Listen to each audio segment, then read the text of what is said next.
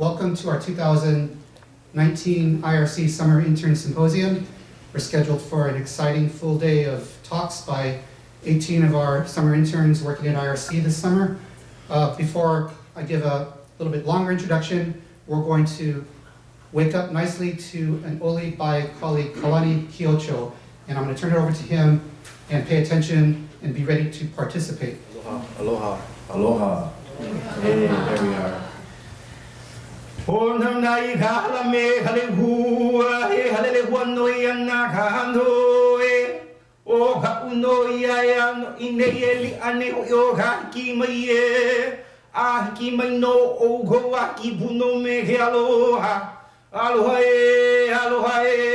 aloha. Aloha mai kako, everyone. Aloha. Hey, how's it? So that was a chant called Oli Aloha. It's a traditional greeting chant. It talks about how this house that we built together is fragrant, and the walls are these hala groves and these ohia groves, and the mist is actually the roof, and how we've convened here for a very important reason, and that's to share breath. Yeah, that breath of life is really important, acknowledged here in Aloha. And so thank you so much for being in this space. I'm going to take you through a little bit of journey through a chant called Puka Mai Kala that several of our interns got to learn over the summer with us at Papahana Mokuakea. I come from Hilo. I'm identified with Hilo. My mountain is Mauna Kea. My ocean is Kuhio. And I grew up on Kilkaha Homestead in the shores of Hilo. And my name is Kalani Kiocho. I'm the Native Hawaiian Program Specialist for the Office of National Marine Sanctuaries, Papahana Mokuakea Marine National Monument. Thank you so much. So I think we're on cue. This is Puka Mai Kala, and it goes like this. Puka Mai Kala I kumukahi la ea, velo na ile hua la ea, e vai aloha kamakani la ea, o Hawai'i loa ke ala hula la ea, I hola ni keku ina I hola ni ku. Oh good, you're paying attention, that's good, that's important. So Puka Mai Kala is a chant that was created by one of my predecessors, Keone Kuoha, when he was up in the monument. And it takes us from the furthest reaches of the Hawaiian universe in east, Kumukahi on Hawaii Island, all the way to Kiri Atoll, Holaniku, in just 5 lines. And this acknowledges a journey that's significant. For Hawaiians, we're known as a nation as Alahui, and this is people of the sun. Yeah, because our archipelago straddles the Tropic of Cancer, and that relationship that we have to the sun is in all of our daily lives. And so Puka Mai Kala means the sun that bursts forth at Kumukahi, the most eastern emergent land point in Hawaii, all the way to where the sun floats on the ocean at Lehua, this small crescent island just north of Ni'ihau. And this is the inhabited portion of the archipelago, transitioning into this space into Nihoa. Waialoha is the wind that's pili, that's connected to Nihoa, one of 3 winds that we know. It's this vai, this fresh water of aloha, because you can imagine on a very marginal island how water is so beloved and cherished. And going forth to Mokumanamana is the channel known as Hawaii Loa, long Hawaii, the frequented path by all of our ancestors. And I holani keku ina I holani ku, joining at holani ku. So this idea of this archipelago is sort of like this lei, yeah? It's a genealogy, it's a threading of islands, of people and place, yeah? So thank you for this, mahalo for the prop. And so I'm gonna go with you through this chant, and let's begin with just pronunciation. So I want you to stand up, invigorate yourself. Let's rise as the sun.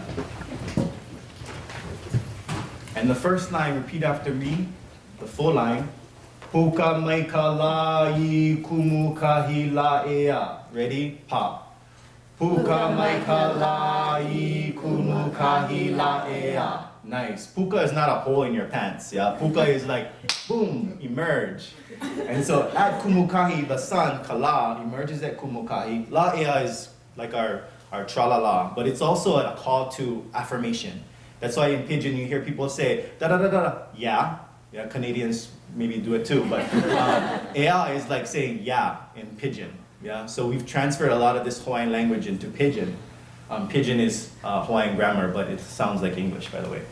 Avelo wana ilehua, so here we go. Avelo wana ilehua la ea. Nice, good emphasis. And repeat after me. He waialoha kamakani la ea. Ready? Pa. He waialoha kamakani la ea. So this makani, this wind, is called waialoha. Yeah? Yeah? Okay, next line. O Hawai'i loa ke ala hula la ea. Just take it slow, we'll slow it down. Ready? Ready? Pa. O Hawai'i loa ke ala hula la ea. So the well-frequented path, think ala hula. Ala is a path, and hula, just think you're dancing hula down this path. It's well-trodden, yeah, well-stepped on. And Hawai'i loa is this channel between Nihoa and Mokumanamana. So we're transitioning, yeah, past the Tropic of Cancer into the realm of Buoy. And then at the very end, we're gonna tie this lei, yeah, make this knot in this lei. So it's fastened, it's ku'ina, yeah, it's fastened. Iholani ke ku'ina, iholani ku. Ready? We'll take this. Ready? Pa. Iholani ke ku'ina, iholani ku. Nice. And at that ku is a hard stop with the back slap of the hand. So the way that we do protocol is that we have our feet firmly planted. Yeah, we want to connect to earth, to our grounding. And we want to give our alo. This is our alo, our presence, our front. The same word in aloha. Yeah, and you want to give your intention to whatever you're committing it to. In some cases, if you've ever experienced the protocol that we do in the front for welcoming guests, we always give them our alo, yeah, and we give them our attention, which you're all welcome to attend. If you ever hear us, just come and join. So I want us to do this 3 times. We usually do it 3 times, and this is something that we do at our staff meetings. We have one today. We'll do this today. And so at any point, please jump in where you feel comfortable. And so we'll do it 3 times, and then it usually has 2 claps. So you listen to the beginning and the end, okay? So the clapping style is your left, yeah? This is your foundation. This is your wahine side for us. This is hina. This is papahana moku. This is all of our female energy. This side is the more dynamic male energy. So the women hold the stage, man. And so, especially our Hawaiian women. And so this is the foundation. Yeah, this is the papa. And then you want to make this, it's called an upoho. It's like a hollow space that's for the potential. Yeah, right. And so this one's the dynamic one, clapping into it. It should be a hollow sound, right? Nice. Okay. So, ready, stop. Nice. So when we start, we go like this. It's usually two claps at the beginning. So it goes. So it's the 3rd clap, you start, puka, okay? And you can join me when we start. At the end, it goes like this. Watch, hear me, but watch, okay? Iholani ke ku'ina, iholani ku. Backhand. It's a snap. Yeah? Ku. And then you go back into clapping when you do it the 2nd or 3rd time. Okay? And then you'll hear me when I start, then we can go back into it. Okay? So let's try this. We're gonna open up this together.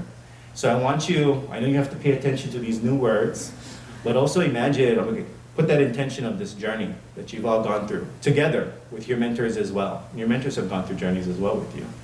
And so just reflect on that, where you're going after this, what this has meant along the way. If this is a nautical milestone for you, or if this is a destination or transition period, as this acknowledges. I want to share this with you, and hopefully you can take your experience here in Hawaii and reach shores beyond the horizon. Okay, so let's begin.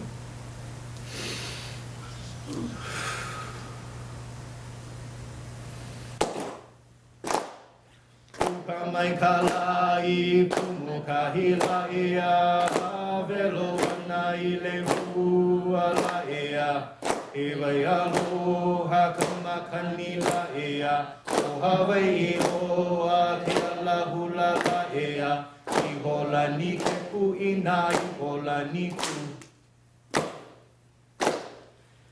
Kamai kalai kumukahila ea velo wanai levu ala ea Iwai aloha kamakani la ea O Hawai'i loa ke ala hula la ea Ihola ni ke ku'ina ihola ni ku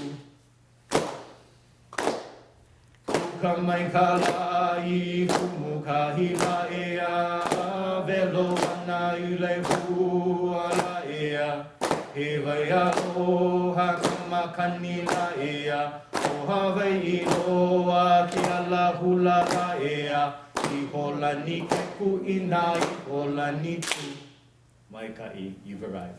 Aloha. Thank you very much, Kalani. That was awesome. It's a great way to wake up in the morning. Welcome again. My name is Don Kobayashi. I'm a biologist in Pacific Islands Fisheries Science Center, Ecosystem Sciences Division. I'm not a professional symposium coordinator, so please bear with us as we make our way through this exciting day. This is our, I'm not sure how far back this goes, but we've been doing this every summer for a number of years, and it's so great to have you all with us. A couple of housekeeping items. We do have a raffle going on today with a lot of cool prizes, so if you did not get a raffle ticket, please see Paolo in the back raising his hand, or Ali sitting over there. Get a raffle ticket, one per person. Make sure you hang on to your ticket. Must be present to win. We have some, actually, Paolo, can you shout out, and I'll repeat, what are some of the prizes we have today? Oh, we have a lot. We're gonna post them here. But Okay. We have a lot for the day. Okay. I know Halea has donated a number of mugs, so we have some cool NOAA mugs. We have a very nice rash guard that says no on it. We have a couple of NOAA beanies, very nice stuff from our Halea online store that are up for grabs in the raffle. I want to give a shout out to our PYSO program. Ali and myself coordinate this. It's something that we've done for a number of years at the Science Center. We try to model it loosely after the Hollings program. We have 3 or 4 interns per year. This year we have 3. If you look at our website, you'll see biographies. We don't have the 2019 biographies up yet, but check out our website. If you know people that would like to do a summer internship at NOAA and maybe it's too late for Hollings, point them towards PYSO because we're targeting juniors and sophomores.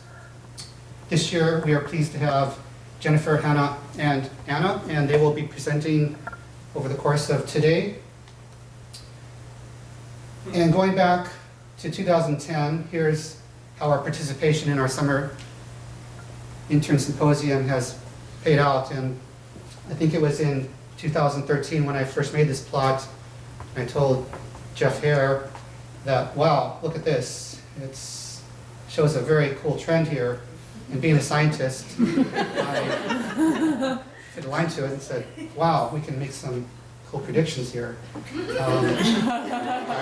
2025, we might have over 200 participants.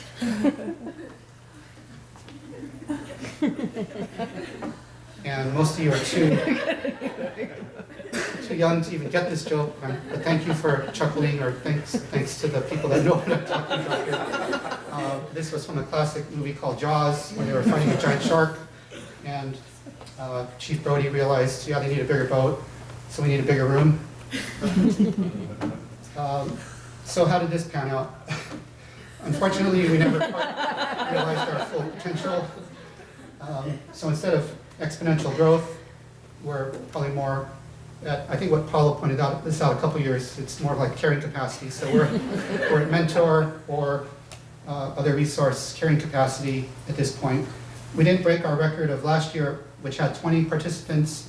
I blame you, Caroline, and others in the room who did not participate. But we're at 18, which is a great number to be at. So I think we're just homing in on our carrying capacity here at NOAA RRC, either for the room or for the mentors. And speaking of mentors, hopefully you grabbed a program today. And in addition to mentors, I'd like you to take a look at all the people on the back page that we gave a special thanks to help mobilize this symposium. There's a lot of people there, and if you're on the back page, please take a moment to stand up. Oh, there's more of you than that. If you're a moderator or on the back page, please stand up. And nice round of applause for all the people that helped pull this off.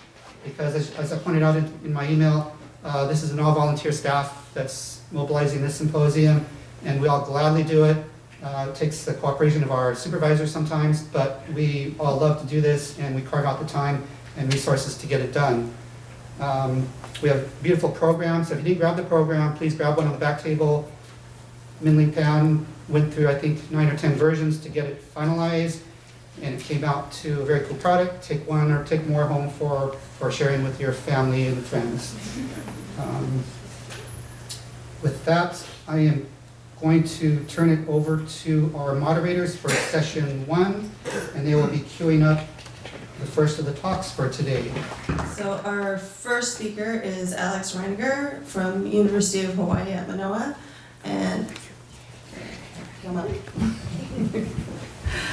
She is a Pathways intern for the Marine Mammal and Turtle group. Hey everybody, thank you for coming today. I know it's very early, so we're still kind of waking up. I think I myself am as well.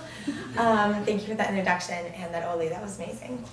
I'm Alex, and today I will be talking to you guys about the spatial distribution of green sea turtle nests at French Frigate Shoals and implications for carrying capacity of this population.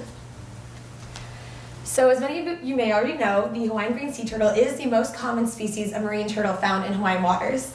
And in the 1970s, this population was rapidly declining due to the harvesting of both eggs and meat for human consumption. But in 1973, the Endangered Species Act provided some protection for this species, and then in 1978, they were classified as threatened, and this provided strong protection for them. So the Hawaiian green sea turtle population is considered a distinct subpopulation, meaning that these turtles breed, forage, and nest all within the Hawaiian archipelago.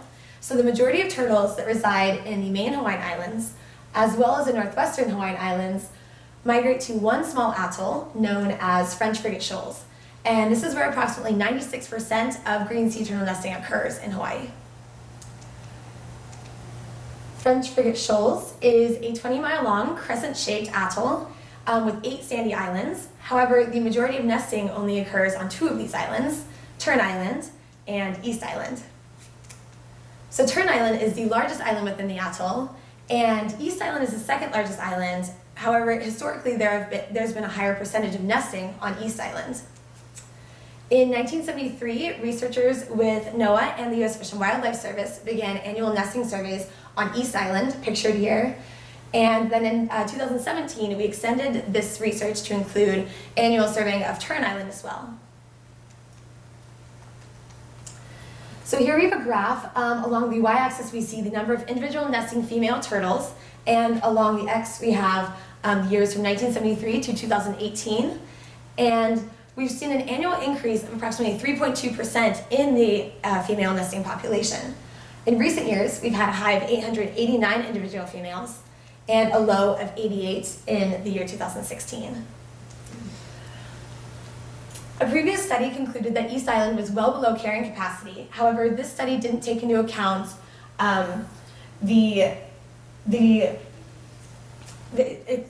assumed a random distribution of nests, and it included the entire island as suitable nesting habitat. But from other studies, we've seen that nest distribution can be attributed to certain environmental factors. So we're thinking, if environmental factors affect this spatial distribution pattern, will we continue to see this increase in the trend, or will we maybe see a plateau in the years to come? The purpose of our study was to evaluate the spatial distribution pattern of green sea turtle nests on both East and Tern Island for the 2017 and 2018 nesting season. Based on findings from previous studies, we predicted that environmental factors could lead to a cluster distribution of nests. And the spatial distribution pattern will have direct implications for carrying capacity of this population.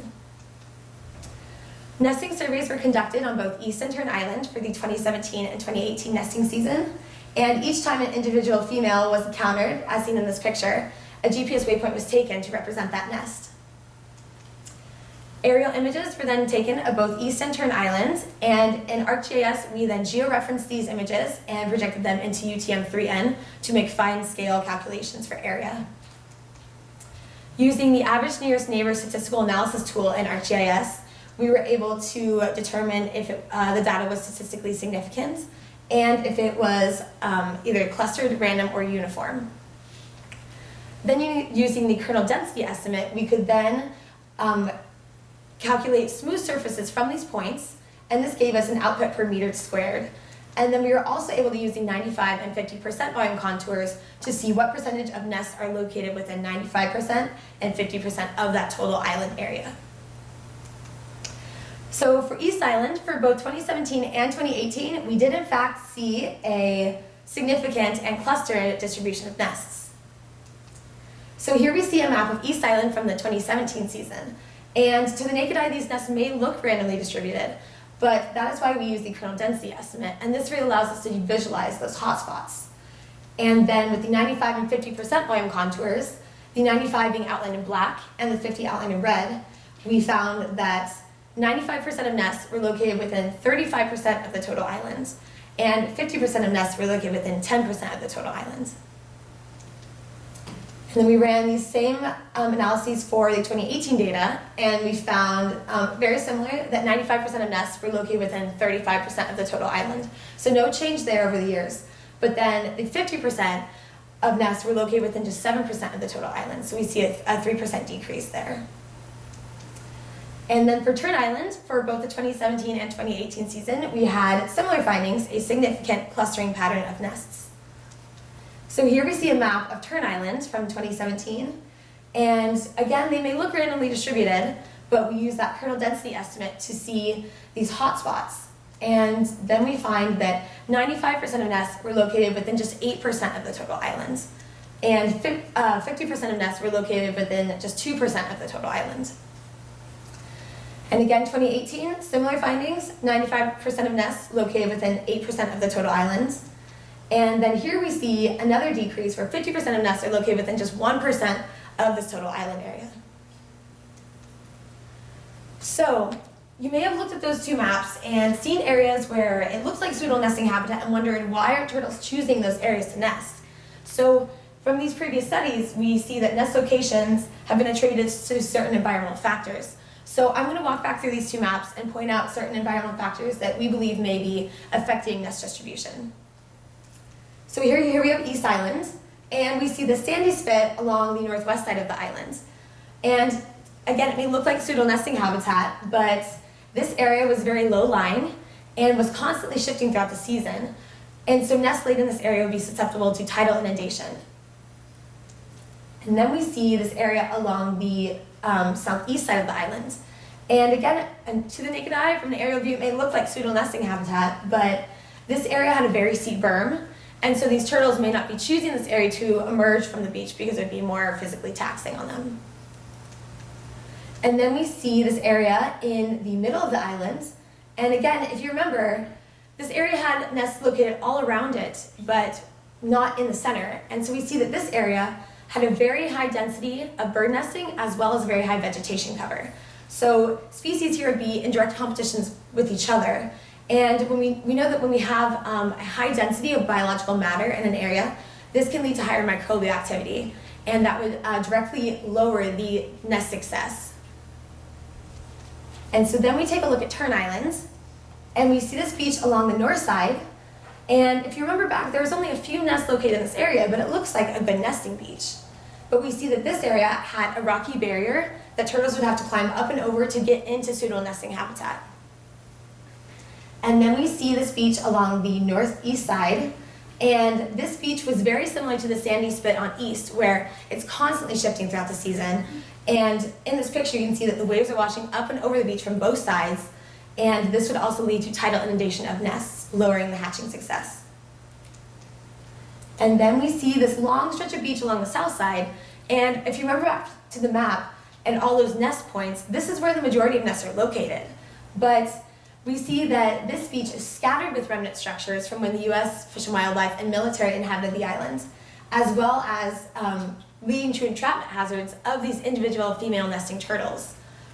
And this beach is also very narrow, and it was observed that during times of king tide, the waves would wash all the way up over the berm and into the vegetation where the majority of nests are located. So if we look back at all these environmental factors, these can be grouped into three categories: physical, biological, and anthropogenic. And from these other studies, we see that these factors all affect nest location, and nest location directly affects the hatching success and the reproductive output of this population. So in conclusion, we found a significant clustering pattern of nests on both East and Tern Island for the 2017 and 2018 season. And using those 95 and 50% line contours, we see that the majority of nests are located within a very small percentage of the total island area. So this leads us to speculate a decrease in carrying capacity of this population. Tawari et al. Estimated that the population was at 1 to 2% of carrying capacity. However, if we look at the 50% percent volume contour, and if the turtles are restricted to this area, we see that the population is already at 16 to 22% of carrying capacity. So this research is very important because implications for carrying capacity directly impact the trajectory and reproductive output of this population. As many of you may already know, this past fall we had a hurricane wipe through French Frigate Shoals. And here we see a picture of East Island pre-Hurricane Malacca and post-Hurricane Malacca, and East Island was practically washed away. Now we are seeing sand accumulate back in that area, but this season we were unable to deploy our field researchers on this island. However, we were able to deploy 3 field researchers on Tern Island, but Tern Island was also greatly affected by this hurricane. And we see here in this picture, this beach along the south side was greatly extended inland. And so you may think like, okay, great, here's a larger nesting beach for these turtles. But what we're seeing is that when these turtles are digging their egg chamber, they're hitting this concrete runway that is under that sand. So going forward, it's going to be really important that we monitor these turtles and apply this research, our research with spatial distribution to the other islands within the atoll. So I'd like to thank everybody for coming, and my fellow field researchers, everybody with the Marine Turtle Biology and Assessment Program, and my mentors at the University of Hawaii at Manoa. Thank you. Did your study include only successful nests or include like false digs? Good question. So I wasn't really looking at nest success, but my colleague Lindsay will actually be talking more about that in a little bit, and how some of these factors may be affecting nest success. So I think her presentation will be a really good follow-up to this. Yeah, thank you. Question. She was asking if we plan to stay involved in the study. And I think that it would be really good to look at certain environmental factors and see how they're affecting the nest success in certain areas. Maybe look at the nest success in these hotspots. Thank you. Do you have any ideas of which environmental factors are affecting nesting sites? Good question.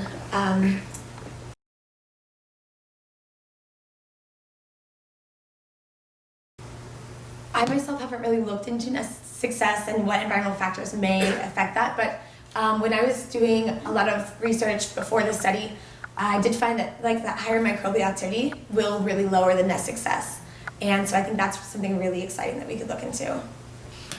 So considering the fact that there are those runways that are inhibiting nesting success for sea turtles on Tern Island, are there any habitat restoration projects that aim at rebuilding the essential habitat for the sea turtles there? Very good question. Every year, our field researchers will do their best to clean up any site, any type of marine debris that is out there. But there's so many remnant structures, like all the metal, the copper wire that's just littering the beach. So it's really, we would need a greater effort to clean up all of the remnant structures. But I think each year they're trying to clean up, little bit by bit. But of course, it was left by the U.S. Fish and Wildlife Service and the military. So I think that, we need a lot of funding to fund a project like that. Yeah, thank you. Good question. So anyways, I just wanted to thank Alex for a great talk and give you a little background on Alex Reininger. So she was with the Marine Option Program at the University of Hawaii at Manoa, and she joined our program many years ago. 3 years ago, is it, Alex? Almost 4 years. Almost 4 years ago. 2015. All right, so she came to us to the Marine Option Program picking up dead animals. And so we have a stranding program, a stranding network. And she had a truck, and she took the job, and she would drive around the island whenever we had a call, and she would pick up carcasses of sea turtles and help us if they were alive and bring them back. And she had such enthusiasm and work ethic that we eventually started bringing her on more and more into the program. She actually had that, rather picking up a dead carcass that smelled and throwing it in her vehicle, or entering data into our database, she continued to show that enthusiasm and detail and continued to work with us more. Eventually, she actually came on as a full summer intern and went out to the Northwestern. So her project, she spent 6 months out in French Frigate Shoals. I think that was in 2017. And not only that, but we brought some of the team back early. We had an extended stay. She spent 2 months by herself on East Island. And her, again, the fact that she was collecting the data daily, making improvements, reporting back to us, it was just really amazing to see that level of work commitment from an undergrad. She then went on to compete and become a Pathways intern. And so she is now a federal intern with us. And this Pathways project is really amazing in that after successful completion, she has a pathway into working for NOAA as she's already competed for that position. So we're really excited to have her. You can see her enthusiasm and her work, ethic continues. Last year, she actually got to go up on the ship and visit all the atolls up and down the Northwestern chain. And she was the sole sea turtle biologist popping off on the atolls, helping with the ships and the monk seals, but then using her time to tag, pit tag, identification tagging, sampling turtles up and down the chain. And so it was really an amazing experience. But again, once again, she was, brought back the data, did everything that she was supposed to, stayed in communication. And she's given this presentation here. She's presented at international symposia. So we're really excited and pleased to have Alex as part of our team. Okay, our next presenter is Lindsay Bull with the University of Hawaii at Manoa. She's also part of the turtle program in PSD. All right, aloha everybody.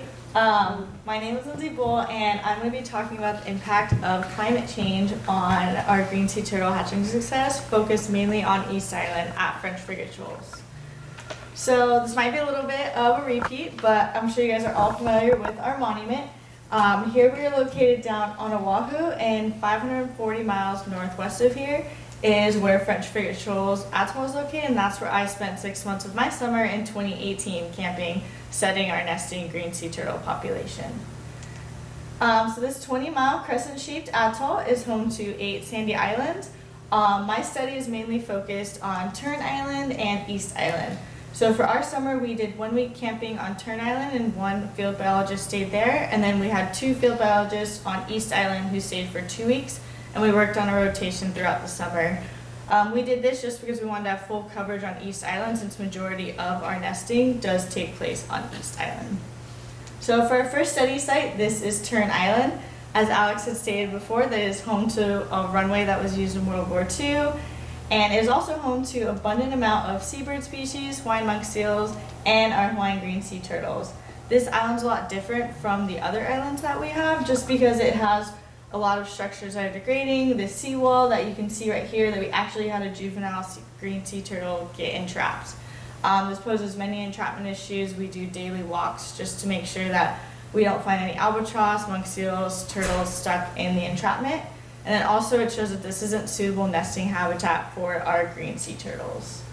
The next study site I'm going to focus on, which is where my project was based on, which is East Island. This is the 2nd largest island in the atoll. It's more home to sand, coral rubble, and slate vegetation on this island. So a lot more suitable nesting habitat for our green sea turtles. However, as you can see right here, we have that steep berm that may discourage some of the turtles from crawling up. Usually what they'll do is they'll swim around and pick a new site to come up. Throughout the season though, this vegetation does get torn up as the turtles come up and do their behaviors for nesting.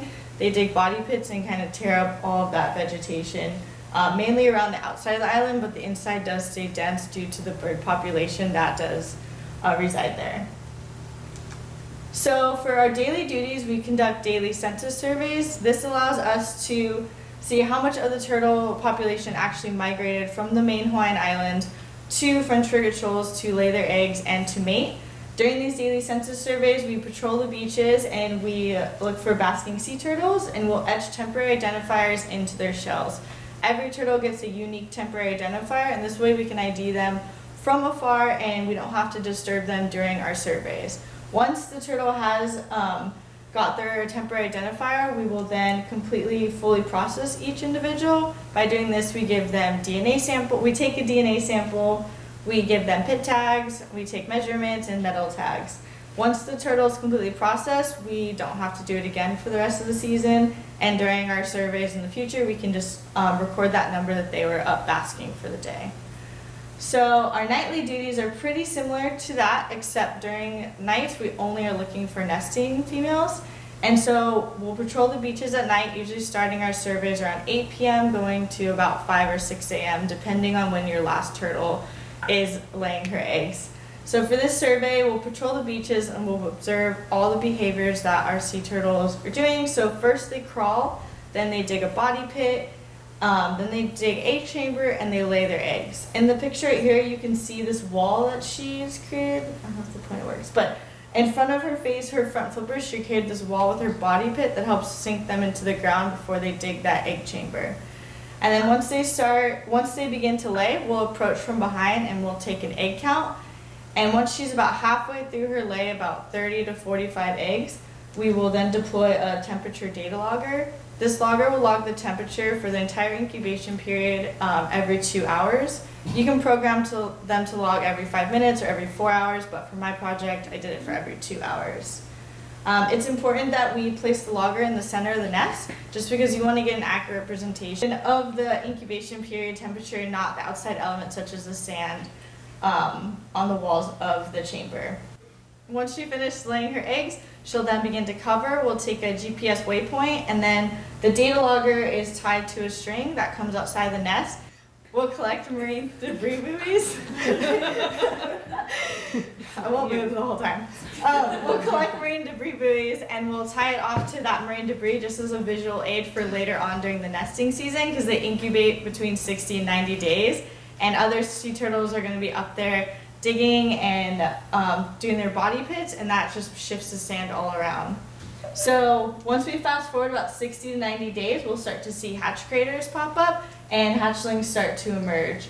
Once we do this, we'll flag the nest for excavation. We wait to do excavation after 3 days just to allow for natural emergence. But usually if they haven't made out in 3 days, they probably aren't going to make it out of the nest. This picture right here is a great representation of a data logger nest erupting. So this is our marine debris buoy that we had tied off to, and then you can see the line trailing into the nest. And so once we wait our 3 days for excavation, we will then do the excavation. And what we'll do for this is really important because it helps us determine our hatch success for the nest. So this is determined by dividing the total number of hatched eggs by the total number of eggs in the nest. So what we do first is we'll remove all the contents of the nest. We'll remove our hatched eggs and our unhatched eggs, and then any live or dead hatchlings that are in the nest. We'll count the live ones, and then we'll just release them into the water. And then once we count our empty shells, we will then open all of our unhatched eggs and stage them for development. This helps us give a better idea of why the nest might have not been successful. It could have been tidal inundation, predation, or they just weren't fertilized. And then at the end of this, we'll remove our temperature data logger, and then from there we can plug into the computer and it downloads into an Excel spreadsheet, and from there we can clean up our data because it continues to log every 2 hours until you plug it back into the computer and stop the logging. So after I collect my data, I use generalized additive models to assess my data, and this helps us understand a relationship between a dependent variable and a predictor. And so this figure is just an example of a standard GAM, and it shows pretty much like a scatter plot with a smoothing curve. Our x-axis is going to be our predictor, and our y-axis will be our dependent variable. So my original predictors were lay year, lay month, incubation period, min, mean, and max temperature, and then my dependent variables were hatch success and mean temperature. However, not all of my predictors were statistically significant, so I'm just going to go over the ones that I found to be significant. So for my first one, my predictor is going to be my month, and then my dependent variable is my hatch success. And so for this one, unfortunately, it was not statistically significant. However, we did see a linear correlation between our hatch success and the advancing in the lay months. Our hatch success was increasing as the months increased over summer. And what we did is we plotted this on an Excel graph, and so this is our data from our 2018 data loggers, And it's showing that as the lay months advance, our hatch success is increasing also. And so for my next model, I did hatch success versus mean temperature. And this one is showing that, as you can see, as the hatch success is increasing, so is our mean temperature. And then we get this plateau and a decline. So once we hit that plateau, the nest has actually gotten too warm. And that decline is a result of embryonic death or arrested growth. And then for my second model, I used mean temperature as my dependent variable and layer as my predictor. And so what I did for this one is that we looked at data for 2016, 2017, 2018 season. And for this one, we can see that we have a very similar increase, a plateau and a decline. And we looked at the past data, 2016 and 2018 were generally cooler seasons than 2017 was, but that doesn't mean our hatching success wasn't as successful. It can just be just as successful, they'll just incubate for a longer period of time. And then for my last one, it is mean temperature versus lay month, and it's showing that as the months are increasing over summer, our mean temperature also is increasing. And so as summer goes on, it does get warmer in the ground, which also suggests we usually have a higher hatching success. So why is this information useful to us? So it actually helps us with our population models and helps us predict bigger impacts for the future. So sea turtles are temperature dependent. They are suggested to be born female, and there's a cooler temperature that will actually pivot them to be male. So unfortunately, you cannot physically see if a sea turtle is male or female just by looking at them until they're sexually mature at 20 to 25 years of age. So we won't be able to see the impacts that is happening at the warmer nest until they're sexually maturing and starting to mate. And then we could see a ratio off of male to female sea turtles, and there might not be a lot of males to fertilize the population. And I just wanted to thank everybody for all my field campers, over at the Marine Turtle Biology Assessment Program at UH Manoa, and especially Dawn for helping me with all my coding and my learning art studio and running my GAMs. And if anybody has any questions, I can. So you were saying that you can't tell until they're like 25 years old, right? If they're male or female. Is there another way to tell when they're little, like through a DNA test or something? Yeah, so actually, Dr. Cameron Allen right here, she can read their hormone levels through their blood and determine whether they're male or female. But just like physically looking at them, yeah, you wouldn't be able to determine it unless you did like a blood test that she does. Thank you. It was a wonderful talk. Do you tag any of those small turtles that are coming out, or is there a way to tag them when they're that small? So actually, from pretty much like the day that they emerge from their nest until about like 5 to 7 years, they call it like the lost years. And yeah, we have, since they're so small, as far as I know, they haven't been able to tag them just because it could affect their swimming once they get in the water and their fitness. But as far as I know, yeah, we have no way to tag them as of right now. So they don't exactly know. They know they come back to the same beach, but they don't know which. Yeah, so they have a natal homing device that they know where they were born at, and they just migrate back there. But yeah, once they're born and they go into the ocean, they kind of just, yeah, it's like their lost years. They like float with the currents. We're not really sure what happens to them for that time period until they recruit to the reef when they're about 45 centimeters and curved carapace length. So it's my pleasure to get to talk about the second intern, Lindsay Bull. So it's a very similar story to Alex. Lindsay Bull came to us from the Marine Option Program at the University of Hawaii at Manoa, and she started off by having a truck.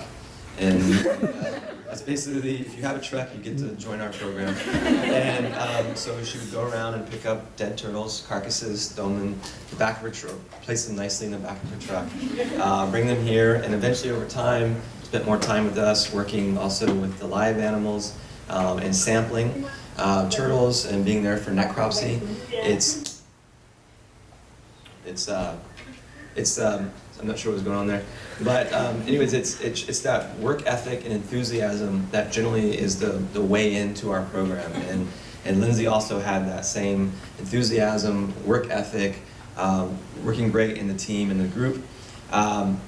Alex was going away for the summer to spend time in Northwesterns, so Lindsay used the opportunity to join us full time in the summer and replace Alex's position, and so she spent the summer with us, working on several different projects. And she also took on the joke each week. She would give a joke to our team in the Northwesterns, and she really enjoyed it. And the following summer, she went to the Northwesterns. As you can see from her project, she spent the entire summer out in Northwestern Hawaiian Islands. She also then, this last year, went up and was part of our cleanup crew. And so while Alex Reiniger was out there going up and down the chain, tagging animals, Lindsay Bull spent an extended time on Tern Island helping to clean up everything from old chemicals to rubble and to debris from the hurricane. And so they just continue to find ways, both of them, to be a greater part of our program and to improve the work that we do. And so I just want to say again to Lindsay and to Alex, both of you, thanks for everything that you do and being part of our program and bringing just that team dynamics and enthusiasm. So thank you both. So next we have Madison Pickett. Madison comes from MIT and has been a summer hauling scholar for us. Hi, I'm Madison. My project this summer was developing methods to study deep diving cetaceans using drifting acoustic recorders. So the cetacean research program used to use, or still do, but used to rely on visual observers to be able to get an estimation abundance for different cetaceans. But with increase in technology, we've been able to use acoustics as a way to get an abundance estimation, specifically of cetaceans underwater that don't surface as frequently. And so my project was focusing on kind of the first step of using the acoustics to obtain the abundance estimation. And that was by creating a method to calculate depth and range of the cetaceans by just using acoustic recorders. So I was able to do this by using DASBRs, which are drifting acoustic spar buoy recorders. These are buoys that drift along with ocean currents and collect acoustic data using the two hydrophones at the bottom, accelerometer data with the sound from the sound trap in between the two hydrophones, and depth and temperature. Specifically, my project focused on DASBRs that were going through the Mariana Islands. So I simplified this diagram for the rest of my presentation in this cute little box. I'm an engineer, not an artist, my apologies, but it's a lot easier to read. Also, specifically for my project, I focused on only a 15-minute segment of all of the data because I was really focusing on trying to create a method to calculate depth and range. And during these 15 minutes I focused on was the Cuvier's beaked whale. Specifically, so each species of whales have their own click signature, and so these three graphs represent the signature of the Cuvier's beaked whale. So to calculate depth and range, there are a lot of variables needed for the equation, but I focused on 4 specifically this summer. The first was hydrophone depth. I needed to figure out what I wanted to define as hydrophone depth. The next was speed of sound. Speed of sound changes and varies due to depth, and so making sure that I had the correct speed of sound at the certain depth was very crucial to calculating depth and range. Tilt. Unfortunately, DASBRs do not sit perfectly straight in the open ocean. They get tossed around and they seem to oscillate at different angles, and so acknowledging that there is this tilt that exists was very important. And then time difference of arrival. So this is the time it takes for the click to reach the bottom hydrophone and the top hydrophone. And so that difference in time is the time difference of arrival. So I promise this is going to be the only equation I show you guys. But I wanted to point out where the 4 variables that I've used are in this equation. So we have hydrophone depth, speed of sound, tilt, and TDOA, time difference of arrival. And what I'm trying to emphasize here is that all of these variables rely on one another. So I can't just solve for hydrophone depth on its own. I need to make assumptions about the other 3 variables to figure out how to define a single variable. And so that is the main point of just this equation. You won't see it again, I promise. So hydrophone depth, that was one of the first variables I looked at. And this was trying to define what I wanted hydrophone depth to be. And so I looked at 3 different points. The first being the depth of hydrophone 1. And so the top hydrophone. This is about approximately 150 meters. I was able to get the exact depth of this hydrophone by using the depth data collected from the DASBR. The second point I looked at was the depth of hydrophone 2. This is the bottom hydrophone, and it's exactly 10 meters below the top hydrophone. So this makes it approximately 160 meters. And then the last point I looked at was in between the 2 hydrophones, so the average at approximately 155 meters. So I kept all of the other variables constant and just changed the hydrophone depth for the 3 hydrophone depths I had defined, and I calculated depth and range. Range is the top and then depth is the bottom. And I did this for 12 different clicks within a 10-second period. So each click has its own depth and range.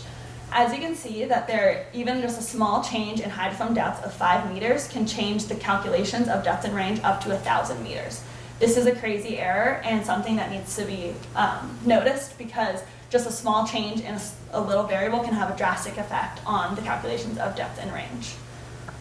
So we decided to pick the hydrophone depth of 155 meters, the in between the two hydrophones, the average, because it was the point that was actually used to calculate the angle at which the whale was sitting below the hydrophone.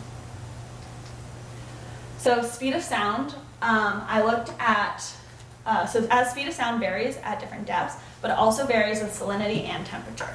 Unfortunately, DASBRs do not collect salinity data. Luckily though, during the same mission, CTD data was collected around the Mariana Islands. And so I was able to plot the CTD data locations and then the DASBR track that I was collecting data from. And I was able to find the CTD that was closest to my DASBR, and that was CTD3. So I was able to use the data from CTD. CTD is conductivity, temperature, depth data, sorry. And I was able to get the salinity and temperature at my given depth of 155 meters and use those three variables to calculate speed of sound. So the speed of sound I calculated was 1540 meters per second. This is 40 meters per second faster than the typical assumed 1500 meters per second speed of sound for water. And so I plotted this again for range and depth, keeping all other variables constant, just changing speed of sound. And you can see that a small change of 40 meters per second had, again, affect about 200 meters off in terms of depth and range error. And so we continued to use the speed of sound of 1540 because it was most accurate to the location and the time of which the DASBR data was being collected. So tilt was an interesting one. It was something we noticed right away was kind of off. As you can see in this graph, this is the tilt of a DASBR over a few weeks. And you can see that it apparently was sitting at 6 degrees for over 2 weeks. That's a little unusual, and we thought something could have been wrong. So we thought that the accelerometers within the sound traps could have been calibrated incorrectly. So I developed a procedure to calibrate accelerometers within the sound traps, and I did this procedure for 15 sound traps and calculated the calibration by orienting the sound trap in 6 different orientations, collecting data at all 6, and then compiled the data into a calibration data that I was able to apply to the DASBR data. So this is now the adjusted data, and you can see that it adjusted back down to about 1 degree. This is a lot more realistic in terms of the data we were looking for. Unfortunately though, it's still not good enough. According to a lot of literature, you need a tilt of less than 0.5 to assume that it's straight. Assuming straight is really good because the math is a lot simpler. But I needed to move on and continue using this data, so I was able to assume that just 1 degree was close enough to 0 because I was really focusing on just getting the math correct and finding this procedure to calculate depth and range. However, this is something we're going to have to go back to and look at the tilt again and adjust the data. Also, there might have been a problem with creating something that's perfectly 90 degrees and straight is really difficult, so my calibration tool is actually off by 0.5, so that could also be part of the reason. Okay, so the last variable is time difference of arrival. Like I said before, this is super important because finding the time difference of arrival between the two hydrophones is a crucial variable to calculating depth and range. However, we wanted a more promising or more accurate representation of TDOA, and so we just picked hydrophone 1 and used that. And what we did was we used the surface reflection. So a click is sent off and it hits directly the hydrophone, but it also hits the surface and bounces back down and hits the hydrophone. And so this time difference between the direct path and the reflective path is the TDOA we ended up using. And you're able to calculate that by hand. You can see that the first detection is the direct path. It's a lot cleaner because it is the direct path. The second detection is not as clean, and that's because it's the reflective path, so it gets a little messed up on the front. That doesn't look good. Okay. And so I calculated this by hand, but there was a lot of human error in that, like deciding where the beginning of the click is and where the end of it is. And so we were able to use Jay Barlow's code, and he was able to be able to calculate TDOA automatically, and this was a lot easier, and I was able to detect more clicks, and it was a lot cleaner. And so with all of these variables, I was able to graph the depth and range of the beaked whale over a 15-minute time period. So blue being the beginning, dark blue being the beginning of the 15 minutes, and yellow being the end of the 15 minutes. As you can see, the whale is slowly surfacing and then also going closer to the hydrophone. I'd like to point out that these 3 dots under here, we actually think are another whale. There was a lot of noise and clicks during this 15-minute period, so it suggests that there were multiple whales during this 15-minute time period. So overall, the best method to calculate depth and range I found was to define hydrophone depth as the midpoint between the 2 sensors, using real-time CTD data to calculate speed of sound, calibrate the accelerometers to ensure to know the tilt, and then automate the calculation of TDOA that cleans up the data and makes everything a little more efficient. Next steps. So we definitely want to go back and look at the 0.5 tilt offset. So that would be, we need to develop the math that does not exist currently to calculate the depth and range when the DASBR is at a tilt. This will allow for a lot more data to be used, which can definitely help us. And then the last thing is to calculate depth and range for more clicks, more species. I only looked at 3 events within a 15-minute time period, and there is 535 events and 44.6 hours worth of data that needs to be processed. Thank you.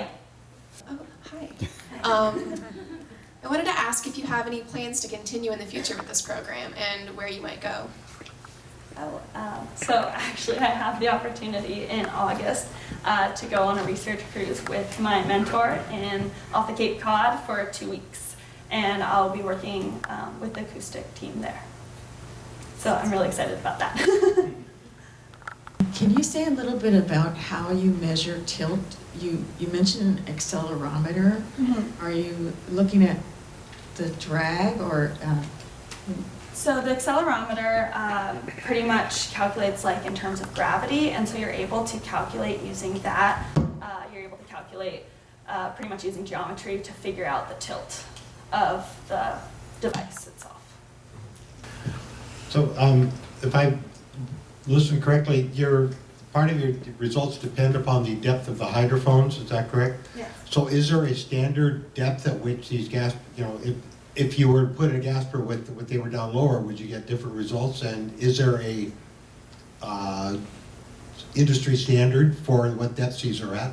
Yeah, so right now the top hydrophone is at 150. That's because that's the rope length. But it kind of depends on just like stretching of the rope and then bobbing up and down, and like there's floats down there too, so that changes. But we have a depth sensor down there that calculates depth every couple of minutes. And so we're able to find like this click at this time has this specific depth. And so that's how we're able to do that. Did that answer your question? That if somebody were to go out with different depth gaspers, they'd have different results? Yes, they would. Yes. John, So- just to help, we've deployed them at 200 meters and we've deployed them at 100. And if the middle ground is about 150 meters, because if it's too deep, we don't get the surface reflection anymore. So she's not able to calculate depth of the animal. Good job on the talk. I was just curious on something you alluded to as far as not being able to distinguish between individuals, and so I'm wondering if you are trying to track an individual using this technique or a pod, how do you do that? Can you do that? I am not a biologist, so I don't think I can answer that question because I do not know. So we know we have some deployments where we have got multiple angles, so I have multiple groups of animals, but at this point I can't tell you whether there's 3 animals in that group or 1. So, and as a species, they're the same type of click, but not as a you and me talking different. So Madison has been the summer hauling scholar for myself and Aaron, and I can't be more happy of having Madison this summer. I'm getting used to someone standing up in the cubicle next to me and looking down and not knowing that someone is there. She has been I have to be on my game a little bit better. Especially when I'm eating. She has been a real pleasure to work with. her math skills and engineering aspect for looking at our data has been a huge help. This is part of a project that we have needed to start for a while, and I will continue to work on and hope that she wants to continue to help us from afar.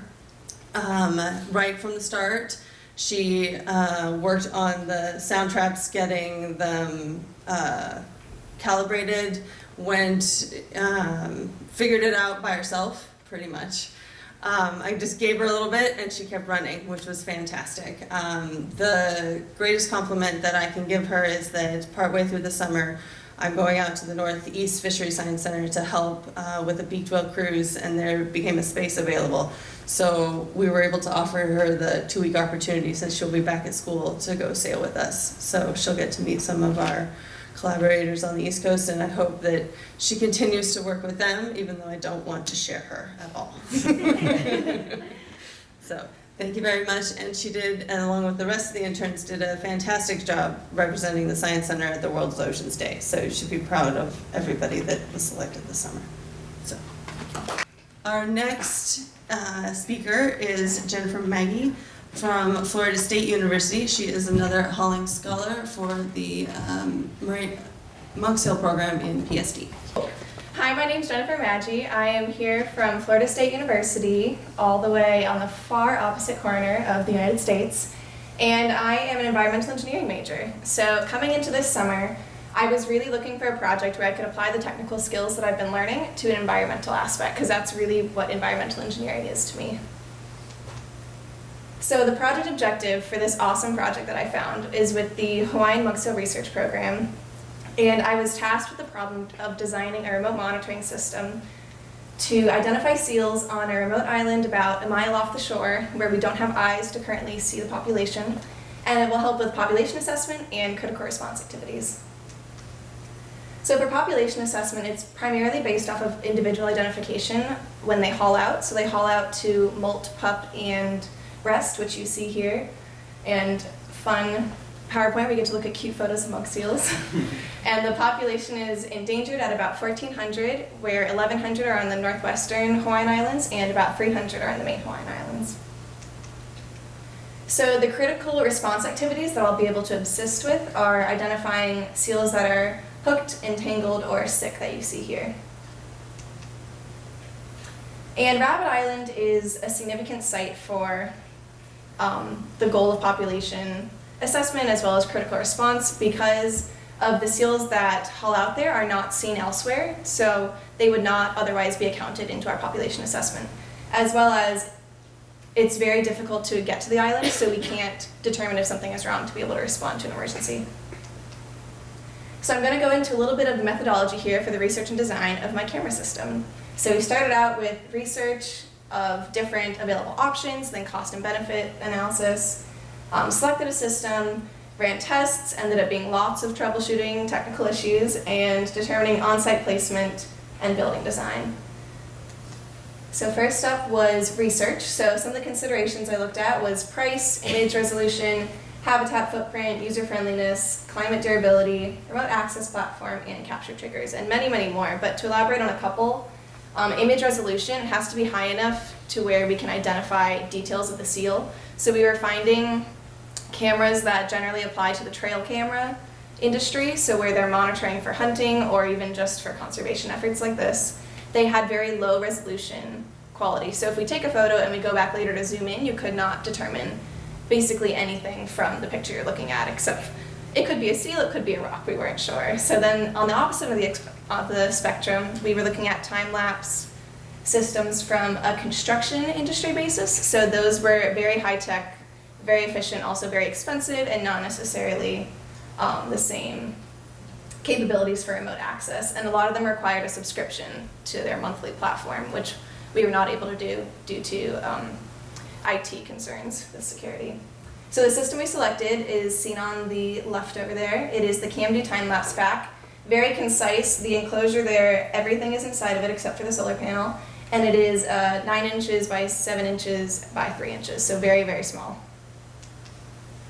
And now I'm going to go into the overview of the system. So on the left, we've got Rabbit Island, where our seals like to haul out, and then this is my little desk over here at our NOAA center. So first is everything inside that enclosure in the solar panel. The GoPro has a window looking out so we can see the seal. Uplink is the product from Camdo that is able to control the capture and upload schedule. So I can set a schedule before we deploy it. There's currently no remote access control of it, but I can set a schedule and it will continue running until we go out to the island and stop it or retrieve it. And then it also controls the power between the hotspot and the GoPro. So the hotspot allows to connect to the internet for the upload portion, which then comes in all of the not direct connections with wires, where the hotspot connects it to the internet.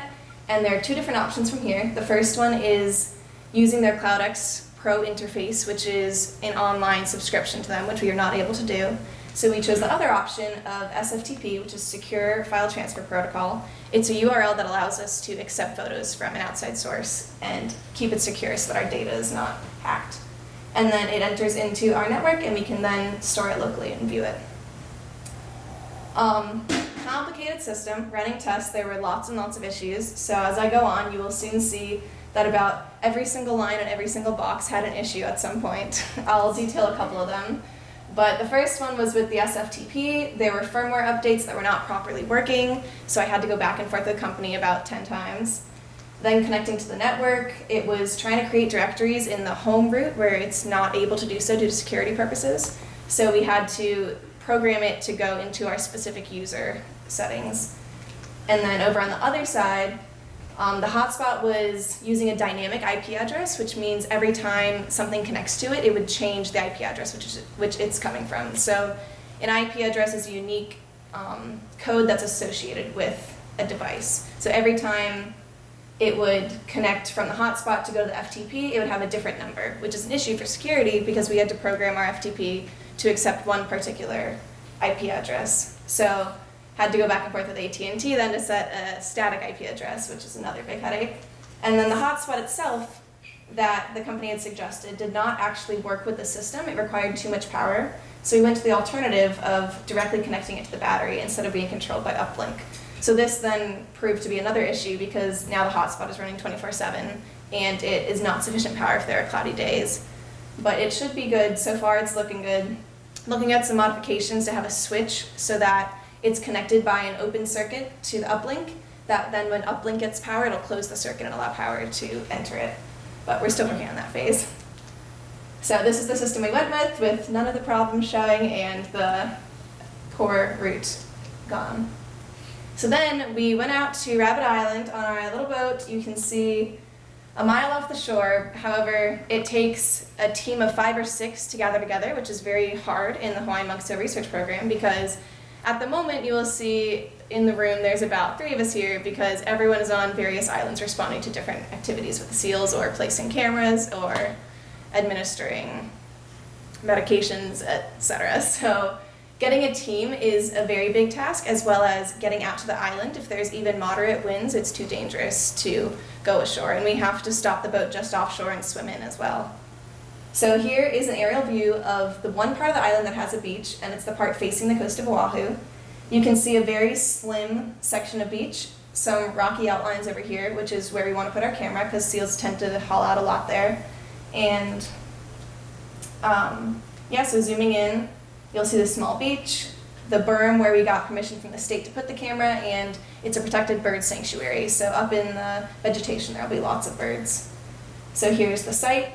When we went out there, it was not deep enough to stick a pole in or the typical mounting that we were looking at. So you'll see that later in build design. We had to make a strong base structure that's spread out wide on top. And then here's the view. You can see mom and pup, and then 2 seals on the left. However, it's not quite as good of an image for closeness or quality that we would like, so those are some future things we'll be able to consider. So going into build design, this is the stand that we ended up creating. So first consideration is stability. So this is the structure at the bottom to make sure it will stand and then not be tipped over by those winds that do go onto the island. Durability, plastic resin is able to withstand the seawater, as well as the chain that we used is galvanized steel, and then the paint we coated all of the wood so it can withstand the marine environment. Security, we used a chain and lock system and epoxied a ring onto the pole so that every part of it is not able to be open and it's all connected. So the only way that people can go to Rabbit Island, though they're not supposed to, is by a kayak or paddleboard. So we're hoping that this is enough deterrence that you cannot pick up or dismantle the system to take it away, and we're also going to put signs out. And the last part is ease of transportation, because we do have to swim ashore, so we could not bring a big bulky system. So we'll take it apart into a couple pieces and then float it in on rafts. And then the results, we were able to successfully view near real-time images remotely. So this is some field testing I did just in the boatyard here at the office. And it's cool, you can see every half hour the sun going down, just a good depiction. We are able to identify larger features, so if we have bleach marks in the seal, which we use for identification, or marine debris entanglement, that's large enough. But we cannot identify smaller features at the moment, like the hook in its mouth we would not be able to see. And then this was me testing the camera with some stuffed animal seals to determine that we could not read the flipper tags that are about 1/2 inch thick for the text. Next steps would be getting that higher quality image by zooming in so you could see closer up. However, we don't want to compromise how much of the beach we're covering, so I would program a pan and tilt system that when it turns on every half hour, an hour, whatever we want, it'll pan the beach so that it's a closer up image, better quality, but still covering the ground that we want. And then some other things. Camdu's also coming out with a lot of upgrades that we can work with. So I wanted to acknowledge the entire team that worked with me. I had a lot of help from my IT department as well as the Hawaiian Muxo Research Program. And with that, I say mahalo. Thank you for your time, and I'd love questions. Thanks, Jen. That was awesome. My question is could you elaborate more on the difficulties with the image resolution of the cameras and how that could be a consideration for evaluating your data? Yeah, for sure. So image resolution is a huge factor as to what specific details we can see. So ideally we came into this project wanting to look at flipper tags, which we later realized that a 1/2 inch font is simply not possible. Talking to other departments as well as other cameras we've deployed in the past, we were looking at some trail cameras, but they had a 3 megapixel image quality, which was the point where you take the photo and it's very fuzzy, you cannot determine anything. So the GoPro that we ended up with is a 12 megapixel quality, which is enough to determine the larger aspects. So it's a lot better than not having anything. So we have a great system for absence presence, basic coloration, bleach marks, mom and pup, and in the future we're hoping to get higher quality. Camdu's currently working on compatibility with some Sony systems as well as the later GoPro models that will have 16, 21, 28 megapixels. Thanks for the presentation. My question is, do you believe that the system will be durable enough to withstand hurricanes or heavy storms?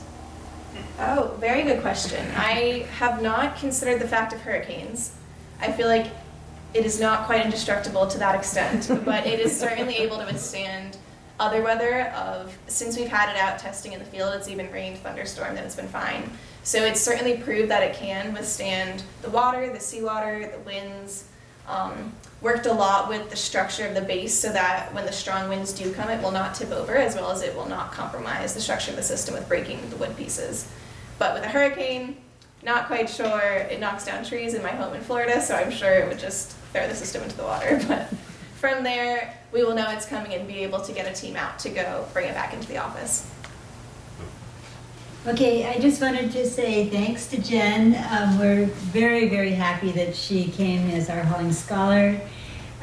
We really did need somebody with engineering expertise.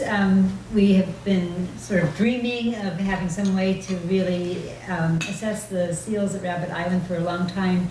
There are often 5 or 6 animals that are hauled up there at any one time, and we really don't know what's going on since we lost our famous D.B. Dunlap, a volunteer who could watch the seals from the pier. So anyway, we're very happy. She has a can-do attitude, really fit into our team, upbeat and energetic, and could be able to think through when there were a lot of obstacles. She would just work on another aspect of the project and keep it going. It's a very short time period that she had, and she's made an amazing product, and just wanted to say thank you so much for coming and being our Hawaiian scholar for the summer. Our next presenter is Damian Berry. All right, hi guys, I'm Damian Berry. I've been working with Lance Smith, Krista Graham, and Susan Pultz on Endangered Species Act policy. First off, I'd like to apologize for not using the most up-to-date PowerPoint and make, you know, it like automatically makes everything look pretty. So this is basic PowerPoint, old school style. Yeah, so the Endangered Species Act, we'll get right into it.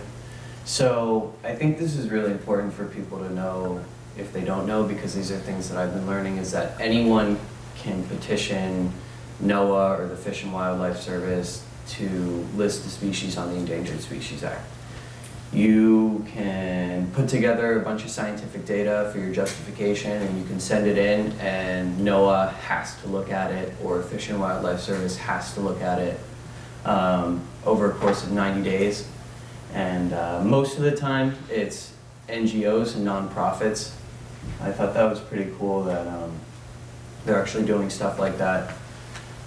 So the other thing is government suggestions. So like here at NOAA, it's actually very rare that they would suggest a species to be listed. It's more based on petitions and stuff like that. That's not to say there aren't some exceptions, but we sort of wait for them to come in. That's what I've been told by my mentors, at least. Could be different. So this is some stuff that I've been working closely on evaluating. So I've been working with coral and the insular false killer whale. So these are the factors that basically would determine if an animal is in harm and worthy of being listed. So this is the review process. Basically what I've been working on is the 12-month status review for Pacillopora meandrina with Lance Smith. So we are actually over the 12-month period, and what that means is we are now in the litigation process from the Convention on Biological Diversity, so they're actually suing us because we are not within the time frame of 12 months. And then I'm also working on, so with the insular false killer whale, it's been listed on the Endangered Species Act for quite some time. It's had one 5-year review done, and we are doing another 5-year review, and that's sort of not seen here, that's after the listing process.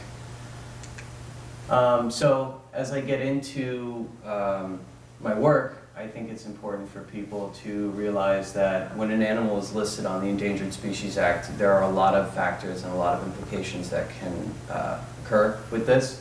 So first of all, you need to designate critical habitat, and as you can see here, these are the main Hawaiian Islands, and then the Northwest Hawaiian Islands are up to the to my right.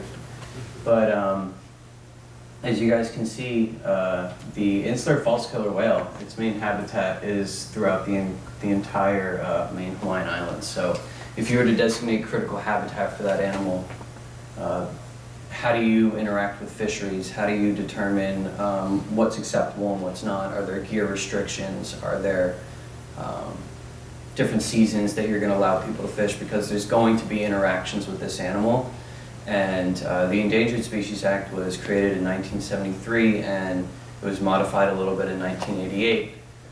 But if you have any interaction with the species that's endangered, it is like, it's a federal protection, it's a law, and it doesn't care what the economic implications are, it doesn't care what the scenario was, it just matters, did you interact with that species, did you do something that justifies a take? And if you did, there are potential chances that you might be litigated, you could go to jail, there's a lot of different things that go along with it, so it's really important to keep those things in mind. So yeah, as I'm sort of getting into this, the first thing I did was write the 5-year review for the false killer whale. It was pretty cool. This will be my first published paper, or whatever you want to call it, which is pretty cool. So again, this is the area. There's about 150 individuals. This is the animal. It's a really cool creature. I've gotten to learn a lot about it. It's basically a giant dolphin. And It's pretty cool. I mean, if you've ever seen pictures of what it looks like when it opens its mouth, I mean, those teeth are absolutely insane, and it's such a mysterious creature, and it's so prehistoric. It's quite remarkable. So, yeah. So this is what I've been working on. Is the 5-year review. You know, it's not so much in the field, kind of really cool pictures I can show you guys. It's basically writing and it's policy. That's what I'm getting my master's in, is marine conservation and policy. So this is something that I feel really passionate about, is learning the laws and learning ways to actually get an animal protected. So it's being published alongside the recovery plan, as well as the species status assessment. So when an animal is listed on the Endangered Species Act, after a certain amount of time that it's actually listed, we have to designate critical habitat and we have to come up with a recovery plan. So these are things that basically ensure that we follow a stepwise procedure and that we know that we are on track and we are on target for what we're doing. So this is the first page of the document. Obviously you can see, you know, it's published by NOAA. It'll be published in the Federal Registrar, which anyone can see. There's commentary period, there's all sorts of stuff, but it's pretty cool. For writing this, I got to work and communicate with Robin Baird. He's a world famous cetacean expert, and it was really cool just randomly emailing him and communicating with him, and he was really willing to give his time and help me craft this, which is pretty cool. Again, a lot of the information that I also got from this was from Krista Graham. She's not here, none of my mentors are here, but yeah, she helped me a lot with this, which is pretty cool. So what are the main threats to the false killer whale? So doing the 5-year review, I've learned a lot about the animal, because you can't write the policy without actually knowing what the threats are, what the factors contributing to her, where it lives, all these different things, what people it interacts with. Okay, I have 3 minutes left. Okay, my second task is the teeth. So this is section 4D, and I did this for corals. So what I'm doing is, for the first time ever, Indo-Pacific corals, we are deciding that we're going to start working on section 4D protection. So there are 18 species of corals listed on the Endangered Species Act, and section 4D gives the government to authorize section 9 protections, which are the actual protections from the Endangered Species Act. If a species is listed as threatened, it actually doesn't get any protections unless you physically go and apply them. So while there are corals listed, there's actually nothing that prevents anyone from harming them, except the federal government can't do anything that is detrimental to the species' continued existence. So what that means is, if you do something that it completely wipes out the animal, you can't do that. However, a take of individual species is allowed. And as you guys know, corals, there are billions of colonies of a single species wherever in the world. So if you just destroy an entire island's worth of those corals, there's still those corals in other places. So you can't really justify that you're destroying the entire species. So these are some of the corals. There's 26 corals. You can see them. They're listed on NOAA. There's 18 in the Indo-Pacific, and those are the corals that I'm focusing on. So basically what I'm going through is, this is an example on NOAA, what I'm going through is basically the peer reviews, all the comments, yada, yada, yada, and this is something that is pretty touchy. So the main pushback for writing section 4D for Indo-Pacific corals is the aquarium trade. The last time that they actually proposed any commentary for section 4D for corals, there was tons of comments of people just being like, you're going to destroy my livelihood, I won't be able to import corals and all this stuff. And a lot of it wasn't based on fact or anything, and I come from the aquarium hobby trade, and actually none of those corals are really traded on a pretty significant basis. So it's one of those things that it's just kind of, you need to do your research before you make comments like that. And then peer review for Pacillopora meandrina. All right, I'm done. So yeah, this is the coral. This we got petitioned by the CBD to list this coral, so I'm doing the peer reviews for this as well, which is pretty cool. Further work, yeah. All right, cool. Thank you guys. So I work for the Restoration Center, and a lot of the projects that I do revolve around restoring lost corals and injured resources. How do you think protecting Pocilopora meandrina, which is a main coral that I restore, is going to affect my job? Well, that really depends on if the species gets listed or not. Yes, it does. Yeah. So there is a huge group of people that think that the coral shouldn't be listed, and there is a huge group of people that don't really know and think that it should be listed just because it's a coral and they want corals to be protected. I couldn't really say, because if it gets listed, it also needs those 4D protections to be put in place. And if they're not put in place, it's not going to affect you at all. And it's really hard to do something like that with an animal that, as you say, probably doesn't need the protections, and there are a lot of other corals that should receive it. And for everyone in the room, it's very controversial right now, the listing of Pocilopora meandrina. It's a big deal. I think that if it got listed and we put 4D protections on it, you'd be doing a lot more work. That's for sure. I mean, I agree with you. For you, wouldn't you want that? I mean, wouldn't you want to have like a giant facility with like thousands of corals? I wouldn't want more work. I have enough work. Well, you could have an intern like me, dude. So interns aren't any work? What? Well, you know. Good answer. You did actually answer my question very well. Yeah, I mean, you knew that was a loaded question from the start. Hello? Just while you're on the hot seat there, could you say, what do you think was the driving force behind listing all of these corals?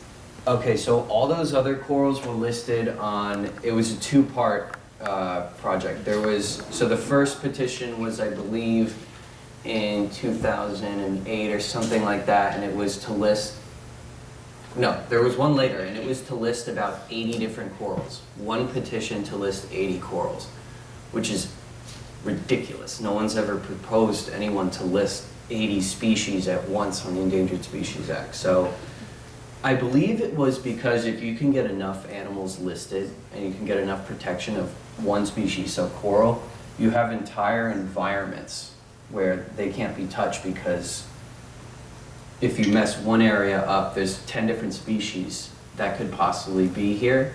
So it protects a vast area of space.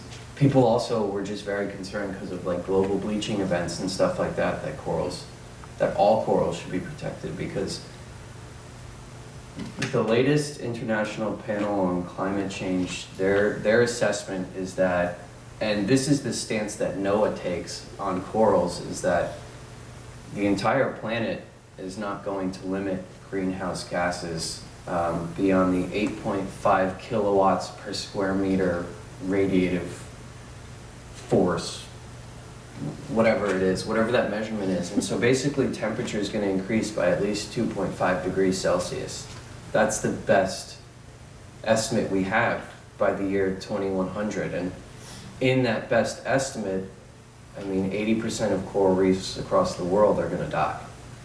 So, I mean, if that's the stance that NOAA is taking, then almost all corals are going to be dead by the time I have grandchildren and stuff like that. So, you know, it's pretty scary. So I think that's what their mission was. It's like, if we can protect a vast area of space, then maybe we can prevent at least some of the things that are happening to them. Because right now, I mean, like, no one's really held accountable for damage that they do to corals. When you look at like the development of new hotels and beach renourishment and stuff like that, I mean, the sedimentation and all that stuff, it's horrible. So sorry for that really negative context. It's true. So anyone else? So Damien's mentors couldn't make it. They're very sorry they couldn't make it, but they wrote something. So I'll try to read some of it. Yeah, they said Damien is already making his presence felt in the coral reef conservation field, both from a government side and from the private sector side. On the government side, as an intern for Pyro, he's working on two important projects in the ESA Corals program. He's assisting with the draft status review report for reef corals, which have been petitioned for listing under the ESA. and he's leading the development of a new rule to prohibit the take of listed Indo-Pacific corals under Section 4D of the ESA. And on the private side, he is the founder of Refined Arts, which designs and markets coral-inspired products, like the coral replica pendant he's wearing now, if you are.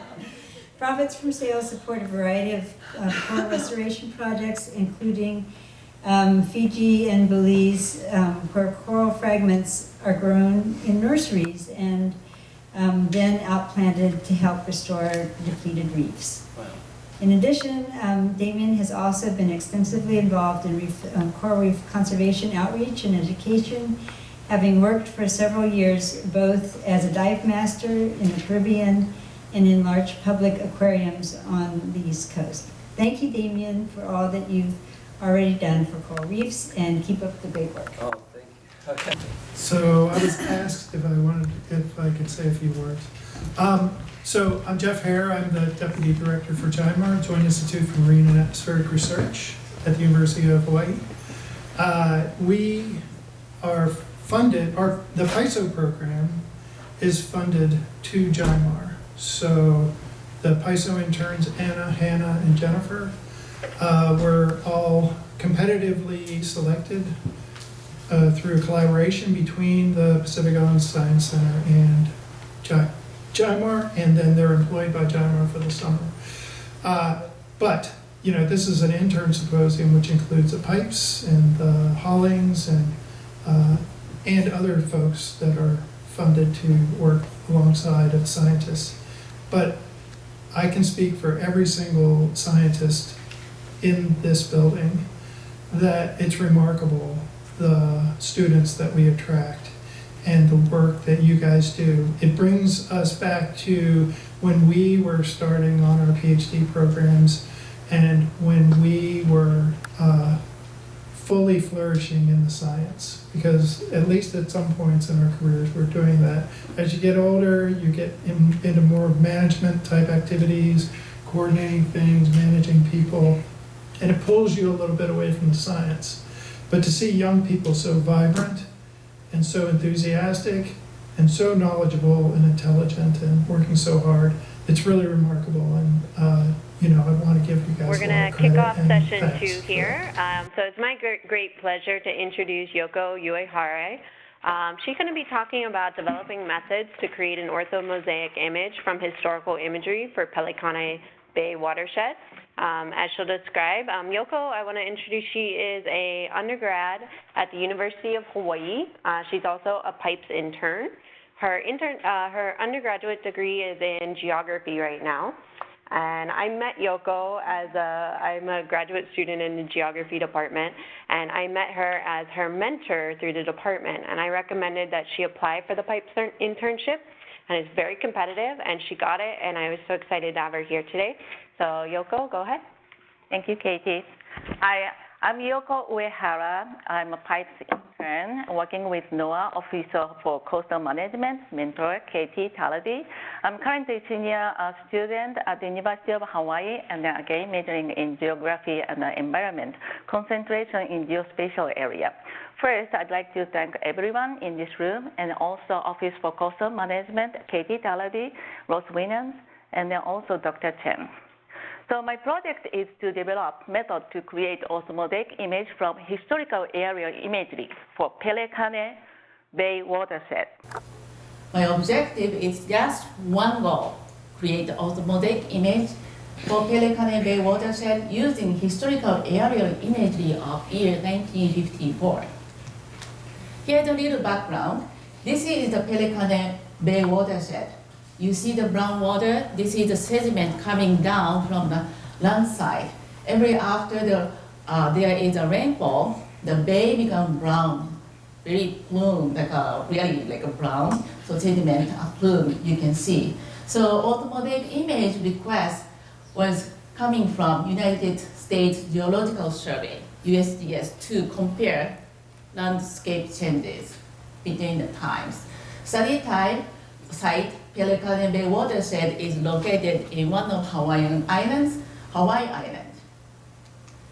Pelicane Bay watershed located northwest side of the Hawaii Island, and the area size is approximately 10,000 acres. This location is known for sediment erosion.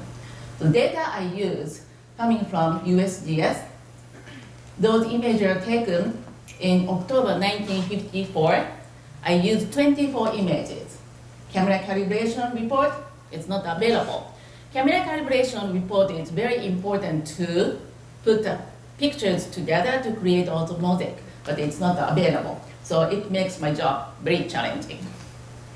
So aerial photographs, why I use? Because it's been studied since 1930s, long history, and it can capture large area. Also, it can access to the area where human cannot access or difficult to access. So also, aerial imagery can capture the landscape and then also time. So you can compare past and the present. What is auto mosaic? Auto mosaic you can break into two parts, auto and then mosaic. Auto means straighten or aligned. Mosaic, like a mosaic art, put the things together to make a big image. In remote sensing, auto mosaic means geometrically corrected images together. However, aerial image has distortion. As you see this picture, those buildings on the side, it's leaning outward. This is the distortion.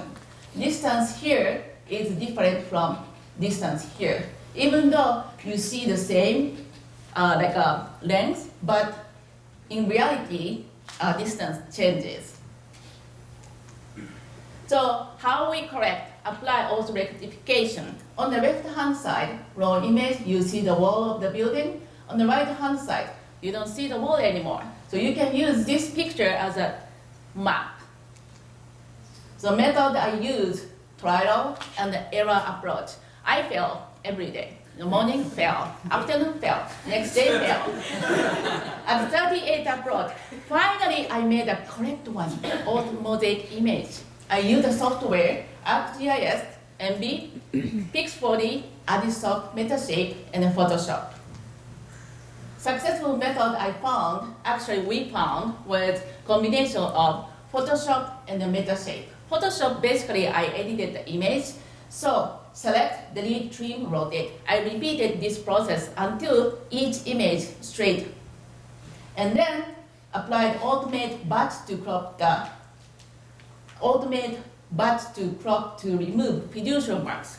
So goal of this process is to make all images in the same size and then also to remove fiducial marks. Fiducial marks is very important in remote sensing. I will explain it later. As for the Metashape, I imported all those 24 edited images into Metashape and then aligned medium quality. I tried lowest to highest, then found medium quality as the most effective. Type point, 10,000 type point. I will explain type point also. And then more steps to generate auto mosaic image. So Metashape is basically structure from motion software.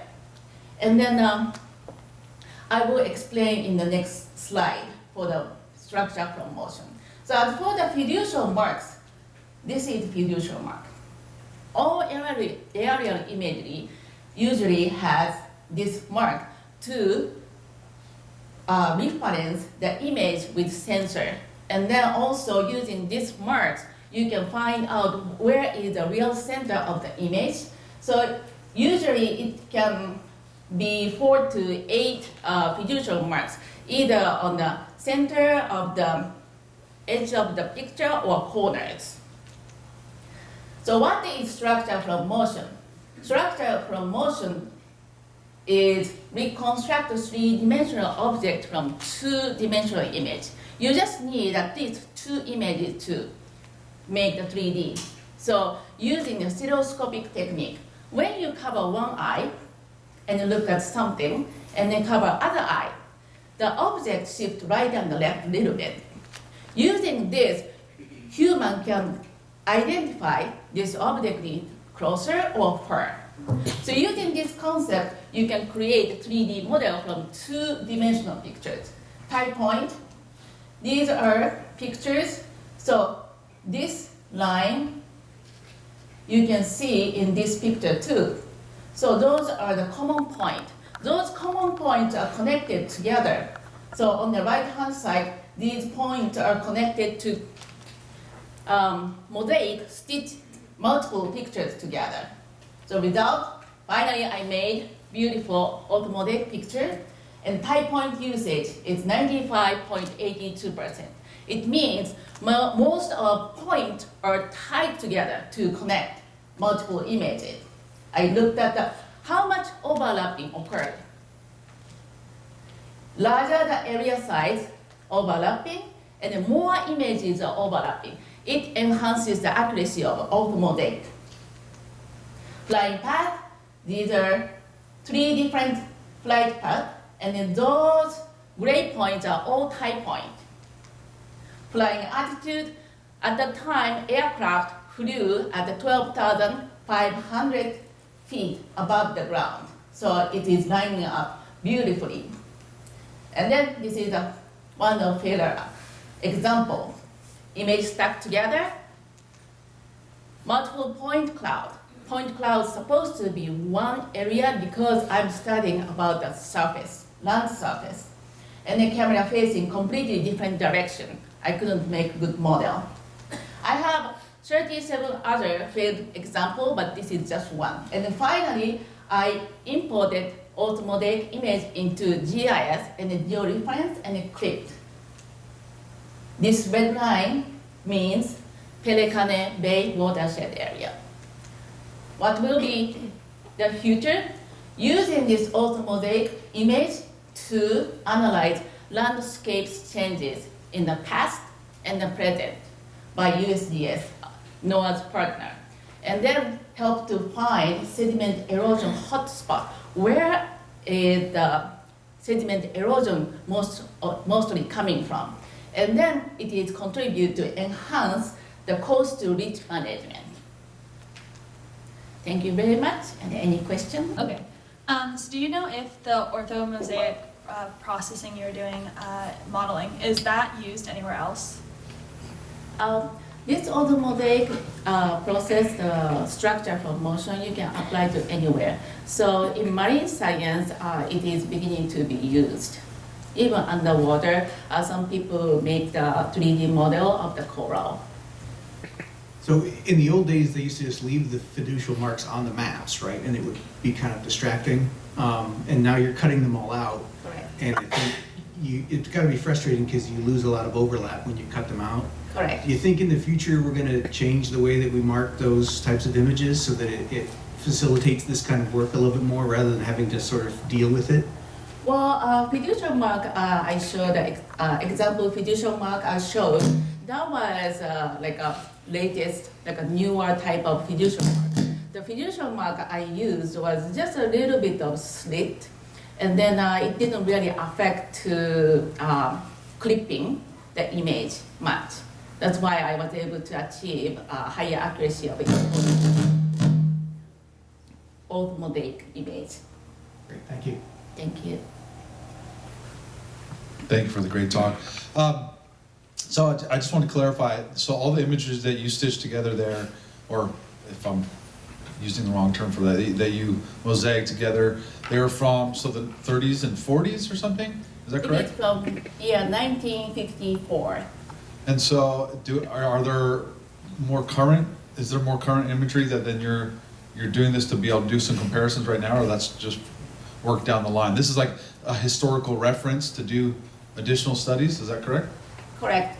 So comparison between 1954 and the present will be done by USGS. Thanks, Yoko. That was a really interesting presentation. I was just curious if if you plan to continue on with this project and what's the next step? Well, this time I put the historical imagery together, and then I am more interested in Pelecane Bay watershed. So next project I'm gonna work on is to find out the relationship with rainfall and then a sediment plume at the Pelican Bay watershed. So I'm going to do the classification. I just want to say a few kind words. So as Yoko mentioned, this was a request that came into our office from USGS. I tried and failed 3 times, and then I said, okay, I don't have time for this. I can't give this all my time and energy. And so that's when I wrote up the proposal to get an intern, that's someone who could really dedicate time. And I told her, Yoko, when you come here, I have full expectations that you might not have a successful project at the end, and that's okay. I didn't expect she was going to be able to succeed, but just knowing all the things that did not work would have been very useful for me. But she blew us away, and she was able to. She's a super professional, and she kept at it. Needed very little guidance, and she was independently able to complete this project, which is an essential project that we need, a product that we need to deliver to USGS. So we're very grateful and thankful to have Yoko here this summer. Thank you. I also want to introduce Darian Muraoka. Darian is also an intern through the PIPES program. She is a senior undergrad this year from the University of California State University, but she's shifting over to UH Hilo, so she's going to be transferring for her final year. Darian's also working on an essential project for our office. She was helping to do some land and benthic accuracy assessments of the Hei'a watershed associated with the Hei'a NER. And Darian, go ahead. Thank you, Katie. Aloha, everyone. Good morning. My name is Darian Muraoka, and this is my project, Land and Benthic Accuracy Assessment of Hei'a Watershed. This project could not have been made possible without the Regional Office for Coastal Management, my mentor, Katie Taladay, and of course the Pacific Internship Program for Exploring Science through UH Hilo.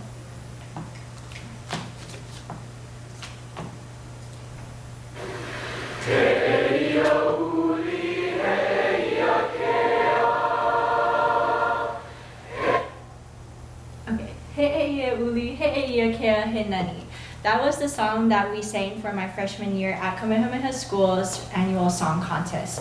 We later went on to win an award.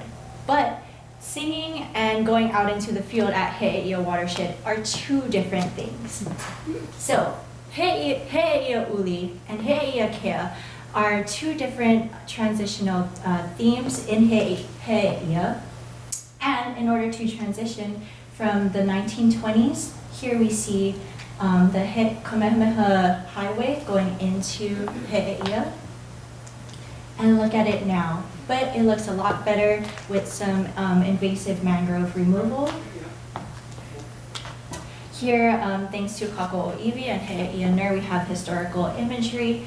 And transitioning into the now, we have community members going to Kako'oiwi and helping to bring back what was taro, rice, and different other things for our community, such as vegetables, sugarcane as well.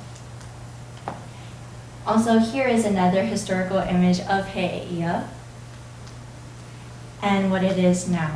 So this is just the Hei'a watershed, including Hei'a NER, National Estuarine Research Reserve. That's where we were doing our study.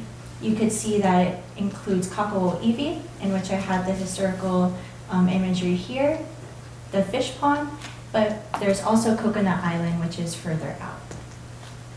Now, where is Hei'a? You can see here in our Ahu Pua'as, it's located in Moku Ko'olaupoko, but here is the watershed itself.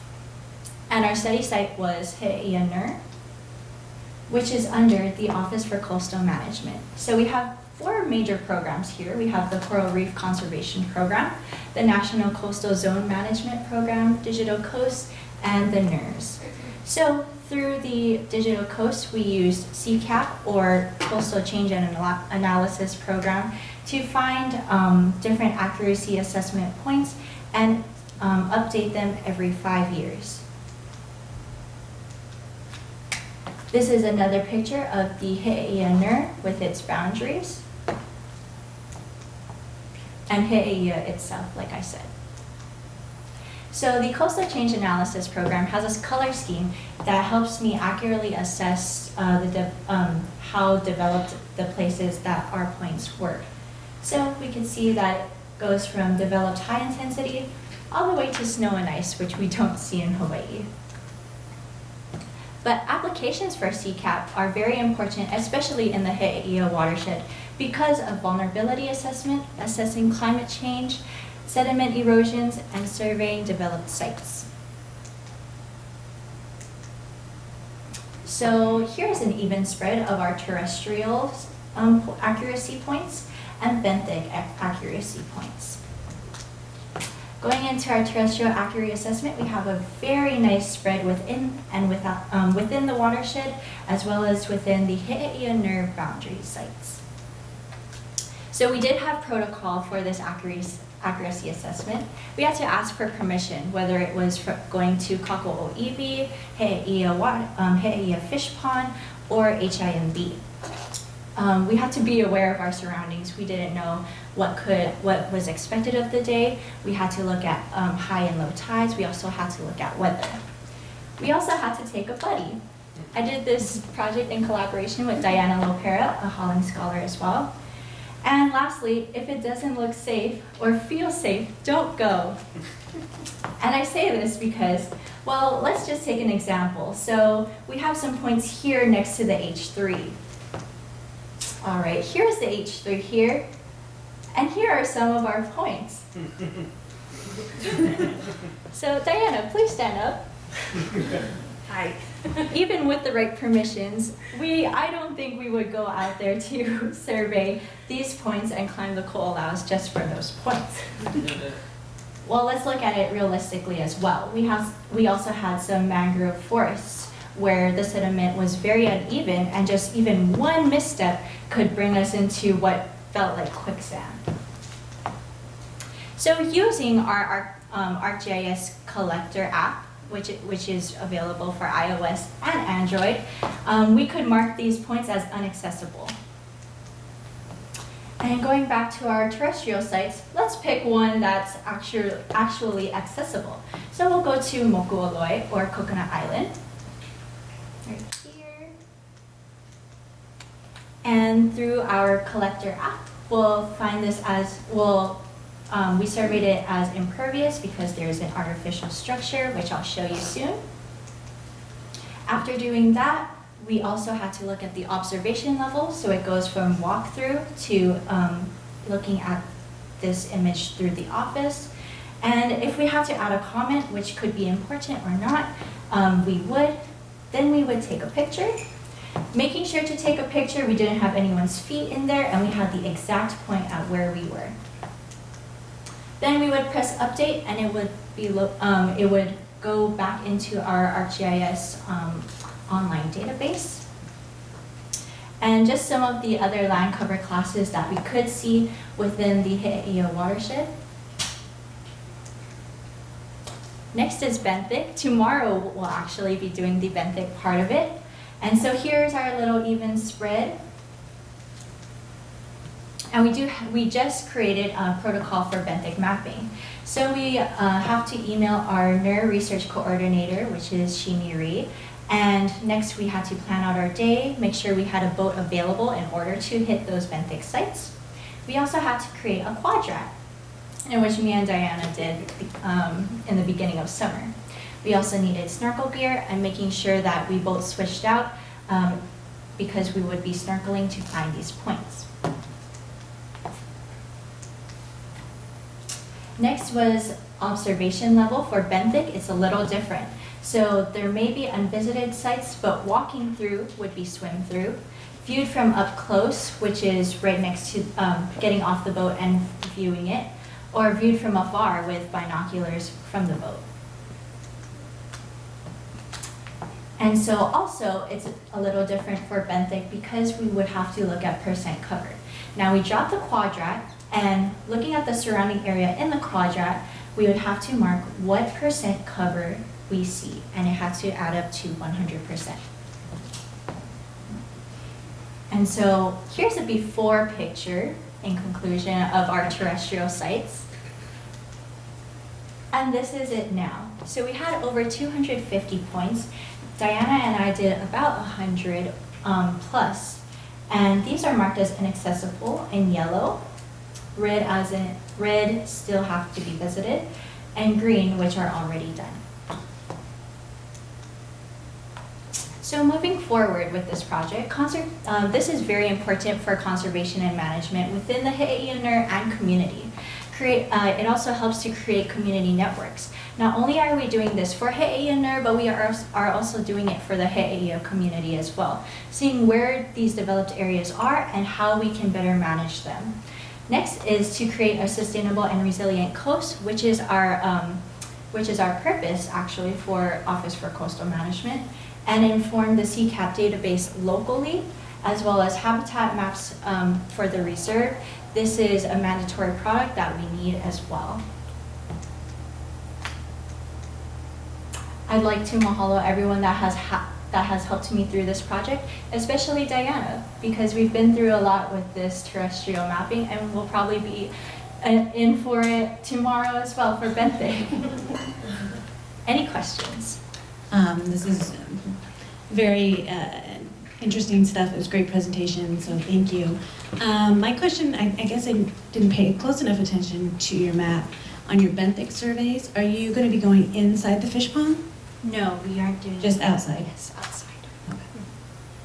But anyway, with your ground accuracy assessment points, were they chosen according to land cover, or were they random completely? They were randomized completely. Thank you. Awesome presentation. Thank you so much.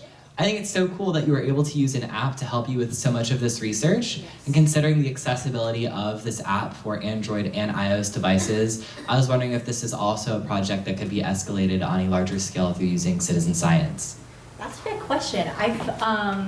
In my opinion, I feel like it would be available for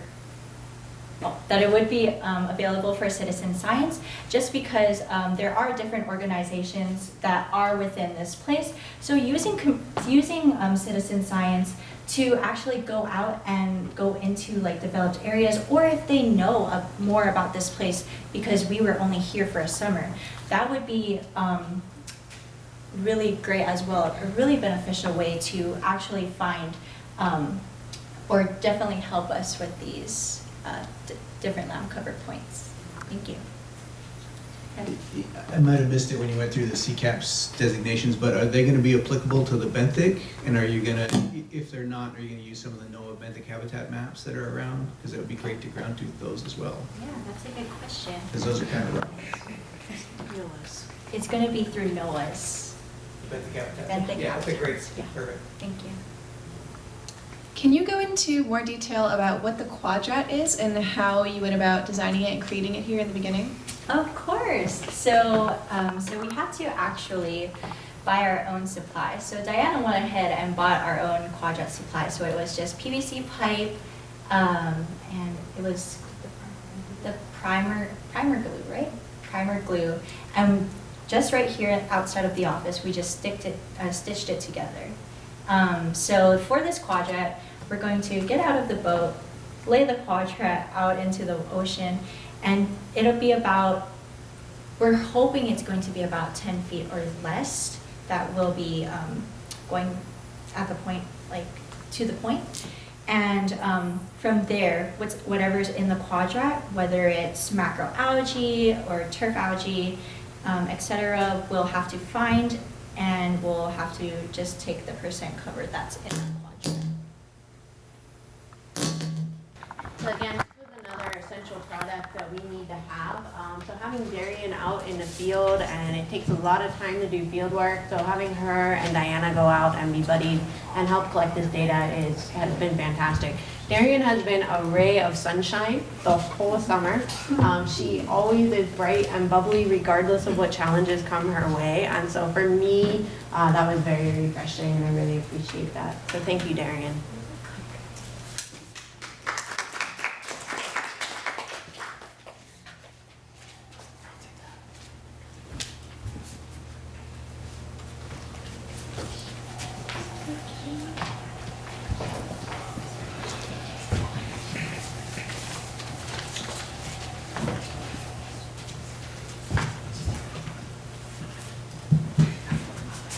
So we're going to switch things up a little bit as far as the moderation. My name is Rob O'Connor. I work for Pacific Island Regional Office as a GIS and UAS guy. and I'll be introducing the next few speakers. Next, we have Diana Lopera. She's also from the University of Hawaii, and she's going to be talking about understanding change, the effect of invasive algae removal on water circulation. I'll let her take it away. Hello everybody, my name is Diana Lopera. Today I will be sharing with you guys one of the projects that I have been working on this summer under the guidance of Paulo Morin with the Office for Coastal Management, as well as Yoshimi Ri with the He'eia National Estuarine Research Reserve, titled Understanding Change, the Effect of Invasive Algae Removal on Water Circulation. So resilient coastal communities. This is the NOAA mission goal that my project revolves around. So here you can see in the background is a beautiful shot of the He'eia Ahupua'a, or land division. Now historically, the He'eia Ahupua'a was once a thriving, functional wetland that provided sustenance for the local communities here for hundreds of years. Over the last 100 years, because of the change in how the land was utilized and maintained, it really left drastic changes in the dynamics of the ecosystem. Today, a part of the Ahupua'a is managed and protected by the He'eia NER, which stands for the National Estuarine Research Reserve. So He'eia NER is actually the youngest of the bunch, recently established as the 29th one in the national system back in 2017. NER systems are vital for us researchers, policymakers, caretakers of the land, as they provide us a living laboratory to better understand these complex relations in these areas where freshwater systems meet the sea. Now, He'eia NER specifically is quite unique in the sense that it has a strong cultural component that is implemented in its management plan. That is something that you don't really see in other NERs across the nation. So delving into the NER boundaries, we have Loko Ea o He'eia, or the He'eia Fish Pond, which is where I conducted my study this summer. And for my project, I focus on one of He'eia NER's goals of removing invasive species in order to restore the watershed into a system that reflects traditional knowledge and practices. So invasive species is something that's not new to Hawaii, and He'eia is not an exception. For those of you who may be familiar with He'eia, one invasive species you may be associate with is the invasive mangroves. They have dominated a significant part of the watershed and have created these anoxic environments that do not allow native species to thrive in its ecosystem, and massive restoration efforts have been done over here. So this is an old picture. So this is actually an island of mangrove that was that cut off from the entire dense forest, and currently this is gone, and much of this mangrove is gone too. So they're currently still doing active restoration effort. However, for my project, I will be focusing on invasive algae, specifically invasive macroalgae, Acanthophora spicifera and Gracilaria salicornia, which is found within the fish pond as well as around the surrounding Kaneohe Bay. So these invasive species are known to have detrimental effects on coral communities, which have prompted massive restoration efforts in order to mitigate their populations. Outside the fish pond, there has been restoration efforts which include the physical removal using what we call the super sucker, which is a project that has been going on for over 10 years now, which is basically this huge vacuum that just sucks up all the algae. And then they also did bioremediation, which is the introduction of, for example, the introduction of this native collector sea urchin species that eat up all the algae. However, it wasn't until recently that there was massive restoration efforts to remove the invasive algae within the fish pond. So currently, as I speak, there is an amazing team out there that has the super sucker and are just removing the invasive algae every day, and will end around October 2019. So because of the timing and the unique circumstances that take place, this provided me a unique opportunity to investigate the change in the fish pond in real time. So I'm focusing on invasive macroalgae in circulation. So why these two? So water circulation is vital for the overall health of estuarine environments. Estuarine environments are very dynamic in nature, and water circulation plays a big role in in transferring nutrients and other factors throughout the fish pond, and it's because of this environment that allows for the species in there to thrive. Now, what we know about the invasive macroalgae is that they tend to form thick clusters across the fish pond, and because of their composition, they tend to have hard stalks. So when water flows through them, it tends to decrease circulation. I wanted to see if the removal of this algae, by conducting before and after surveys of water circulation through Heyo Fish Pond, I want to see if there was an effect on water circulation. So I hypothesized that the removal of this invasive macroalgae within the fish pond would improve water circulation throughout the entirety of the fish pond. So there are a couple ways where I measured flux for my before surveys. One was through the makahas. So over here are sluice gates, which is what we call them. So throughout the fish pond, there are 6 makahas that we deployed the Sontec profilers that measure velocity and pressure data in order to calculate volume flux.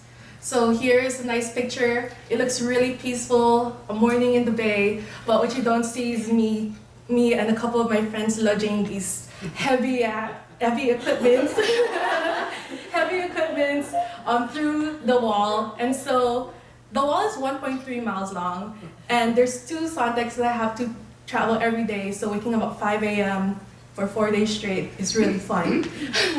And then here's a map of all the makahas. So you can see how spaced out they are. So for example, one day is in Hihimanu, Kaho'okele, and then the next day I would transfer Hihimanu to Nui, and then Kaho'okele to the triple makaha. So it was a workout, it was super fun. So that's one. The second one is measuring velocity within the fish pond using the Nortec Aqueduct Profiler. So this one was done inside the fish pond rather than across the wall. And this one I deployed for 7 days instead. And so I'm so happy here. This is us looking for a potential site to deploy. So the ground, a lot of the ground in the fish pond is coral rubble. So we had to get a big OO stick and just pound it, and we had to like go multiple sites throughout the fish pond to find appropriate place, because the Nortec is like 2 feet long, and we had to bury it all the way to the bottom. And then, yeah, so we deployed it here in Nortec South. We plan to do another deployment in Nortec North soon.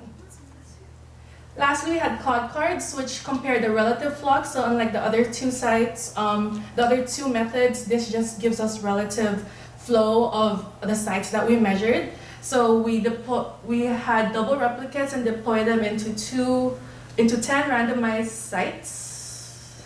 You can just, 10 randomized sites throughout the fish pond through kayaks, and deployed for 24 hours, dried and weighed to calculate the diffusion factor, and use one variance ANOVA analysis to see if there is any significant difference between sites. Now, results to be discussed. Unfortunately, I'm still working on the analysis of the instrumentation. However, preliminary results with the cloud cards suggest that much of the weight loss of the cloud cards, which determine how much flow is going through these cards, are more prominent here in the northern section. So that's interesting. I will have to look into it more, but that's the general trend that we're tending to see right now. So next steps is to complete the analysis of the water flux before the before surveys, and then after I'm done with that, I would have to go back after the invasive algae removal is finished in October of 2019 and do the whole thing again. So this project will actually be continued after my internship, where I will be using this to complete my undergraduate thesis requirement at UH Manoa to graduate.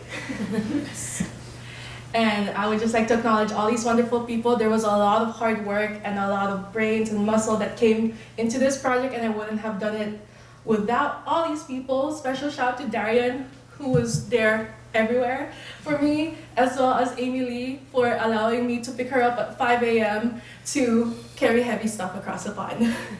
Right, thank you, mahalo. Diana, so you were trying to look at what water was doing inside the fish pond, and you ended up choosing 3 different instruments to do that. Can you tell the audience a little bit why you felt you needed 3 different instruments to look at the research question that you had? Thank you, Paolo, for your question. So I have a supplementary slide here of the three different methods that I use. So they all have their pros and cons. So the Sontec and Nortec, they actually give us like real flux data that I can use to calculate and compare, but they're expensive. I only have 2 Sontecs and 1 Nortec. So comparison to cloth cards, which are just plaster of Paris blocks that are really cheap to produce, I can also deploy them in multiple sites at once. However, they only measure relative flux. So they all have their pros and cons, but they do give us a good understanding of what exactly is happening in terms of circulation within the fish pond. One of the things I was curious about is working with some of those guys out in Hawaii. They've reported a lot of subsurface flow into the pond through other areas, just getting through it's not karst, but through the calcium carbonate areas there. And some of that water is going to be fresh and possibly more acidic than the seawater that's in the pond coming in through the macaw doors. Do you think that would affect your cloud cards? Is that something you take into account? Yeah, so the fish pond itself is a highly dynamic environment. The makahas, there's some that, like you said, enter from the ocean and some enter from the freshwater streams. But we did take controls of both the northern and the southern end to account for that as well.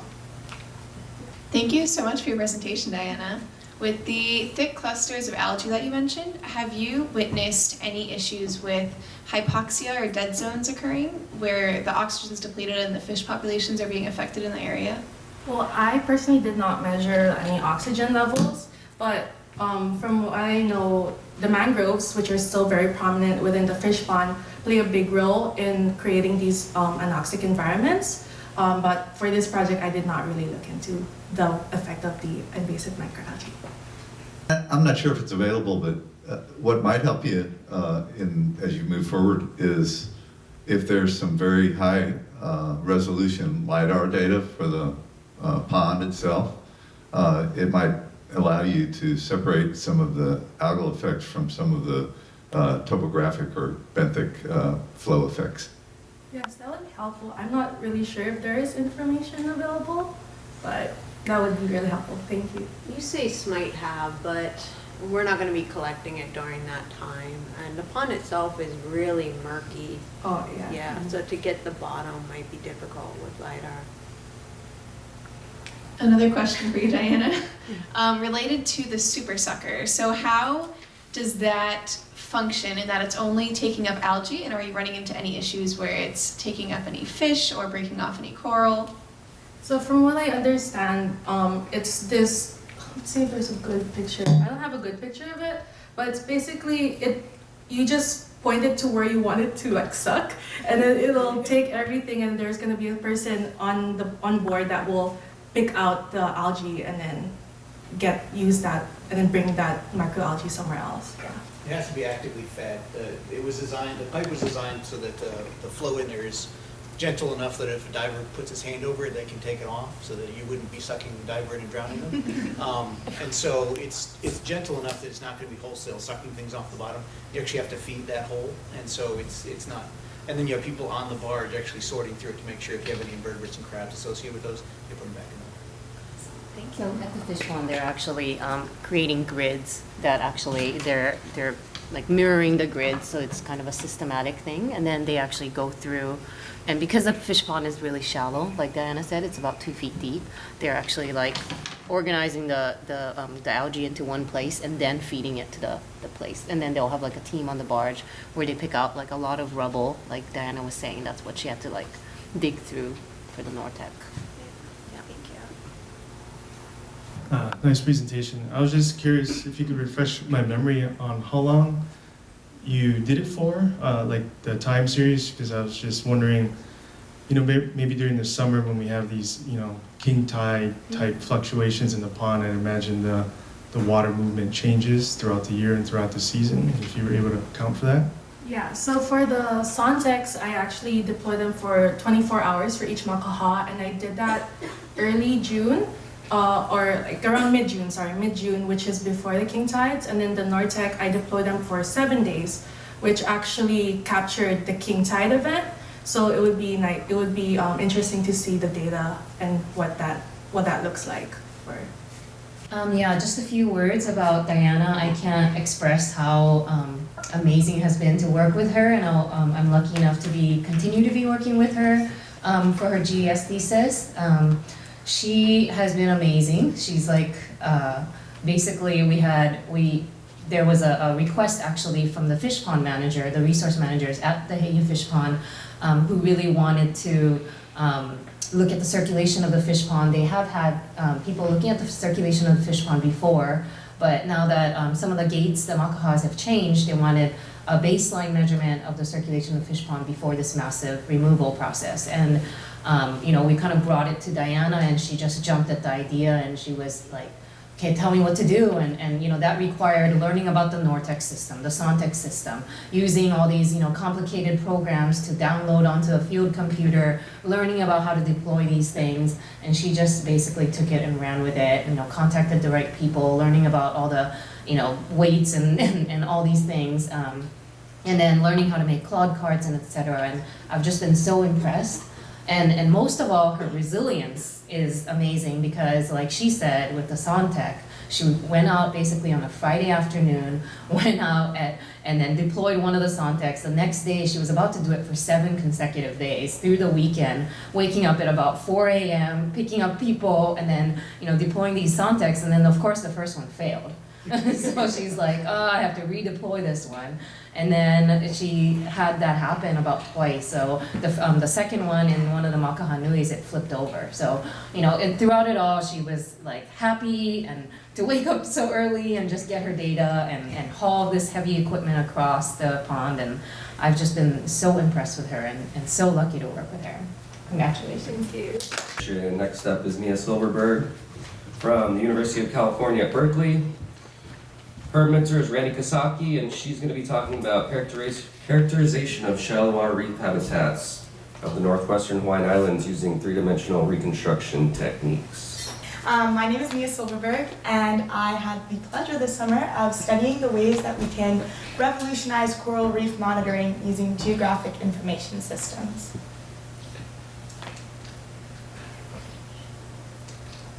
So, as I'm sure most of you all know, coral reefs are keystone ecosystems, and unfortunately, due to anthropogenic changes to the marine environment, we are seeing a dramatic increase in coral disease and coral death. So, in response to this, it is imperative that we start to increase the accuracy and the frequency of our coral reef monitoring so that we can insight coral nursery implementation and overall reef management. So traditionally, these surveys are done visually. So divers will go down, they'll set up a plot, and they'll record the species that they see, the different conditions on each individual coral colony, and the morphologies of the colonies that they're looking at. And this is a fine method, we've been doing it for years. However, it has some key drawbacks. For example, when you're doing a visual survey, you don't accumulate a permanent visual record of a plot over time. Furthermore, size estimates can be off, especially when you're estimating the % coverage of a certain condition or disease on a coral colony. And finally, divers are limited to a certain amount of time per plot. So you have only so much time to get through all of the plots you're supposed to look at during that dive, and things can get a little hurried. So there's an exploration by Dr. John Burns from the University of Hawaii Hilo into using geographic information systems, or GIS, to try and improve this process of coral reef surveying. I had the pleasure of working under Dr. Randall Kosaki and Dr. Tsuko Fukunaga, who are both on cruise right now without me, so that's fine. But yeah, they couldn't make it today. I'm very thankful for them. And my job was to conduct this GIS survey of plots that have previously been analyzed through a visual survey. And this visual survey was conducted in September of 2018 off of the islands of Lehua and Ni'ihau. I used the program ArcMap GIS to analyze these plots.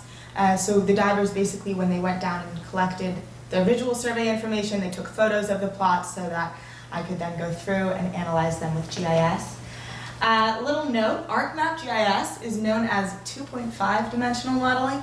So it's not quite 3 dimensions because you're limited to a top-down view, but it's a little better than 2 dimensions because you actually get the topography information. And for every point, you get a corresponding Z coordinate.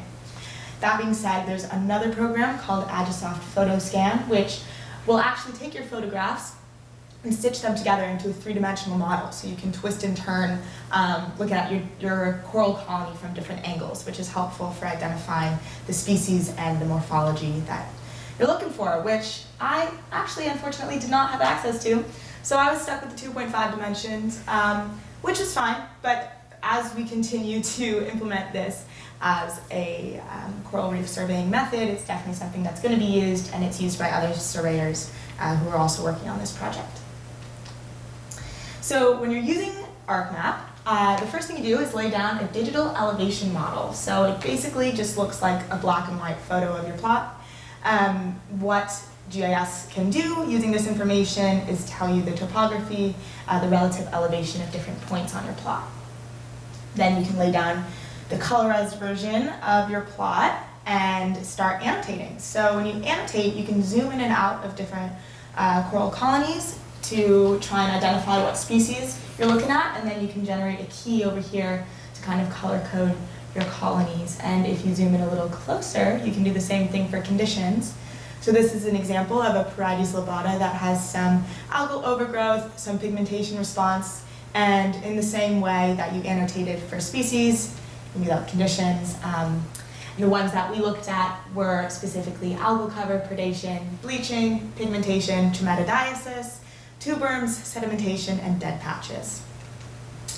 So your final result, because the GIS program has the elevation, the topography information, you can actually get the exact surface area of the coral colonies that you're outlining and the exact surface area of the conditions that you outlined, which is very exciting stuff.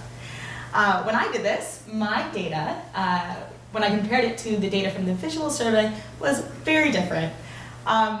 I found almost 2 times as many coral colonies as they found in the visual survey, and each colony that I found was on average about 2/3 the size of the average colony found in a visual survey.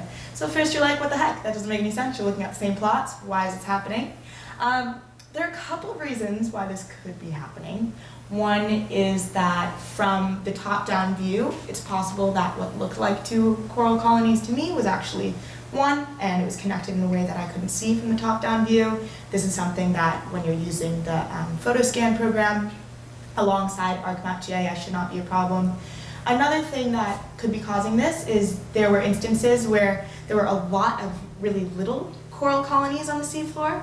So as a benthic surveyor, when you're a diver, you might see that and say, okay, this is all 1 colony. Whereas since I had a ton of time sitting in my cubicle looking at these photos for hours, I could say, okay, this is 5 colonies, which would also explain the size differences. And when I was comparing the genus data from the GIS survey to the visual survey, these yellow highlighted boxes are the ones that were significantly different. So the number of Mantipora, Passalopora, or Passalopora, depends on who you ask, and the Parietes were significantly different. And this could also be due to the limitations of a top-down view. It's difficult to see, very close detail. So it's possible that I identified different coral genera incorrectly. It's also possible that this is just a result of the dramatically different numbers of overall corals that we found. The differences in morphology data were dramatically different, and that's definitely due to the limitation of the top-down view. It's almost impossible to tell if something's encrusting mounding or mounding when you're just looking at it from the top down. Again, when you have the three-dimensional program, that should not be an issue. And when we look at conditions, we see a significant difference in the algal cover, bleaching, pigmentation, and dead patches found within the two methods. Looking a little closer at the data, basically the conclusions that I've come to are that in the GIS survey, we had different training perhaps as to what was considered algal cover and what was considered dead. They look very similar. It's hard to know whether under a patch of algae the coral is alive or dead. So you can see the GIS found way more algal cover, way less old dead. Same situation with predation and bleaching. They both look like white patches on a coral colony, so that could just be a difference in the person doing the survey. In terms of pigmentation and trematodiasis, those both look like pink patches on a coral colony generally. And that is a little bit more concerning because when I asked one of the divers who was actually on the visual survey about this, she looked at my photograph on my computer screen and said, "Oh my gosh, this is so pink. It was not that pink in real life." So that's a concern for sure when we're doing this method, taking photographs. The camera can warp colors, and that's something that we have to be considering very seriously so that we're not overestimating for these types of diseases. So these differences might sound concerning at first. However, when we're actually implementing this method, we're going to be using the same method, and we're going to be using a time series approach, looking at the same plot over a period of time, using the same method with the same surveyors, and we'll be able to pick up on patterns very accurately because we're comparing everything using the same exact method. So an example of the way this can be implemented is with nursery monitoring. This is an example of a nursery off of Oahu. That one I digitized showed an average of 43% condition coverage, so that is scary stuff. And if we could implement this method and start to monitor coral nurseries from implementation to present, we would be able to pick up on patterns in diseases and what species they might be striking at what time. Example, when I was digitizing the Lehua and Ni'ihau plots, we saw that algal cover was most significant on Porites, bleaching was most significant on Mantipora. So when we're implementing nurseries, we might want to be cognizant of if we're implementing a nursery in an area that has a lot of bleaching, is very prone to bleaching, we might not want to include as much Mantipora. So this project is going to be continued under Dr. John Burns. I'm hoping to remain very much involved, very excited about the way that GIS can reshape and improve coral reef monitoring, because as we all know, it's very important, especially with the goal of healthy oceans under NOAA. And thank you. Question and comment. First question, do the photos that they're taking overlap? They do. Okay, if they overlap, then you can use PhotoScan. For anyone, this is for all of you in this room that are interested in trying with PhotoScan, it's now called Metashape. So they changed the name, it's Agisoft Metashape. You can get a 30-day free trial and play around with it. So if you have data, go online, get your free trial, try it out, see if it's gonna work for your project. And then also, just for NOAA to know as well, we have licenses to that software. So OCM, we have one that can go to your computer. So it's a floating license. So if somebody in NOAA needs it, feel free to reach out to us. We can help provide that and provide technical support for it. And another comment too, the data that you have would be really fantastic training data if you wanted to do a classification map. So you use that, then you can use like machine learning algorithms, which sounds fancy, it's not, it's actually really simple. But you can take that now and use that as training data in another software such as NV, and you can create a full classification map instead of just having your polygons. So that's a great start for something that can be complete coverage. Depending on expediency, a lot of times when we're doing these coral transects and visual surveys, we're just doing sometimes even longest axis of the coral colony, sometimes just orthogonal axes, longest and shortest, and calling it an oval. Do you think that is one of the reasons why you're seeing such a shift in the size classes? Because I know they're not ovals and I know they're not circles, but I call them that because I've only got 25 minutes to get through this thing. So is that part of the result you're seeing, and does that maybe maybe mean that your information might be a little bit more accurate than what we usually do, which is long or short? I'm very confident that the GIS size measurements are more accurate than in the visual survey. When we were comparing the sizes, so through GIS you can get the surface area of a colony. We also took the length. We took the length of a colony so that we could compare. So when I was doing the size comparison, showing visual survey data to GIS survey data, that's what I was using to compare. Was the what you were saying, axis to axis. So I took that data too when I was doing GIS so that we can make comparisons. Did that answer your question? Yes. Okay. And I was asked to say a few words on behalf of the team about Mia. They just wanted to say thank you so much for all the work that you did. They realized how tedious it was to spend hours and hours and hours looking at that data. And so they just wanted to say thank you that you just kept a really positive attitude throughout the whole internship.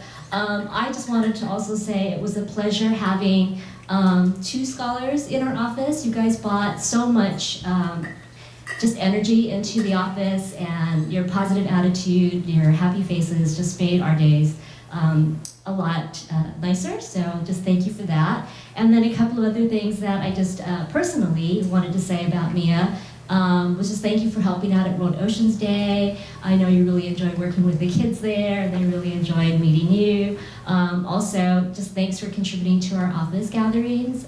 She made a killer pie, which was really Thank you for that. Next up, we have Amy Lee, who's from Harvard University. She'll be talking about evaluating coral reef health via remote sensing, and I'll let her take it away. Great. Well, I'm really happy that the programming was the way it is because my talk basically combines Diana and also Mia's, sort of. So it's about studying an area outside Haiti. So I guess to start off, a little bit of background. When I'm not doing science and during my free time, I really enjoy photography. In the past few years, I've gotten into aerial photography. And so for those of you who are born and raised in Hawaii, this is snow. It's not black and white. And so I'm always, thanks, Matt. I'm always looking for ways to combine those interests. My interest in the natural world and environmental science and also photography. And so that sort of led me to looking at studying ecosystems through remote sensing and specifically through UAVs or drones. So in the past few years, you may have seen some sort of headline like this with a lot of buzzwords like remote sensing, machine learning, AI. And so basically this summer, I was really interested in sort of taking on that project at Pyro with Rob and Matt. And so we were using their UAV system, which is, this is a picture of it taking off on the Kanehu sandbar. Thank you, Joey, he was here earlier, for this imagery, or this video. Basically it is a fixed wing UAV. It has like a maximum flight time of 45 minutes, and during that time it can actually capture like a larger area than you think. Basically you attach like some sort of sensor, some sort of imager, so that could be like a commercial grade camera or any sort of imager basically to the bottom, and then it'll capture images and data. So how are we using this UAV system to study an area of interest? So this is a graph showing temperatures of this specifically, so the black line is the 2015 coral bleaching event. So we heard from Mia a lot about corals and why they're important. And so here there was a bleaching event, statewide bleaching event, roughly from like 2014 to 2017, but one specific incident was from like August to September of 2015. And we happened to have imagery from that period of time during 2015. So these are the images I was working with. So this is where it was located. So it was right outside the Hawai'i fish pond wall. And we have 2 overlapping sets of imagery. So walk you through. So on the far left, that's Google Earth imagery pre-2015. You can see there's a lot of healthy, I don't know if this works, coral cover like on the edges. And then this is 2015. This imagery was taken during the height of the bleaching event by the state. And then this is our drone imagery taken in 2018, so last fall. And so this is a little bit of a closer up version of basically like that V right there. So this is sort of the comparison. So you can see there's a lot of change going on in these two images. The left is the white stuff is obviously bleached coral, and then here you can see that there's been a lot of great recovery. So this is breakdown of the differences between the two images. Don't really worry about it. Basically, one thing to note is the date, I guess. So September 24th, 2015, that was like, the bleaching event in 2015 ended on the 25th of September. So this is like a really good representation of what was actually going on.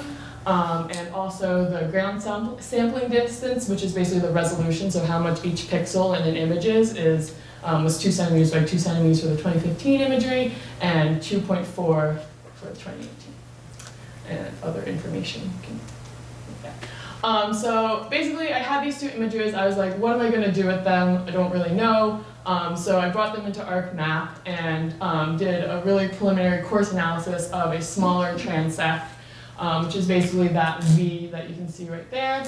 And I just did a pretty like basic image classification on the system, and you can see here it's doing a pretty good job. This is a 30 meter by 50 meter area. It's doing a pretty good job parsing apart the like mud bottom, open water, sort of bleached, and then also sort of living in question mark, not really sure what that is. So this is with the 2015 imagery, so I'm like, great, we can at least like tell some sort of difference. These are all RGB images, by the way. So we have 3 bands that we're working with, so not a lot of granularity in terms of information, but still enough to determine some differences. So this was the workflow that I eventually came up with. So 3 big steps: pre-processing, which takes a lot of time, image classification, and then evaluating our outputs with the ultimate goal of informing researchers and policymakers in terms of what to do in that area, which is kind of who they hate out. So this is the workflow. It's not super interesting, but I can basically walk you through my results. These images will give you a headache, so you can close your eyes if your head's starting to hurt. But these are 10 meter by 10 meter transects, which are comparable to the sort of like in-water surveys that divers do. And this is 2015 on the left, 2018 on the right, and it's basically this, you can see it's like sort of on the fringe of the reef, and it's basically just an area with really high coral density. And so each image is basically flashing through like sort of my steps. So what I did, so compared to that first image you saw, these so the empty white spots are basically artifacts, so like things that we're not really interested in, so like holes that might be just in between the colonies, or mud or something that we're not really interested in. So Tom Oliver was really useful in helping me think through like this sort of process and cutting out the artifacts, so that way we can focus just on like what was actually going on. So here we can see, so there are 5 different classes in 2015 imaging and 7 different classes in the 2018, and you can see sort of there's a lot of detail that we're able to parse through using just RGB imagery, which is really cool. This is just another way of visualizing the differences and basically how the machine is determining what to assign a pixel, or which class to assign a pixel. And then this was also just something that I was curious about whether this could actually work. So this is using the 2015 imagery, so from the bleaching event, looking at if we could quantify the amount of bleaching that's happening without the trouble of like going into the water. And so this is really rough stuff, but according to a paper by the Coral Reef Ecology Lab at HIMB, they found around 46% of surveyed corals with signs of bleaching from 2015, from a survey that they did in 2015 of October. And using this September 2015 imagery, using a binary classification, so bleached, unbleached, we were able to find 60% were bleached, and with a more conservative estimate, around 42. So we know we're like not totally off, which is really cool and exciting. So exploratory results, we're able to capture a bleaching event and also the subsequent recovery.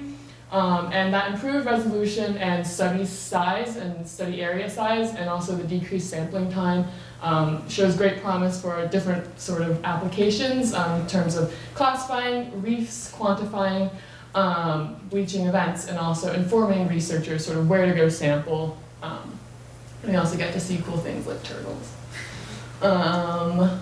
Challenges, obviously, there are a lot with any new technology, of course.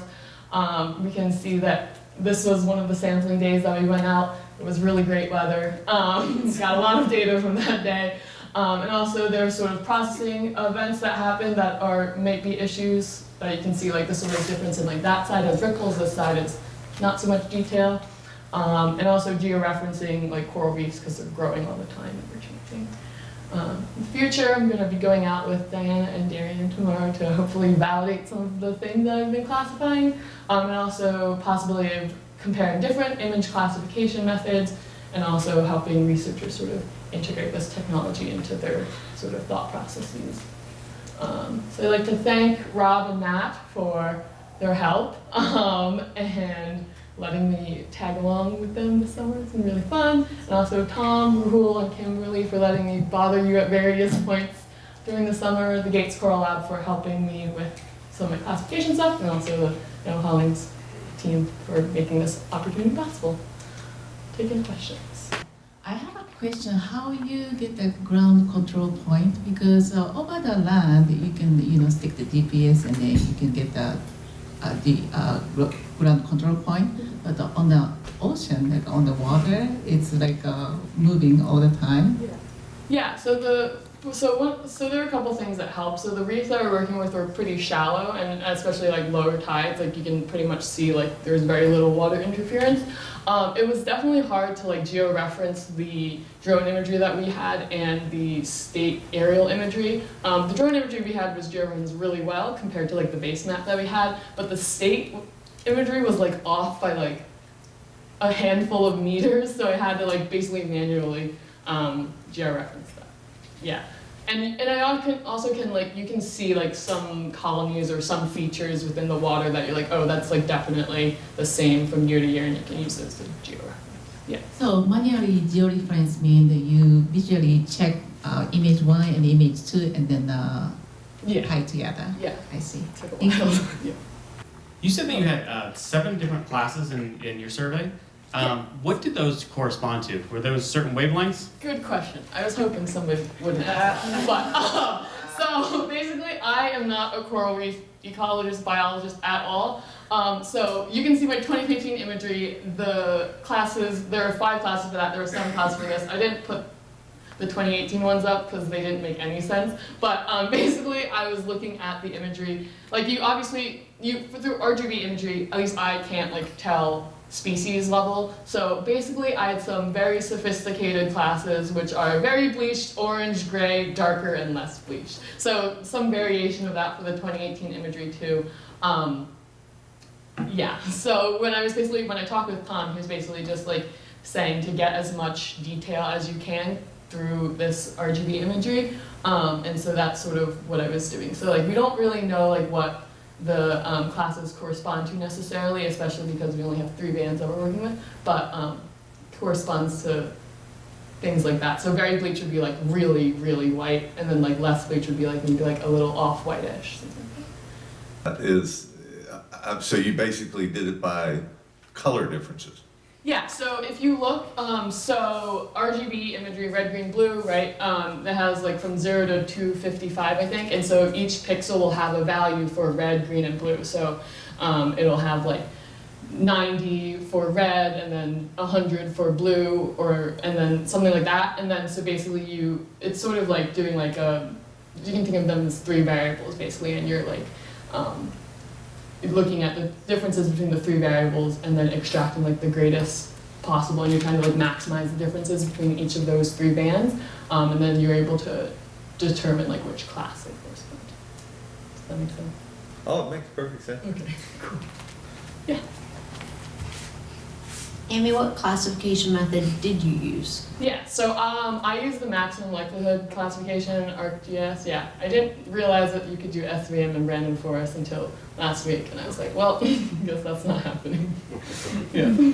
Amy was me and Matt's intern, and we had some inherent challenges, but there's 3 main themes that I would take away.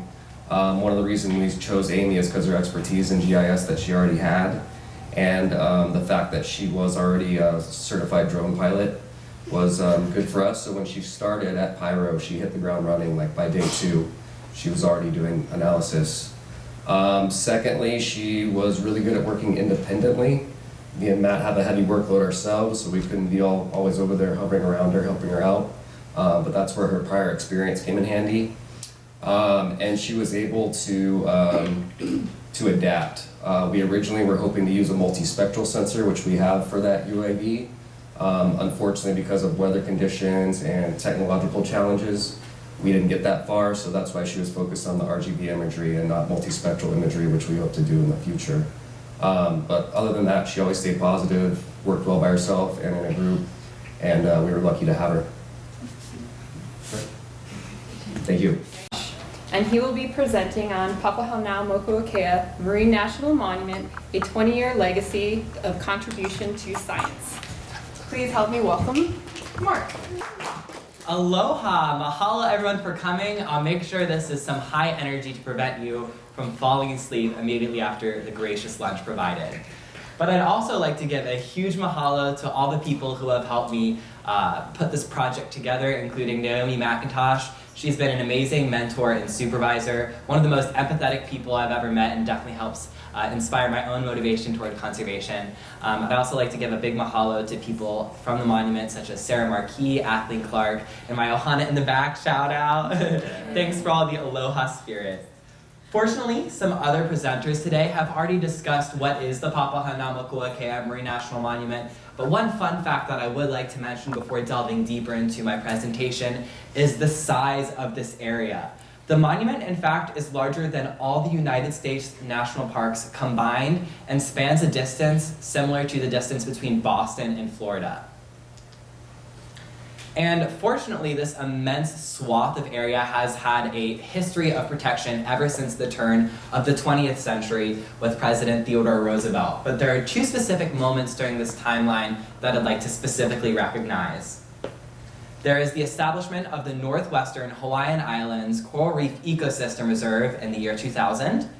And in 2010, there was the UNESCO designation of the Papahanaumokuakea Marine National Monument as a mixed World Heritage Site, both recognizing the immense cultural and natural value that this area holds. Even though there are these two different types of protections for the monument, I'll be collectively referring to the Northwestern Hawaiian Island Archipelago as Papahanaumokuakea Marine National Monument, which was established in 2006. So, my project was essentially strategizing communications surrounding the 20th anniversary of the Northwestern Hawaiian Islands Coral Reef Ecosystem Reserve and the 10th anniversary of the UNESCO inscription of the monument for 2020. So, if we have these key anniversary communications, what can I do to ensure that these communications are most effectual? So I went through the past 20 years of media coverage about the monument to understand the key themes that formulate the key messages that we can emphasize in 2020. How did I do this? I went through the past 20 years of collected articles by monument staff, whether they be physical news clippings or archived news sources. I read for the different types of themes present throughout the articles and quantified them to understand their popularity over time. It was also important to me to understand how the themes presented by the media compared to the themes presented by the monument itself. The monument has its own webpage where it produces latest news and press releases, and I understood and qualified the themes coming from those articles and compared them to how the media decided to cover the monument. So this is what I found. As you can see, this orange slice of the pie here represents a quarter of all coverage of the themes. This makes sense since there have been very dynamic listings of protections for the monument since the 21st century in 2000, which is when I started looking at all this data. And you'll see that almost all the other slices have relatively equal distribution and share the same amount of space. However, there are two larger themes that I would like to point out. This red slice with outreach and this green slice representing new species, some of our most popular themes over that 20-year period. And something that's important to compare is, okay, that is how the media covered the monument, but how did the monument cover itself? So I analyzed, thanks to Kahi in the back, the 10 most popular articles produced by the monument. I then understood the themes from those popular articles so that we can see where are the gaps in how the monument presents its own information, and how can we use that popularity of our own agenda to set the agenda for media coverage. Importantly of note, as I'll mention in my key message report, is that there is a lack of culture as a theme in both media coverage and the monument coverage in itself.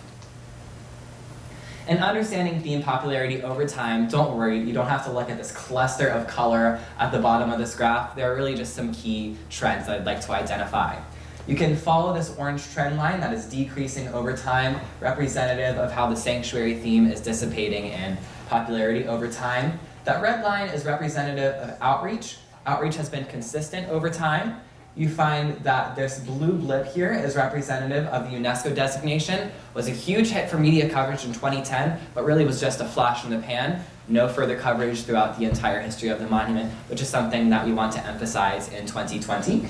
And then we also find increasing trends for this green line and this blue line, which are new species and marine debris respectively. Of course, they've been most trendy in the media lately, so it only makes sense that we keep focusing and emphasizing on those themes. So in understanding all of this holistically, what can we learn? Well, whenever the monument decides to engage celebrities, because of their larger platform and larger audiences, it often brings a larger audience to the monument itself. Especially in a year such as 2020, where there are 2 key anniversaries, engaging with celebrities might be a particular focus of ours to boost the audience for the monument. We need to capitalize on the cultural significance of the monument. The monument was actually one of the birthplaces of the renaissance of Native Hawaiian culture in recent years, especially with the launching of traditional Polynesian voyaging in 2003 with Nainoa Thompson leading the Hokulea voyage from the main Hawaiian Islands to the northwestern Hawaiian Islands for the first time in what seems like forever. The identity of the monument is equally not just the amazing nature and maritime heritage there, but it also has tremendous Native Hawaiian cultural significance. And in a year where we're celebrating the cultural significance as recognized by UNESCO in 2020, we need to make sure that also becomes a critical theme and messaging for our anniversary communications.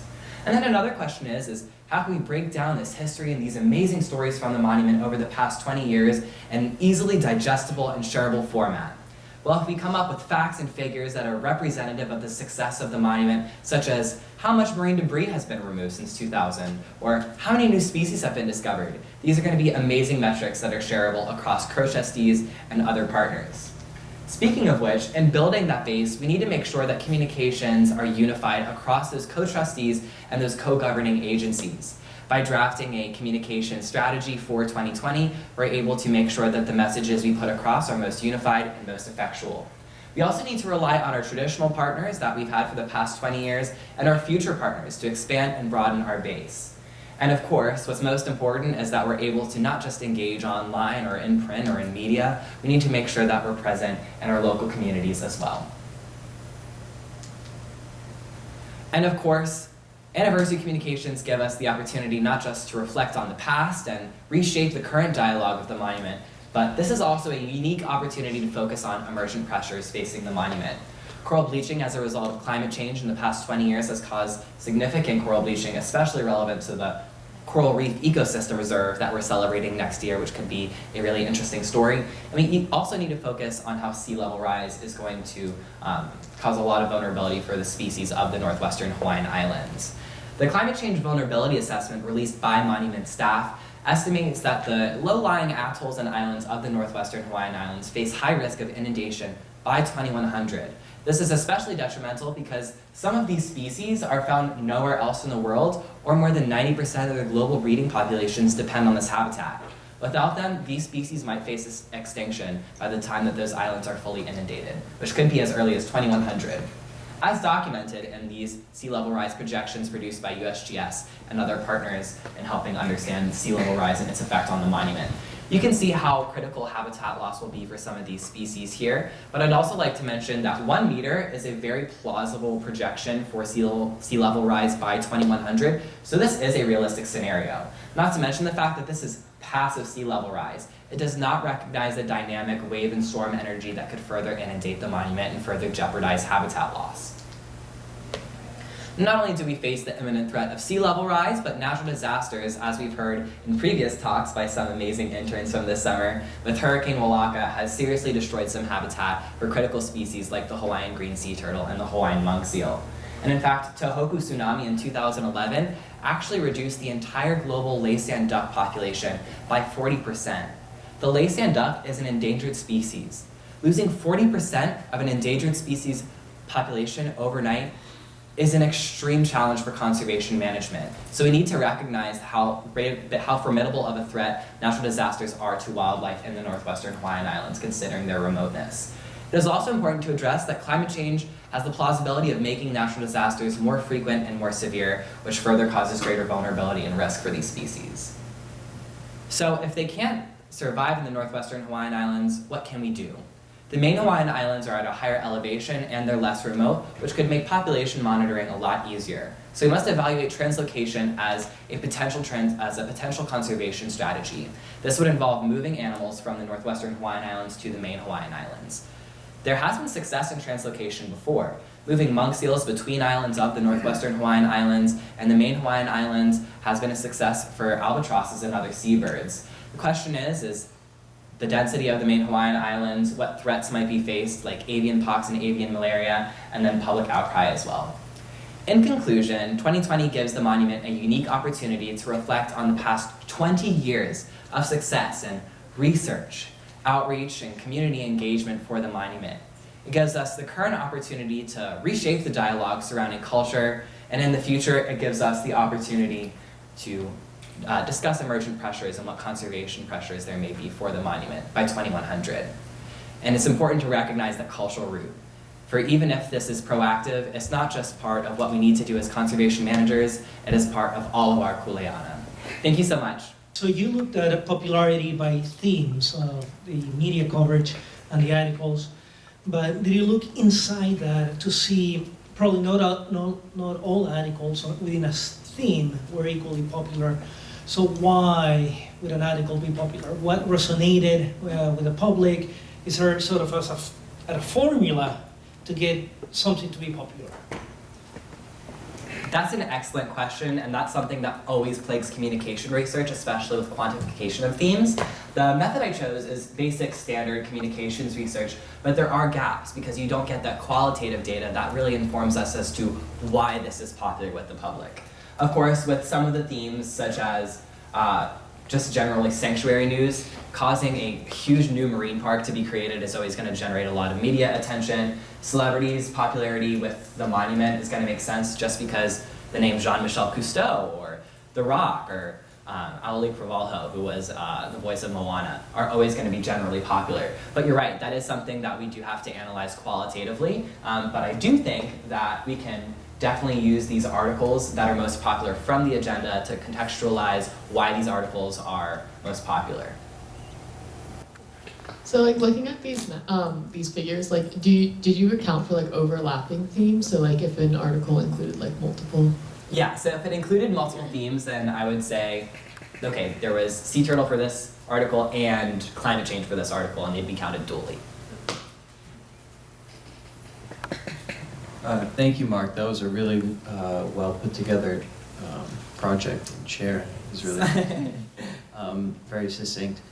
What method specifically did you use to pull the theme? Like, if you read an article, did you physically read the article, or were you searching keywords in the article, or how were you physically pulling the theme from the article? Good question. So I analyzed certain years of the monument. I analyzed between 2002 and 2006, and then we realized that if I kept reading every single article that monument staff collected, then I'd probably be at 2012 right now. And obviously, we only have 2 months to do this. So up until 2010, I read the entire article and was just like, this is a major theme based on judgment. And then after 2010, I looked at the headlines to understand. So there might have been some key themes within the articles themselves that were not counted post-2010, which is why you can see a special resurgence in new species and marine debris, because those were more of the headlines in recent years. So good question. Mm-hmm. Thanks for the presentation, Mark. That was really well done. I was just curious if you'll be back in 2020.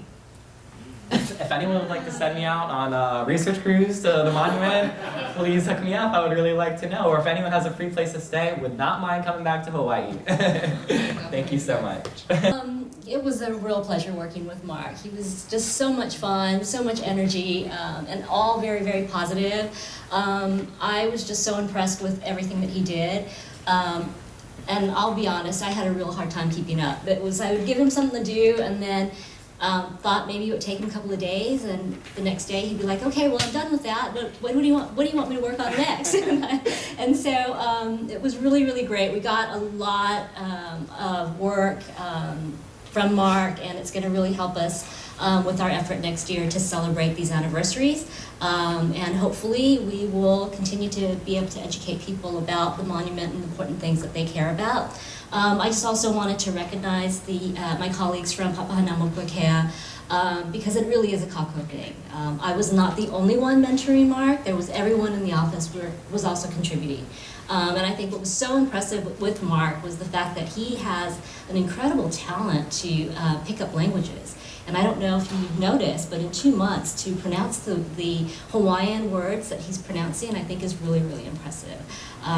So good for you, Mark. Thanks so much. And yes, if we could get him back here next year, I'd be all for that. So yes. So you're saying there's a chance. So we are going to have Karina give her talk. Hopefully everything is up and running. And so this is Karina Burrows, who is not sure what type of scholar, Hawaiian scholar from the University of Miami.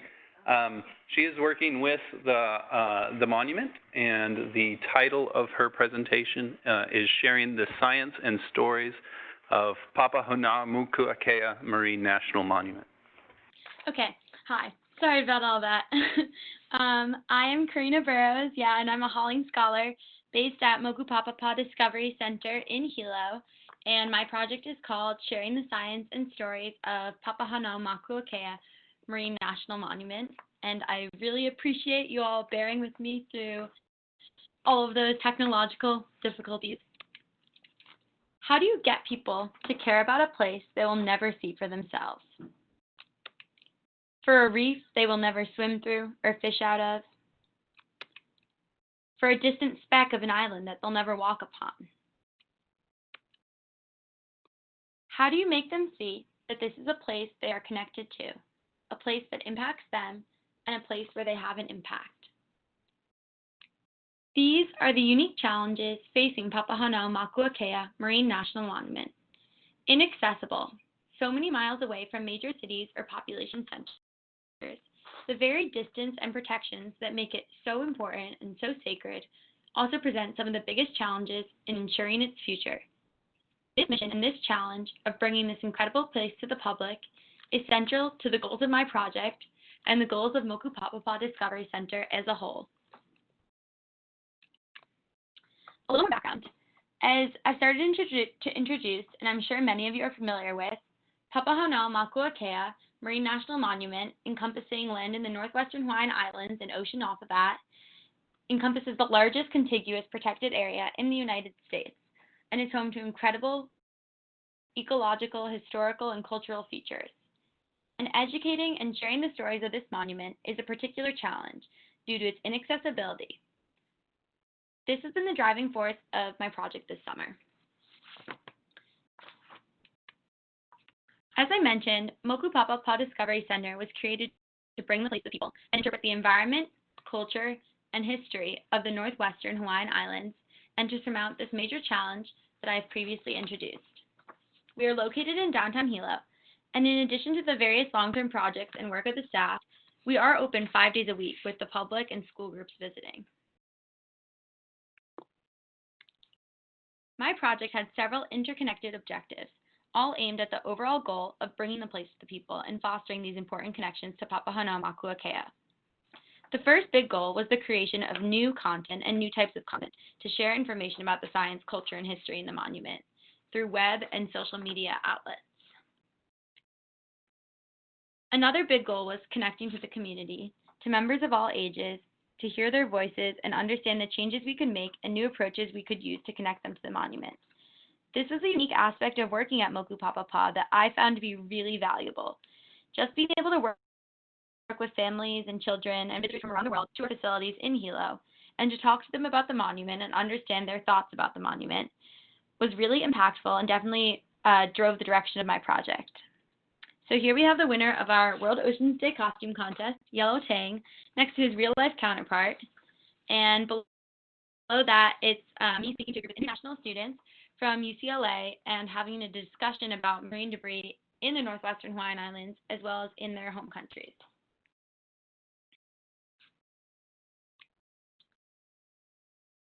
And the last goal of my project really emerged as the project started and involved technology in a lot of different realms. So obviously, as a lot of my work was based on social media and web content, technology was pretty integral from the start. And as I started working with schools and some of the other educational associates here, I became even more aware of the power of technology to inspire youth not just to care about Papahanaumakuakea, but to see a future for themselves in science and conservation and maybe in national marine sanctuaries. And I wanted to help MDC's efforts to utilize technologies to connect people in new ways. So here you can see a group of summer camp students using stereo microscopes to view plankton, which I'll touch on again later.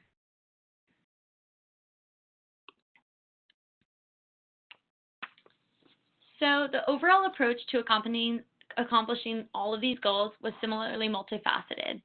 And they involved assessing current online communications, including web and social media outreach, assessing the outreach efforts going on at the center via communication with MDC staff, volunteers, visitors, and other community members, identifying areas of communications expansion and new methods of information sharing for social media and websites, and utilizing new ideas and technology to aid communications and education at MDC and throughout the monument's efforts. The outcomes and products that I achieved using these approaches included written web and social media content, new visual content, including infographics, development of curriculum and lessons for inreach and outreach, and particularly trying to incorporate technology, and enhanced connection to the community and understanding of future communications paths and ideas. So as I mentioned, this first major outcome was the creation of a collection of online content. So after assessing the communications that are already out there, I developed a collection of short written features to fill in some of the gaps in publicly accessible knowledge. And I think accessible is very important as it relates here. There might be a scientific paper out there on a subject related to the monument, but breaking it down to understandable language and publishing it on web and social media outlets like Facebook, I think is really critical to making actual connections with the public about the monument. I also found relevant photographs and connected these to the written pieces for sharing on social media and web. Another product is a collection of infographics for web, social media, and physical sharing, which play a similar role of distilling really important and impactful information and sharing some of the beautiful photographs we have of Papahanaumakuakea. And I put a couple examples of these. Here's an infographic sharing maritime heritage within the monument. Here's another one related to endemic species within Papahanaumakuakea. And so the other major outcomes of my project relate to education and outreach. As I worked in the community with school groups and with our associates, I gathered ideas about new ways to best connect with the community. And this included a lot of work with other groups on the Big Island. Here's a picture from a marine debris event at Volcanoes National Park with some relevant groups, including Hawai'i Wildlife Fund. So as I learned more from working with the public, I realized that combining my areas of knowledge with the available resources and technology at Moku Papapa could be really valuable to the community. And this led to the creation of a new curriculum using stereo microscopes. So I first introduced this idea as a station at World Oceans Day, realizing that we had the stereo microscopes, and I had used them in the past working with groups to learn about microplastics. And I received really incredible feedback using these tools at the World Oceans Day event, and especially learned that a lot of the kids in the community didn't really have access to microscopes within their classrooms, and they were really excited and empowered to be using a real scientist tool. And I thought that was really incredible, and it gave me the idea to definitely expand upon this a little bit. So I changed the station into several formats and wrote it into some longer lesson plans for classroom work and introduced it to multiple summer school and camp groups. And eventually this led to actually filming a video with Malia, an educational associate here at MDC, for teachers and future educational associates to use the microscopes in a marine debris lesson. And she's actually out at sea right now, but is working on producing that video, which I'm pretty excited about. And seeing how impactful the microscopes were for a marine debris lesson, I worked with Justin, another educational associate here, on a plankton discovery lesson utilizing these scopes, which we ran with the summer group just about a week ago. And a really cool aspect that we added with the microscopes here involved art and documenting plankton using art as a tool. And I found that really was an awesome way to connect the microscopes to the younger students. And here you can see some of them creating plankton after looking at them through the microscopes. So the overall next steps, I really think that the future of bringing the place to the people does lie in innovation and education. Continuing the social media and web presence that my project incorporated will definitely be important, as well as using new social media outlets and staying current with the popular outlets. At Moku Papapa, we are seeing the huge impact of technology, from simply utilizing stereo microscopes that we had into some new lessons, to the efforts of my associates here to use new VR goggles. So here you can see Justin utilizing virtual reality technology to bring a child to the reefs of the northwestern Hawaiian Islands. And I think more broadly, the outcomes of this project have an importance to the system of marine sanctuaries as a whole, and in looking more widely about, how we can incorporate social media into our communications and technology into our education and really get people involved and passionate about their sanctuaries. I wanted to end with these amazing little humans to emphasize that the direction of my project was really shaped once I got here by the children and visitors I worked with here and all of my associates at Moku Papapa, and that this really made my project so impactful. Mahalo to the Hollings program, my wonderful mentor Andy Collins, the entire staff here, and just the amazing community that I got to work with. They do really incredible work every single day. Any questions? Great presentation. Thank you for bearing with us and giving it all the way from Hilo despite all the power outages and whatever else you're dealing with over there. I was just curious, as an educator, I'd be really interested in getting my hands on some of the stuff you've developed. Do you have that available to other NOAA people? Can you hear me? Nope. So the educational team here does have access to the lesson plans that I've written up, and I know Malia's still working on creating the final video, but she'll also have that, and I'm sure that we'll be able to share those with the rest of the NOAA community. Aloha, Karina. This is Naomi McIntosh, and Andy asked me to say a few words. I wasn't sure if he was going to be available or not because of all the technical difficulties that you guys are having. We were so lucky at Papahanao Mokuakea. We had 3 Hawaiian scholars work with us in our offices. And Karina, I didn't get a chance to meet you because Karina was located in Hilo at our Discovery Center, but I heard wonderful things about the work that she did. Andy described that Karina worked on 40 different stories covering topics on culture, science, history, that we will put in a bank for later postings, and she matched those stories with photos. So we've got a rich compilation of all of these stories that we'll be able to share with the public. We can absolutely share the education lessons. I think maybe one day we need to bring everyone together and do a demonstration of all the things that we do, because I think there's a lot that we can share across our offices. That would be great. And Karina, we just want to thank you again for helping out our folks at Moku Papapa Discovery Center. It's always a busy place, and there's so many people that go in and out of there, so any extra help that we can get to support the education and outreach efforts of our team is really appreciated. So Karina, we just want to say thank you so much, and thank you for your presentation. So my name is Hanara. I am a rising senior currently attending the University of Washington, and I am a PISO intern this summer in the Fisheries Research and Monitoring Division, which is in the Fisheries Science Center. And today I'm going to be talking to you about the project that I am helping to develop, Oceanize, a citizen science project in the making. So before I get into anything super technical, I just wanted to make some acknowledgments. First, I'd like to thank my mentors, Benjamin Richards, Jeremy Taylor, and Diana Miller for helping guide me through the project so far. And I'd also like to thank annotator Audrey Rollo for giving me great insight into the whole annotation process, as well as key information on the species of interest, which you'll all see in just a bit.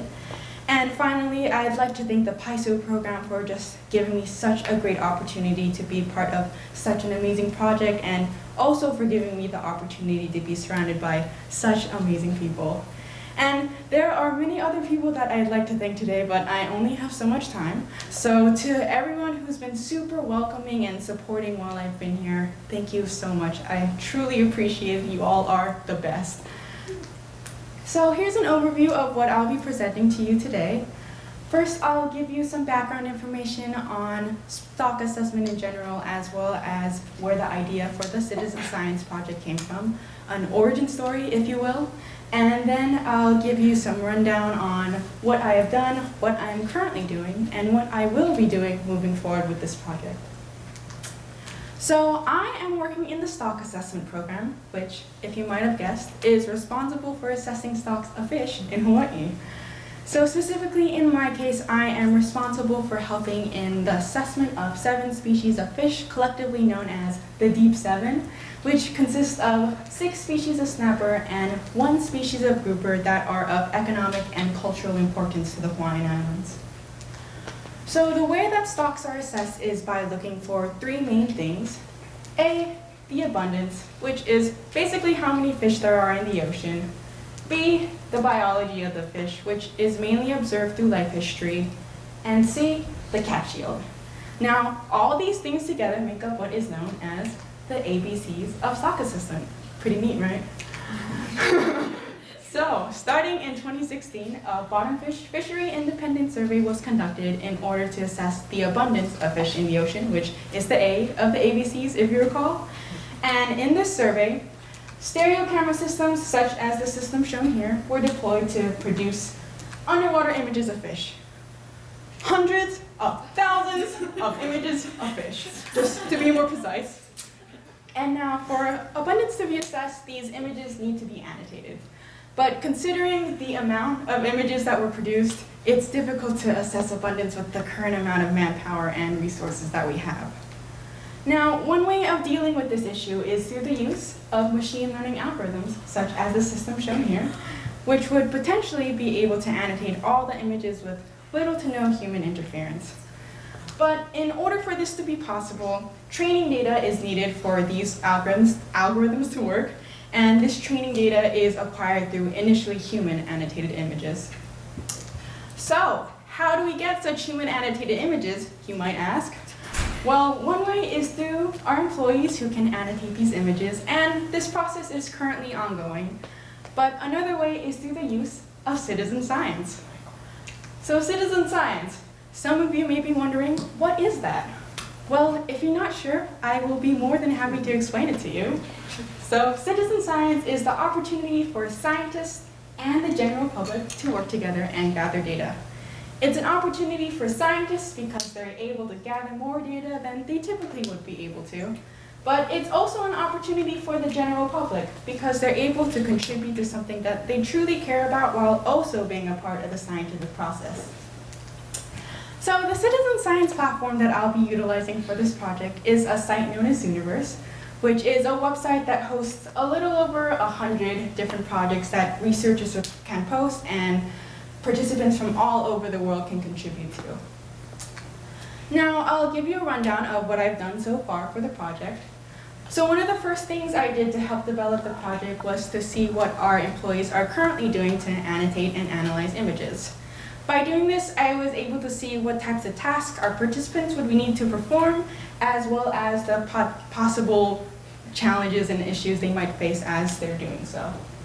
So our employees are currently using a program known as Event Measure to annotate images. And this is an image from the program. And as you can see, there's a line through the fish that marks where its position is, as well as, it's kind of blurry, but there's a name under the line that signifies what kind of species this is. So these are just some of the things that I noticed while looking at the images, and they'll also be the things that we'll somehow have to gather from our participants when they're doing the task we're asking them to perform. And I'll show you how we're going to collect this data in just a bit. I am currently working on the workflow sequence of the project, and if you don't know what a workflow sequence is, it's simply the tasks we're going to ask the users to perform. So the objective for this portion of the project would be to make an optimal workflow sequence that would obtain the data that we need without being too overwhelming for our users. So there are 4 types of data that we need to gather through the workflow sequence. 1, are there fish in the image? 2, how many are there? 3, where are they in terms of relative position? And 4, what species are they? So here is a rough draft of the workflow sequence that we have so far that will hopefully gather the data that we need while being simple enough for our users to use. And as you can see on this first page is a question that simply asks if the user sees any fish in the image, which will hopefully help us gather data on whether there are fish in the image. And if there aren't any fish in the image, then the user can simply click no, which will generate another image for them to analyze. And this process will continue until they stumble across an image that has fish in it, like this image, in which case they will click yes and next, which will lead them to this page, which is where all the annotation magic happens. And as you can see on the right side is a list of species of interest, which is indeed the deep 7, with corresponding colored lines. And once the user has identified the fish that they have seen in the photo, they'll be able to click on the respective species to the right and mark those species on the image to the left, as seen here. And once the user has identified and marked all the fish that they need to, they'll just answer some additional follow-up questions, such as if they marked every fish in the image to make sure that all the fish in the image are accounted for, as well as if they saw anything interesting in the image, just to make sure that we don't have to check anything additionally in post. So the next steps for this project will be to make a tutorial and a field guide to help guide users with instructions on what to do and how to do the task we're asking them to perform. And then we'll be doing some beta testing to see the user-friendliness of the site as well as its effectiveness at gathering the data that we want. And finally, we'd like to make the project go public so that participants from all over the world can help annotate the images that we have. And by publishing the project, we're hoping to do 2 things. 1 is to help relieve some of the pressure that is on our employees by helping to shrink the analysis time that it currently takes them to annotate images. And 2, to gather high-quality data to help train and improve our machine learning algorithms. So, on a final note, if you want to help in the development of the project by being a beta tester during the beta testing process, feel free to talk to me after the presentation or email me here. And thank you so much for listening to me talk today. Hi, Hannah, that was a great presentation. Oh, thanks. I was wondering, what was the most difficult part for you in this process? What do you mean, just in terms of? Yeah, just what you thought was most challenging.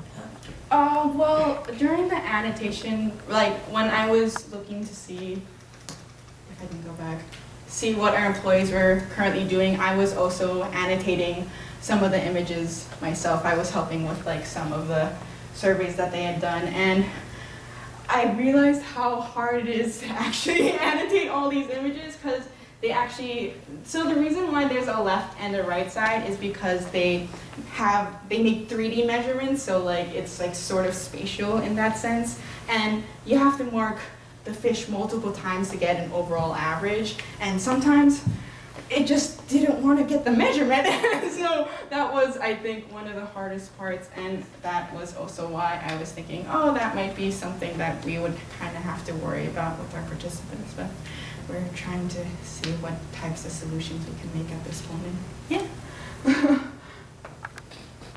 Thanks for that presentation, Hannah. That was awesome. I was just curious how you guys are going to advertise. So once you get this all tested and ready to go, how are you going to get users? And I also was thinking there's probably a lot of fishermen that would be really good at this, that they're always kind of complaining that all the science is like a black box to them. I think if we could present this to the fishing community and give them an opportunity to participate, it'd be really valuable. Yeah, no, that's a really good question, because advertising to this project to them will be one of the ways we're we'll like get participants. And so some of the ways we're thinking of advertising this is through NOAA fisheries, and we were also thinking of, there's actually a citizen science government site called citizenscience.gov and they also have like a platform where they advertise certain citizen science projects. So we were thinking of that as well. And there is also, I think Ben mentioned this once, but I'm not sure if he's here. So there was, we were thinking of also advertising it by radio. There was a certain, I think, fishing related radio, what's it called? Radio program that I believe we would want to advertise this through. So those are just some of the ways, but yeah, there are definitely other ways that we're thinking of doing it as well. Hannah, how would you train the citizens that are participating in this science? So do they have a reference image to be able to tell which fish it is? And if there's a scenario, it looked like two of the snappers were pretty identical to me, how would you train them to be able to identify them, as well as how are you accounting for errors and how they're identifying it? Okay, that's a really good question. So in the next steps, I talked about a tutorial and a field guide. So the tutorial will give them instructions on how to do the tasks, but the field guide will give them tips and tricks on like what the species of fish look like, as well as basically some information on, oh, like these two fish look really similar, so like you should make sure to look out for this while you're annotating fish. So that will be the main way that we're helping to guide them, since it is a web-based platform, so it would be hard to like individually go to each and every one of them through like just like in person. But the way that we're accounting for errors is that that is actually a really good question, because I think in citizen science, the scientific community is sometimes kind of wary of it, because they're like, oh, these aren't experts and they aren't like formally trained, so like what if the data that we get is like not accurate or something.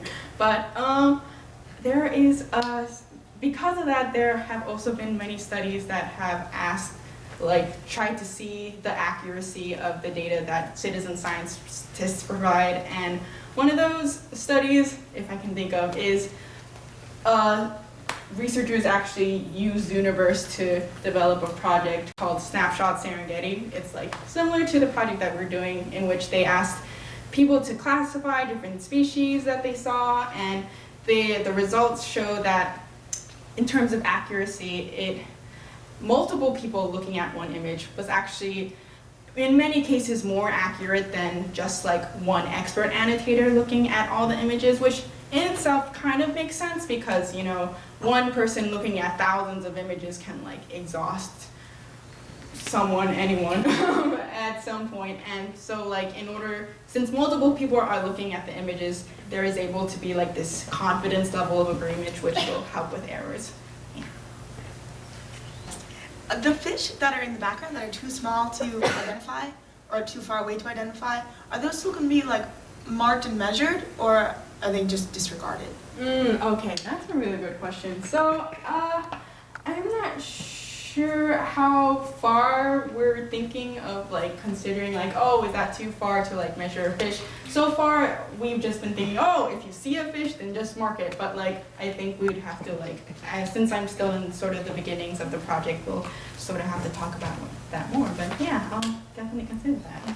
Okay, so we're really excited to have Hannah working with us on this project. This is something that's kind of been on the back burner for a couple years, and it's really good to finally have someone tackling it. So Hannah just started at the end of June, and she's been really wonderful to work with so far. She has a great positive attitude, and she's readily adapted to all the various tasks that we've put her on so far. So she's also been really excited just to see what's going on around the Science Center and learn new things. So as you can see, this project's just kind of getting started, but we're really excited to see what she's going to do with it. And if you have a little bit of time, we would love your help as beta tester. So. Thank you, Hannah. So next up, we have Adele Birkenes. She's from Vassar College. She's a Hawaiian scholar and with the National Marine Fisheries Service under Kimberly Lowe. And she's going to be talking about automating the upload of the Pacific Island Fisheries Science Center marine research data to the NOAA Geo platform. This summer, I worked on automating the upload of PIF's marine research data to the NOAA Geo platform with my mentor, Kimberly Lowe, in the Science Operations Division. First of all, what is the NOAA Geo platform? Well, it's an ArcGIS online portal that serves as a centralized repository and data viewing platform for NOAA. And this is, it has public-facing and internal maps of NOAA data. And so traditionally with GIS, users typically use desktop software, which means that file sharing can be difficult. Usually takes place over email or a shared drive. But the NOAA Geo platform serves as one website where users can upload their data and view other users' data. And so for NOAA, an agency with 6 science centers nationwide, as well as operations in every US state and territory, it's pretty groundbreaking to have a single site for the sharing of geospatial data. And while the prototype of the NOAA Geo platform was launched in 2012, until recently, very few scientists at NOAA, at PIFs, have been comfortable with the process of preparing the data for upload by cleaning it, setting it in the right geographic projection, and then actually uploading it to the Geo platform. And so that's where my project came in. My objective was to equip PIF staff without a background in GIS to quickly and easily make maps of their data on the NOAA Geo platform. And throughout my talk, I'll be using the terms NOAA Geo platform and ArcGIS Online interchangeably. The NOAA Geo platform is just on ArcGIS Online. So first of all, I gathered the requirements for the project by meeting with PIF scientists and science operations managers to identify their mapping needs and their data types. And the scientist teams that I met with were the cetacean, monk seal, and marine turtle teams. Then I created a custom base map on the Geo platform that has a lot of data layers functional to the needs of marine research.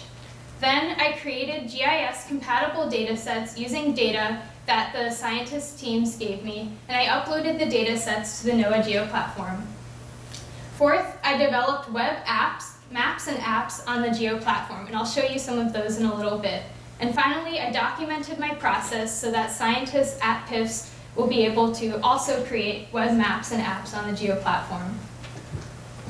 So first, the first result of my project that I'd like to share with you is a custom base map on the Geo platform. So as I was meeting with the different teams at PIFs, I asked them what data layers would be useful for them to have on the Geo platform so that when they upload their data, they can view it in relation to other layers. And so using what they told me, I created this custom base map that's essentially a collection of already existing layers on ArcGIS Online that are sometimes a little bit difficult to find because you might not know the exact wording of what it's called when you're searching for it. So this base map, as you can see, it has navigation aids, buoys, fish aggregating devices, marine protected areas, bathymetry, recent weather radar imagery, lots of really useful stuff. And so this is actually going to be used to make a dashboard that science operations managers at PIFs can use. And they can add the track lines of current cruises to this base map and see the cruises in relation to other data. And so here, if you click on data on the map, a pop-up will appear with more information. So in this case, I've clicked on a bottom fish restricted fishing area. Now I can see more information about it. And so this is from yesterday, a screenshot of the main Hawaiian Islands, and you can see how useful it'll be for science operations managers to see current weather radar imagery in relation to the cruise tracks. And so the second result that I'd like to talk about is an Excel application that I created using Visual Basic for applications programming. And this application cleans data to prepare it for upload to ArcGIS Online. So really early on in our project, we realized that a lot of the data sets that we were working with were what we would call messy data. They just weren't GIS compatible. I'll show you what that means. in a second. And so I created this application with help from Brad Goff, who's an IT specialist here. And essentially, you have your messy data, you add it to this application, you just type in a name, and the application does everything for you. It cleans it up, and it's ready for upload to ArcGIS Online. And so here's an example of what messy data looks like.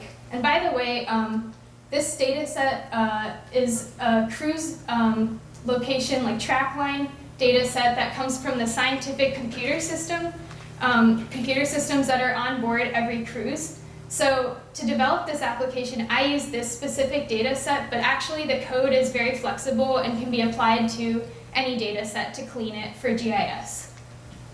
So, okay, here's the first messy thing we see. The coordinates are in degrees, minutes, seconds, and they have letters, and so GIS just can't read this.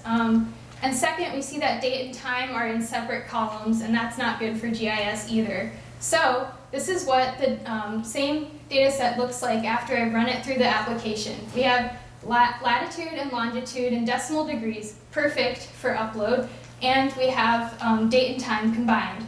So everything's all set, we can upload it to ArcGIS Online. So another component of my project was working with a GIS specialist at the NOAA headquarters to create a set of models that would take in data and prepare the data for upload.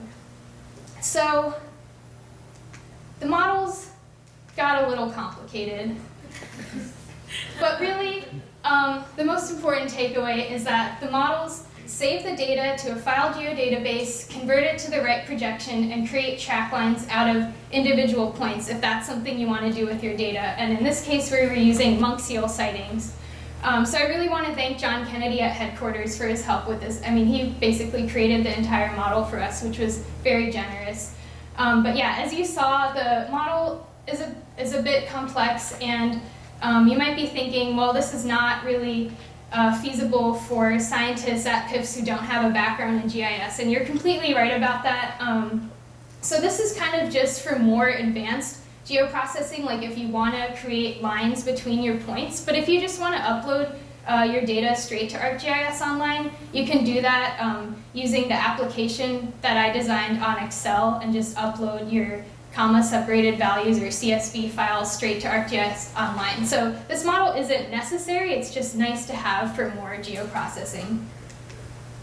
So, an important component of my project was creating web maps and apps on the Geo platform to showcase the potential of the Geo platform for PIF scientists.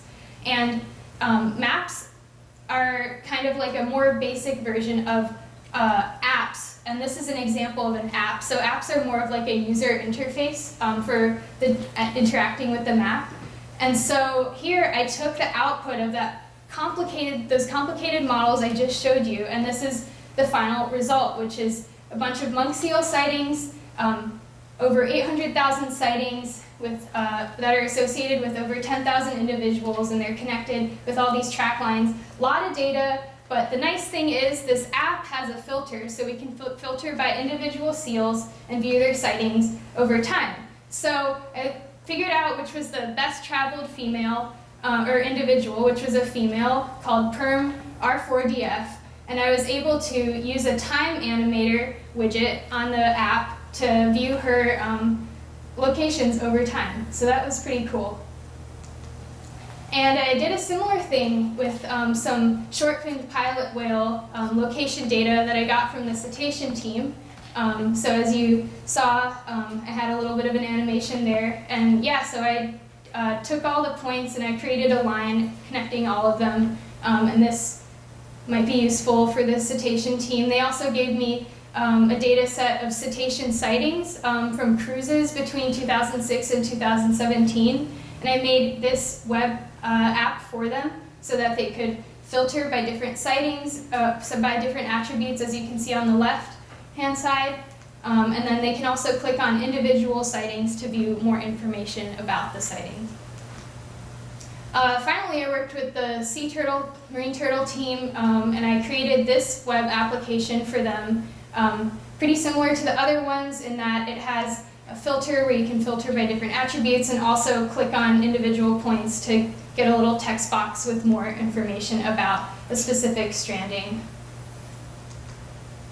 And I guess the last component of my project was coordinating with folks at headquarters to take data from the Fisheries Independent Survey System, or FINS, database, an Oracle database, and put it into an Esri environment for the first time. So before my project, the data was stored just in this Oracle database, and they were kind of mapping it on Google Maps, but Google Maps isn't great because you can't overlay the data with other data layers. So I downloaded all of the data from the database, did some geoprocessing, and then uploaded it to ArcGIS Online. So now all of this data is there. It's for the 4 Pacific area science centers, and this will be published externally and available to all scientists at NOAA. So in summary, I got PIF scientists excited about the NOAA Geo platform.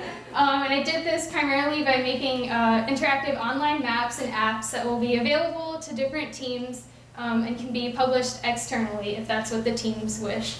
And then, so the Excel application and the GIS models that I worked on will be modified to clean a wider range of data sets and prepare them for upload to the Geo platform. So I've done the first steps toward really automating this process for scientists.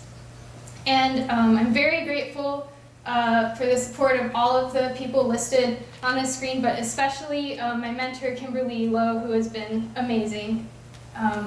And with that, I can take questions. Oh, awesome presentation, by the way.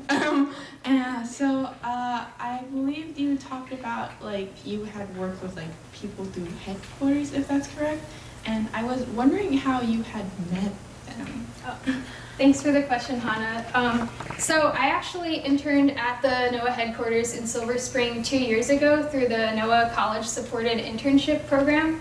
And when I was there, I worked on marine mammal stock boundary mapping. And so I made some really great connections with some GIS specialists there. So that's how I was able to coordinate with them throughout this summer. It was very impressive presentation, and I'm interested in which point the automated workflow start from the Visual Basic, and then after Visual Basic, save to your server, and then the automated process start, or is there the connection between Visual Basic and ArcGIS? That's a good question. So originally when I first started this project this summer, we were thinking that we would create one GIS model that would kind of take care of everything, starting with cleaning the data all the way until actually physically uploading it to ArcGIS Online. But this proved pretty difficult to do. I don't have a strong background in Python, and it seemed to me that Visual Basic for applications was an easier way of cleaning the data. So that's kind of the first step of automation. And then we have the model, which is kind of optional if you want to do additional geoprocessing. And then ideally we'd like to automate that last step of uploading to ArcGIS Online, but this is actually fairly easy to do for scientists who don't have a background in GIS anyway. So during the last couple of days that I'm here, as well as when I return home after my internship, I'm going to be working on creating a user guide so that scientists without a background in GIS will feel comfortable with that step of uploading to ArcGIS Online. Well, it's really difficult to say as much as I have to say about Adele in a short time, but I'm the timekeeper, so I gotta be good. Adele has brought this great enthusiasm and really a lot of expertise to this project. Put the proposal in, and within a few days she answered, and it just like came from heaven, you know. It just she's prepared. She's been working in NOAA headquarters. She actually brought this stock boundaries project into this project. She has put in so much attention, diligence, and care to everything she's done. And she did start out with a group of people that were kind of going, yeah, maybe we might want to do that. But as time has gone on, they've become very enthusiastic. So towards the end, everybody was like, hey, try this, try this. That was exactly the result we were looking for. Adele is a geographer. She's interested in communities, so people and places and cultures, and I'm sure that she will, as she's done here in future projects, bring other communities into the GIS platform, which I think is where her real heart is. Mahalo nui loa. Thank you. We are going to start now with Jennifer Rep. Jennifer is from Stony Brook University, is a PISO intern with National Marine Fisheries Service. Her mentors are James Morioka, Tomoko Akaba, and Rhonda Suka in the Marine Debris Program. And her talk is titled, and I apologize, Jennifer, but Porites Compressed. Porites Compressed. I am not marine debris. A structure for motion and GIS analysis of marine debris impacts on coral reefs. Hey, okay. So this is me, if anybody's on the webinar, and that's me at Mount Kala hiking. I'm at Stony Brook University, and I'm graduating in May of 2020 with a degree in marine sciences and a minor in geospatial sciences. First, I'd like to thank all of the people that have brought me here and helped me with the project. My mentors, James Morioka, Tomoko, Rhonda, and the PYSO program directors, and everybody that helped me put together this presentation. First, I'm going to talk a little bit about marine debris in the northwestern Hawaiian Islands, how nets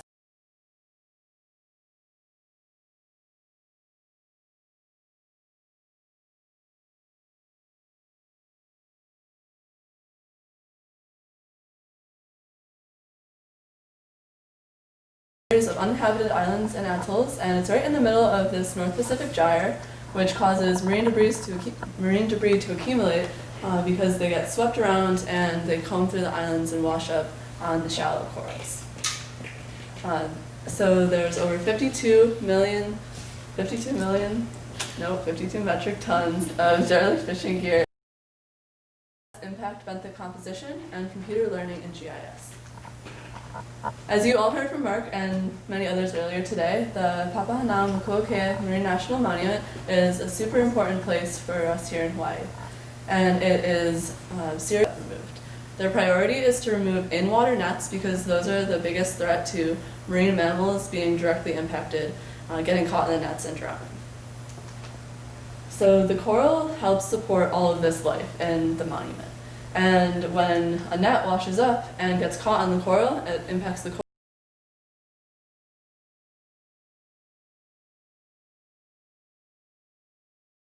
That's the purpose of this project, to figure out what the amount of damage one net does on the coral. And we use structure from motion, which again you heard a little bit about earlier, but a diver will go over a site of interest and they will swim and take thousands of photographs. And these are stitched together into a 3D model. This is a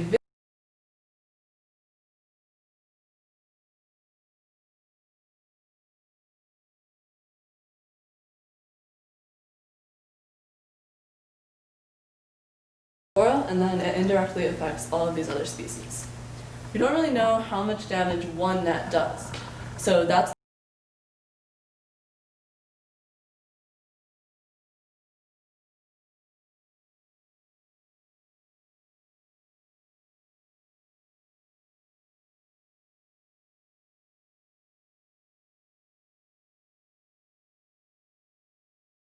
video of this 3D model, and it's going to start to zoom in on a net, and then we'll switch to another video where it's the same site without the net, right after they remove it.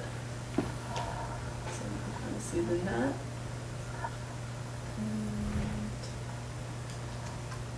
And this is the same site, and you can see the scar site where the net was.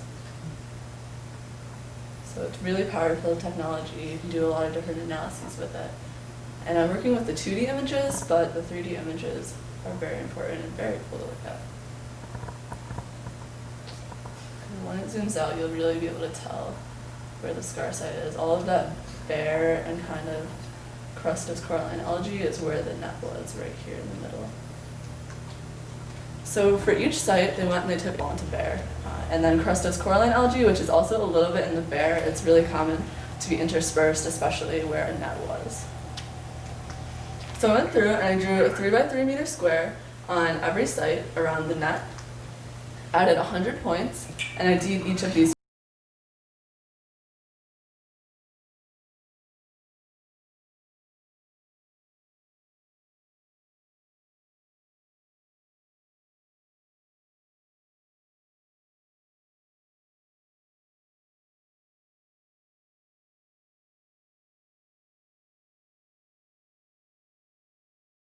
triangles are the before sites, so where the net is. And this gives you an idea of if the sites were super different, what it would look like. These are all further away than the after and the control, which overlap more. So to try to points, ran an analysis on the percent cover and found that there wasn't really a statistically significant difference between the control sites and the impact sites. So the macroalgae was the only one where there was a difference, a statistically significant difference, and the rest, it's very similar between the after and control. This is in multivariate space, so these red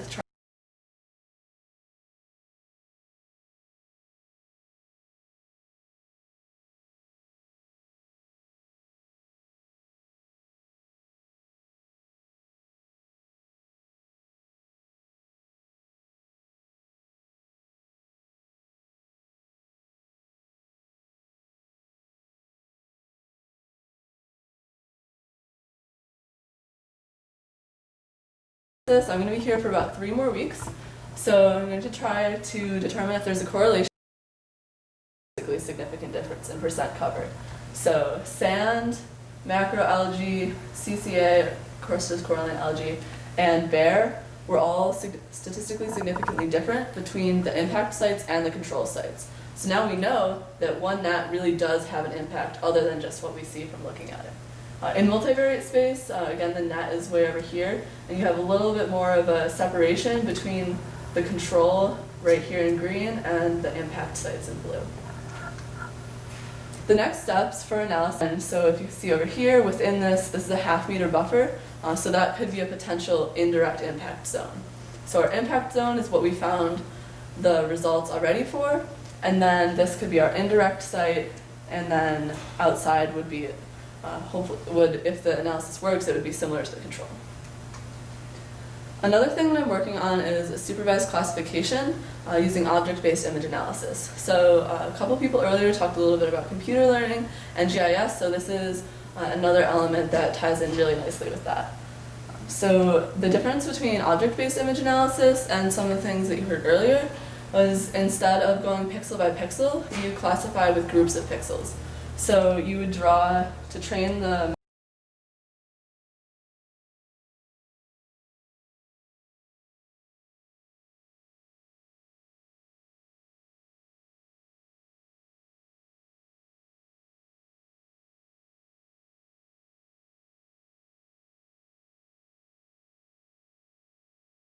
one pixel of information and say that's blue and now I know it's a chair. Like, that would be really hard.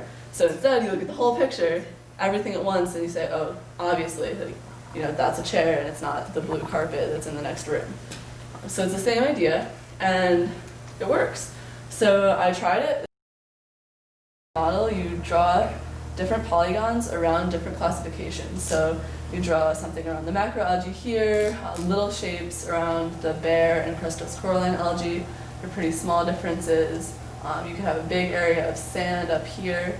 And it's just like your eyes. When you look at something, you look at a blue chair, you don't look at one. I haven't done the error analysis on this yet, so I don't have a quantitative answer of percent accuracy, but that's what I'll be working on in the next couple weeks. The other really cool thing about this is you can train a model on one image, and if the color correction and everything, if you can get that right, then you can run the same classifier on all 22 of your site images, all 66 of your images or whatever it is, and instead of going and adding 100 points to each one and annotating, you have complete percent cover. So instead of just 100 points, you have complete percent cover and for all of your images at once.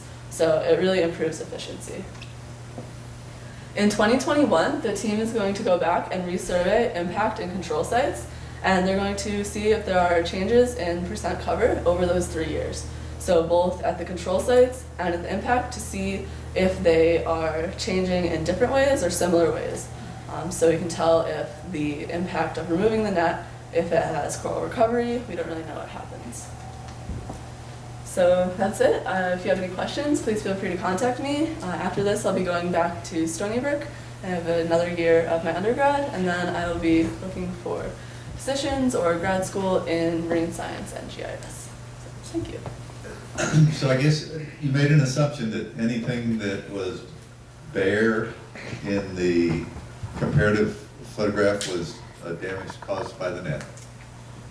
So we did not make that assumption technically, but yeah, so in the future, when they take this pilot study and take it to whatever, to make an actual study out of it, then the assumption is, yeah, between the control and the impact sites, if the difference is that there's more bear, then it is probably caused by the net. So when you go through an image and say, this is the turf, this is the sand, and then you put the other image in the net, finishing it, is it like really quick, or is it computationally slow, or kind of how long does it take the computer to do that? So the question is how long it takes the computer to run the classifier once you already have the samples drawn?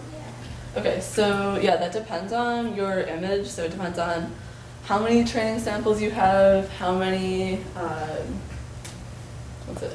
different categories you're classifying into, resolution of your image, size of your image, all that. But qualitatively, it's pretty quick. You could run that in, for one of my images, it probably took 10 minutes to run. I don't know. Yeah, I only ran it a couple times, but in the next couple of weeks I'll be working on more on that, so I'm not for sure. But it's pretty quick compared to the points, which take somewhere between 20 minutes and an hour to annotate one site. Hey, congrats, Jen. What a great presentation, and you did an amazing job. Anybody that's had the privilege of getting to know Jen over the past couple of weeks knows that she's very driven, she's very passionate, she's an all-around great person.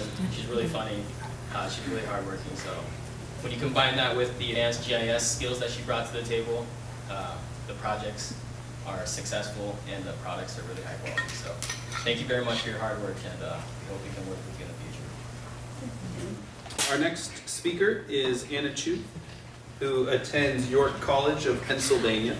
She is a PISO intern for National Marine Fisheries Service. Her mentors are Jonathan Whitney, Jamie Gove, Don Kobayashi, and the title of her talk is Exploring Evidence of Microplastic Ingestion in Larval Fishes. So hello everyone, my name is Anna Chu, and today I'm here to talk about my project that I'm completing this summer, which is exploring evidence of microplastic ingestion in larval fishes. So a little bit about me. I am from a very small town in Pennsylvania called New London, Pennsylvania. And next year I'm going to be a rising senior at York College of Pennsylvania, and I'm going to be majoring in biology. And this summer I'm a PYSO intern working with Jamie Gove, Jonathan Whitney, and Don Kobayashi on the exploring evidence of microplastic ingestion in larval fishes. So a little bit about the project. Surface slicks or nusantos were collected off of the west coast of Hawaii, that's the Big Island. And using these, we were able to create a time series of historical data from 1998 to more recent years. And all of these points up here on the screen are all these different tows that were completed off of the island. So a little bit of background information. What are slicks? Well, they're smooth thread-like features that occur on the top of the water, and they can also appear oil slick or chemical in nature. And they're formed by convergence zones.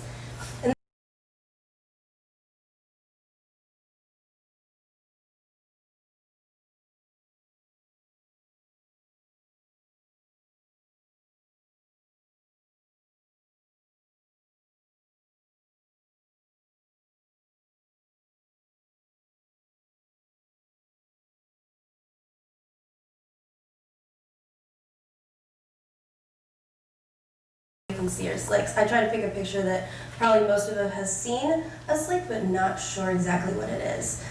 And then on the right side, this is a picture taken looking up at a slick. This constant mixing really gathers a lot of organic and inorganic material at the top of the water, and they can become really nutrient rich. They can also be mixed with some pretty nasty pollution. But because they are so nutrient rich, they become pretty awesome nurseries for things like juvenile and larval reef fish. And here are just some pictures of some slicks. On the left side, pretty much these smooth features in the water just to the plastic. And they also cause entrapment and ingestion of marine organisms, which causes a more physical impacts. So because they're so small, they are actually easily confused.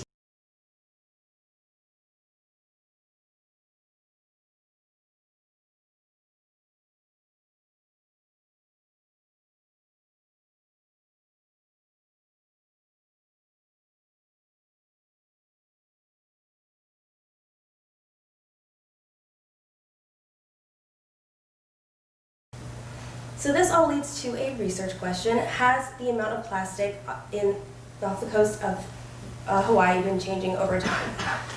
And now that we have this question, this really sets into a very lengthy process of data collection, which I've been working on this summer with larval fish prey.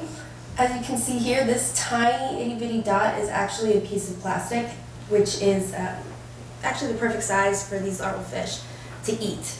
And this can lead to bioaccumulation up the food chain, really potentially affecting foods for human consumption and possibly fishery damage. Organic debris, plastics, and insects all go on the side there in the vials, and then we take the fish and we identify them. Try to get them down to the most specific taxa that we can, either by family, genus, or species. And then these fish are measured and entered into a data sheet. And that lives on a huge Google spreadsheet. I think it's up to like 3,000 rows or something now. And then these fish are all archived by family. So once the fish are taken care of, we go back to the plastics for analysis. Again, it's my job to hand sort these plastics. Each sample is broken up and dried in Petri.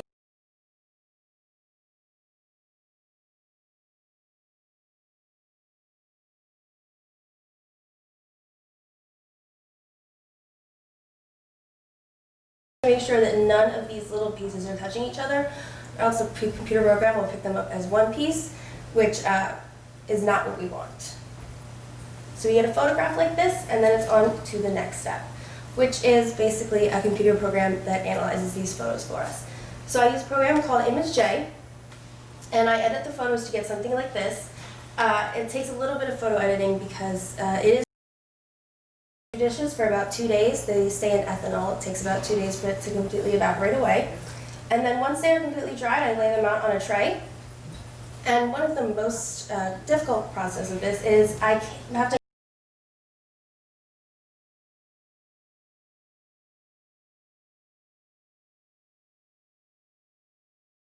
and this is everything I've been able to accomplish. I've sorted 11 tow samples.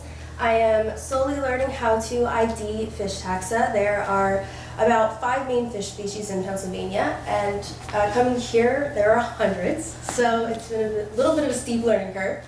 And then I have dried and analyzed about 45 plastic samples, which comes out to about 12,000 pieces of plastic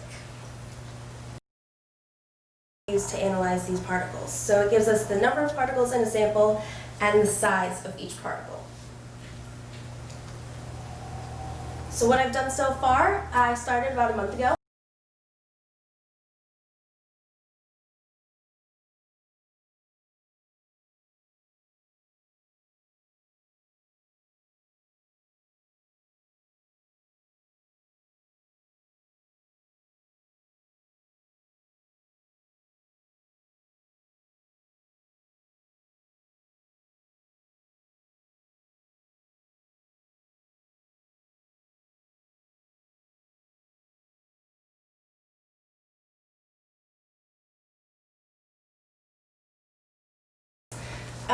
As you can see, this is just a nice little figure. These are the slicks, and then all of this yellow and blue is plastic, and then these are the larval fish. So what we're seeing is that there is a higher concentration of plastic and larval fish in the slicks compared to the ambient waters around them. We are also finding that there are very, very small pieces of plastic in these slicks. So small that fish are actually eating them. Before I got here, there were some dissections completed on larval fish, and they got these results. So basically, the most commonly eaten piece of plastic is blue, which there's been a lot of data collection so far, not of data analysis, so that's what I'm going to be doing next. Okay, stressful part's over. So I just want to talk about some things that I did this summer, things that I gained. I really gained some valuable life and work experience. I had never really worked in a professional lab setting like this before, and it was very different to come from a college lab to a government.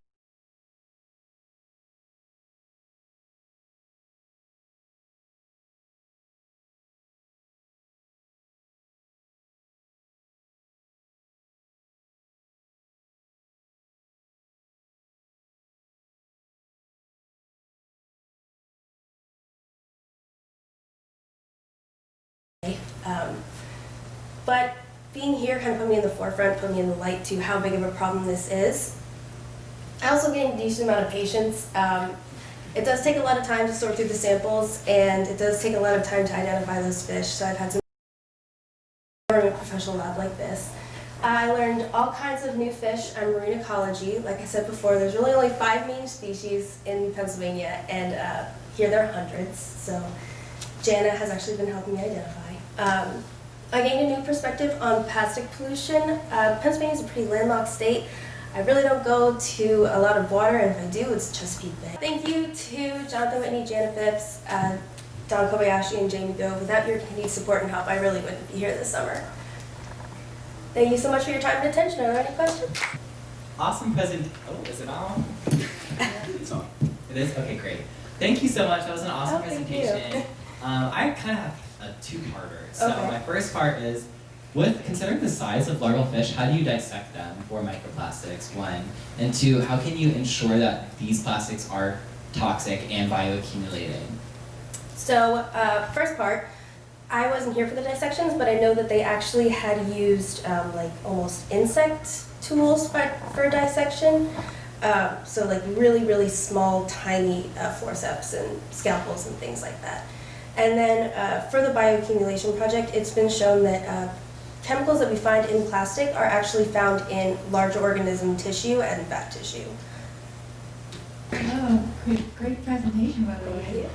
So I noticed in one of your first slides, you were talking about how you're able to make a time series from around like 98 to the present. And I was wondering if you knew how like plastic has changed from, the amount of plastic in the ocean has changed from 98 up until now. Kind of a two-part answer. More of like a personal answer. I do think that there has been more plastic put in the ocean since then. But from a scientific answer, we can't really answer that yet. That's what I'm kind of trying to do. But from a personal standpoint, yes, I do feel like there's definitely more plastic put in the ocean. Thank you. How deep are the surface slicks? Are they like just right there at the surface, or is there much depth to them? I believe the deepest samples that were taken were 1.5 meters. Is that correct? Yes, 1.5 meters. Great job, Anna. Awesome presentation. So Anna, like she said, has only been with us for a few weeks, just shy of a month, and we had a pretty lengthy lead up to get her started. And she was amazing through it. She showed incredible patience and grace, even though she was here and we couldn't get her into work. So we're really grateful for her professionalism in handling that. And since then, she has just dominated and learned the samples incredibly fast, hit the ground running, and you would never know that it's only been a couple weeks since she's been here.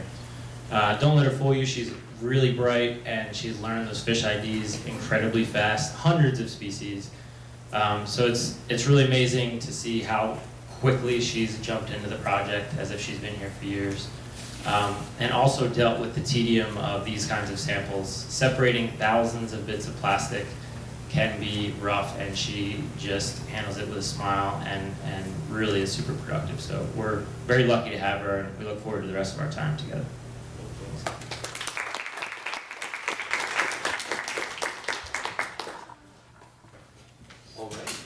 Our next presenter is Rachel Sandquist. She's a Hawaiian scholar from the University of Miami. She is working with the National Institute of Standards and Technology with Jennifer Lynch. And the title of her talk is Chemical Compatibility of Plastic Polymers and Preservation and Digestion Treatments for Extracting Microplastic from Biological Tissue. So yes, this summer I was investigating the chemical compatibility of plastic polymers in preservation and digestion treatments used to extract microplastics from different biological samples. And my project is a small part on a very big collaboration trying to investigate microplastics in larval fish in our oceans. And my background is basically the entire Anna's presentation that just went before me. But what I really wanted to emphasize is that in those surface slicks and those convergence zones, plastic outnumber larval fish 5 to 1. And there is evidence that larval fish are ingesting microfibers.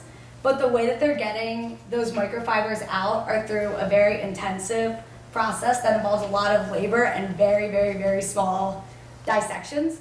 So scientists have been turning to different chemical digestion methods to try and dissolve away the fish tissue and extract the polymers.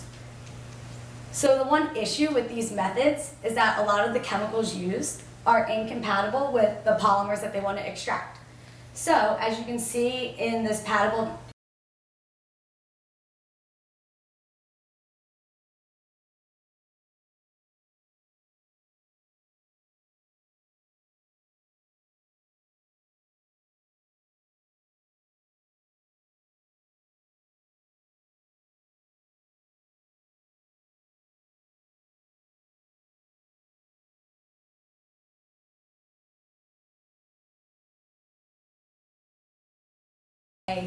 underrepresentation of the amount of plastic found in the fish and even a false this polymer compatibility chart.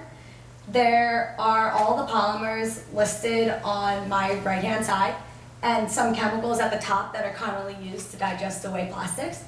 And red means incompatible. So you can see there's a lot of red on that chart. And this incompatibility means that there will be a misrepresentation of the plastic load within these larval fish. So this misrepresentation can lead to false data and we cut them to 1 to 2 millimeters using a razor blade. And then before and after our treatments, we weighed the mass, took the count, took the Fournier transfer, infrared, IR,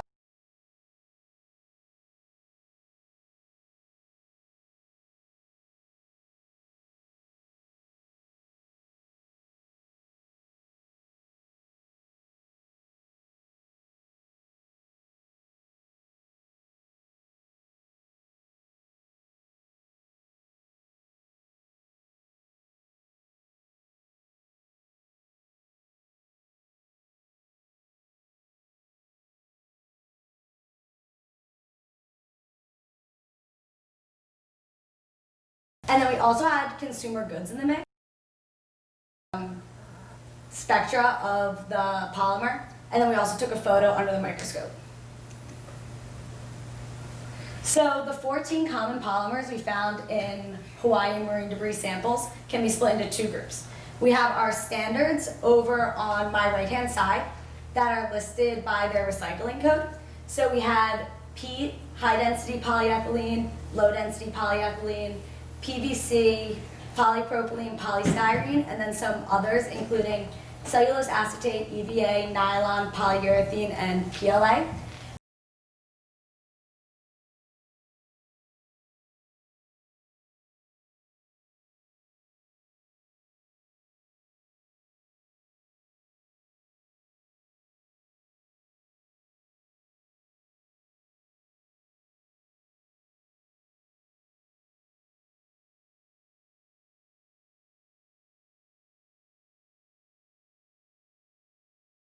So in this experimental design, we would put the polymers in 1 milliliter of the that we want to test these polymers in. So the first 2 are preservation methods that are used here at NOAA to store the larval fish samples in 95% ethanol, and we wanted to test 2 time periods. We had 1 week in 95% ethanol and then 1 month in 95% ethanol. And then we also had 4 different digestion methods that we tested. We used 70% nitric acid, bleach, Fenton's reagent, which is a hydrogen peroxide and iron catalyst mixture, and then potassium hydroxide.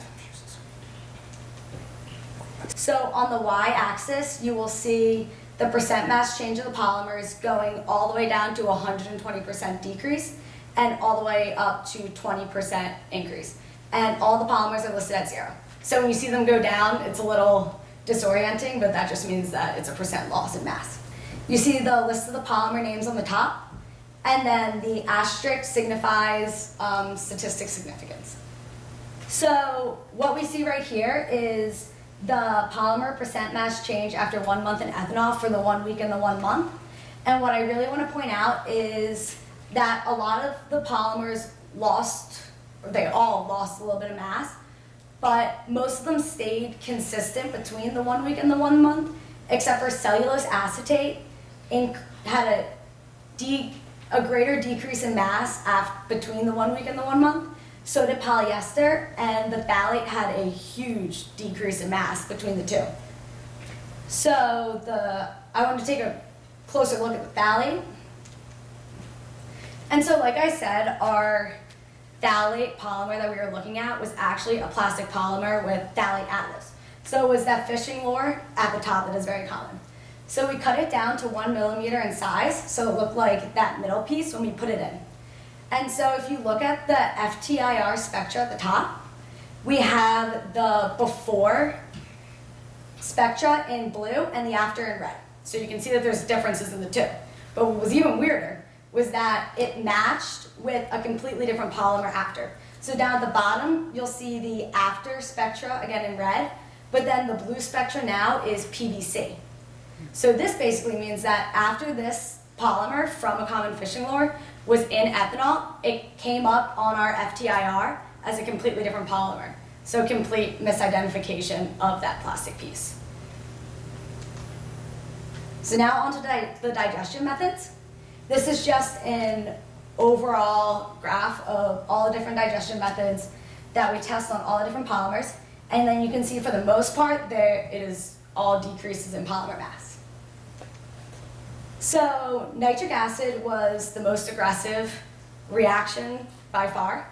We had 100% decreases in both cottons, cellulose acetate, PLA, and nylon had 100% decrease in 2 of the polymers, and intense fragmentation seen at the bottom in the last one. Next, we used Fenton's reagent, which also was a very intense reaction, and we had 100% decrease in both the cotton samples. For bleach, there was no active reaction that went on when we put the polymers in the bleach, but we did see a weird result in a slight increase in polyester that we can't really explain, but it wasn't statistically significant. So it could just be some sort of error or some sort of reaction. We have to look more into it. And then potassium hydroxide was another more calm reaction where there wasn't any violent reaction when we put the polymer inside the solution. But we did have a very large decrease in PLA where 2 of the 3 polymers fully dissolved.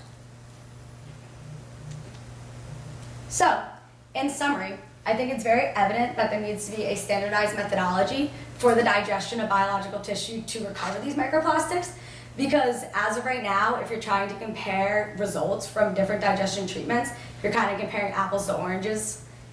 And from that, you can also tell that bleach and potassium hydroxide are the best options because nothing dissolved 100% out of the way, so we're not missing any polymers that were in the sample before.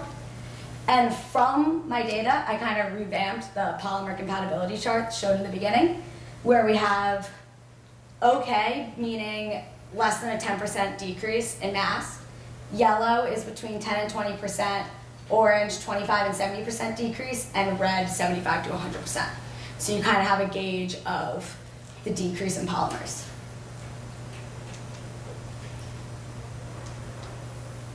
And so the next steps are to ideally continue with the preservation study in ethanol so that we can get almost a time series of how the polymers are going to react over time in this ethanol treatment, and to test the digestion efficiency of the best methods for polymer integrity on biological digestion So basically use that potassium hydroxide and bleach and see if you actually can digest biological tissue with it, so then it could actually be useful. And then after that step, to finally select an optimal method to digest away biological tissue and recover as many polymers as accurately as possible. Any questions? I was wondering if you noticed like any difference between like the initial quality of like the polymer samples that you're using and like if that would affect like your final results. So like if you had like a sample that was like had experienced like more degradation than like a other polymer that was like newer or something. Yeah, so we used, when I was looking at them under the microscope, you could see a lot of the times the percent mass and the mass that was lost was due to like the integrity of the polymer itself. So a lot of times, especially with the nitric acid, because, so when you run the samples on the FTIR, you're kind of smushing them down.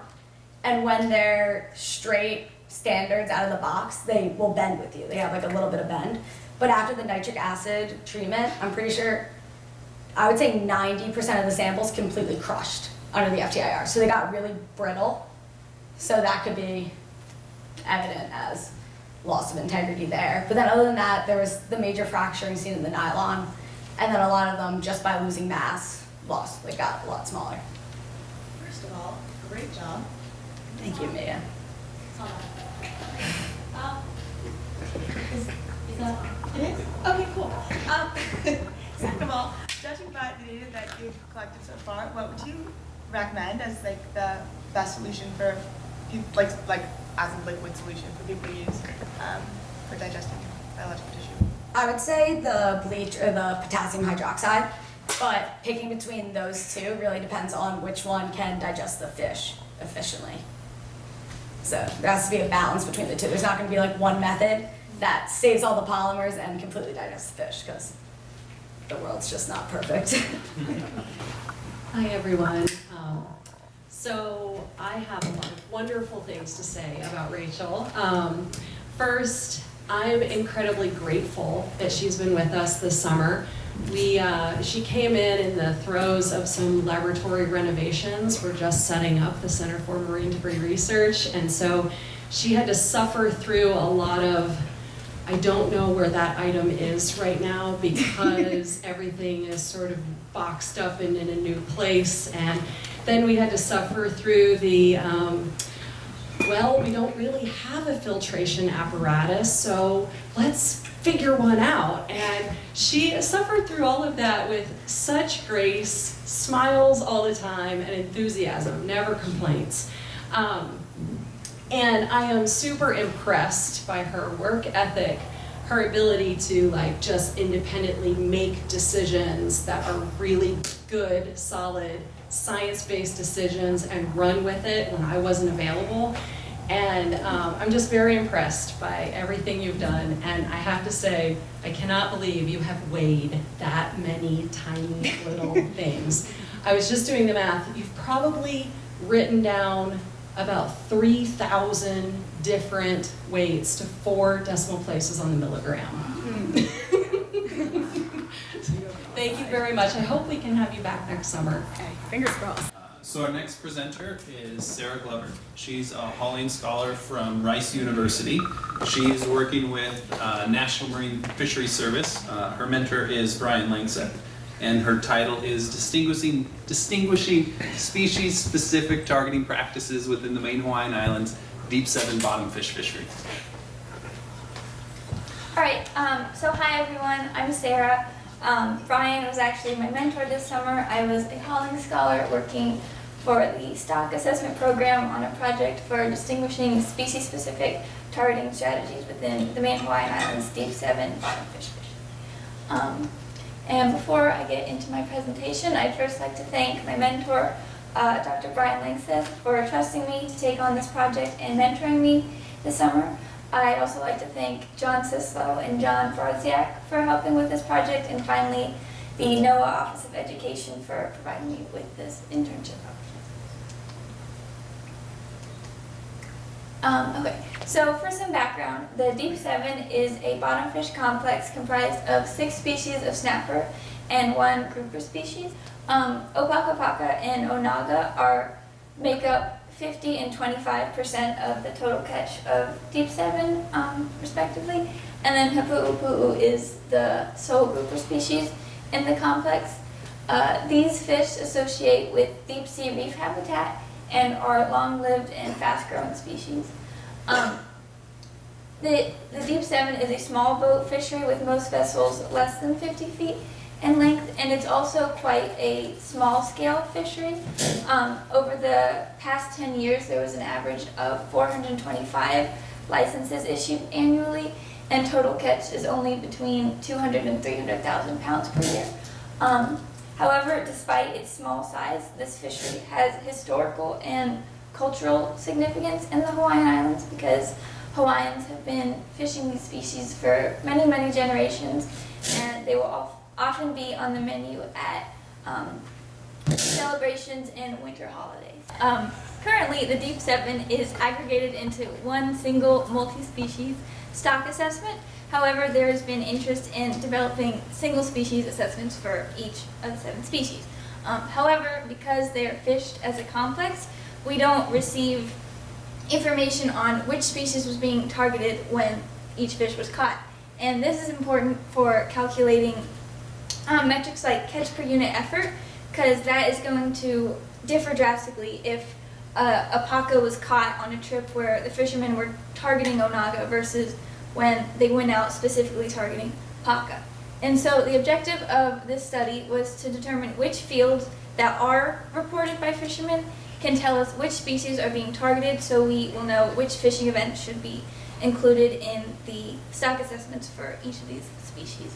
And so in 2015, a small subset of vessels within the fishery were asked to provide more detailed data than what is typically reported on environmental variables, where they caught every fish, their bait, and most importantly, what species they were targeting at the time. And so for my project, I analyzed the trends associated with targeting in this small subset of data, and I also used this to test potential methods that we could use to sort the fishing events into the individual sizes. All right, so just looking at the breakdown of catch within the subset of data I was working with, paka, ehu, and onaga made up the majority of the catch, especially opaka paka. And then in terms of reported targeting, in terms of reported targeting, these fish also dominated. The other 4 species were never reported as a main target. They were sometimes reported as secondary targets. And so for this reason, all of the analyses going forward are only going to focus on paka, ehu, and onaga because there just wasn't enough data to determine targeting trends for the rest. And additionally, targeting of ehu and onaga frequently overlapped. And for the purposes of this study, a station was defined as every time the fishermen set their hooks in the water, so it's essentially synonymous with a fishing event. And if we look at the breakdown of catch at the stations where these species are being targeted, we can see dramatic differences which show that obviously the fishermen are doing something different when they're targeting these species. And so the first part of my project was just to analyze what patterns we can pull out of this. And so the first variable that jumped out was time of day. What we found from this is that if the fishermen are out during the day, we can't really conclude anything about targeting, but if they're fishing during night, they were exclusively targeting opaka paka, which was in line with what we had expected to see and what we'd been told by the fishermen. The next variable where we saw some separation was depth. So these are violin plots that show how the data is distributed around the median, and while there is some overlap, onaga and ehu were targeted deeper, whereas opaka paka tended to be targeted a little bit shallower. And so for the next part of my project, I applied 4 different multivariate statistical approaches that could potentially be used to sort the stations into the individual stock assessments and then compare the results of this to what we know from reported targeting. And so the first was a logistic regression model, and this is actually the approach that was used in the most recent assessment of the Deep 7. And this approach predicts the catch of your target species. So we had one model for Paka and one model for Ehunonaga together, and it predicts the catch of the target species based on the presence or absence of other species at that station. And then a probability threshold is selected to minimize the number of incorrect predictions, and every station with a probability of catching the target species greater than that threshold is included in the model. So this is just to explain it a little better. The results from the model for Opaka-Paka. So presence of Paka was positively correlated with the presence of dogtooth tuna and kale-kale, and negatively correlated with the presence of Onaga and Ehu. And then this plot on the right shows the threshold probability that was selected to minimize the errors. The next analysis was a principal coordinate analysis, which is a type of discriminant analysis, and PCA basically reduces a lot of variables, which in this case were presence absence of other species, into a few principal components, so you can basically visualize a lot of variables in fewer dimensions to see trends that you might otherwise miss. So this is all the stations plotted according to their scores on the first two components, which together explained about 46% of the variability in the data.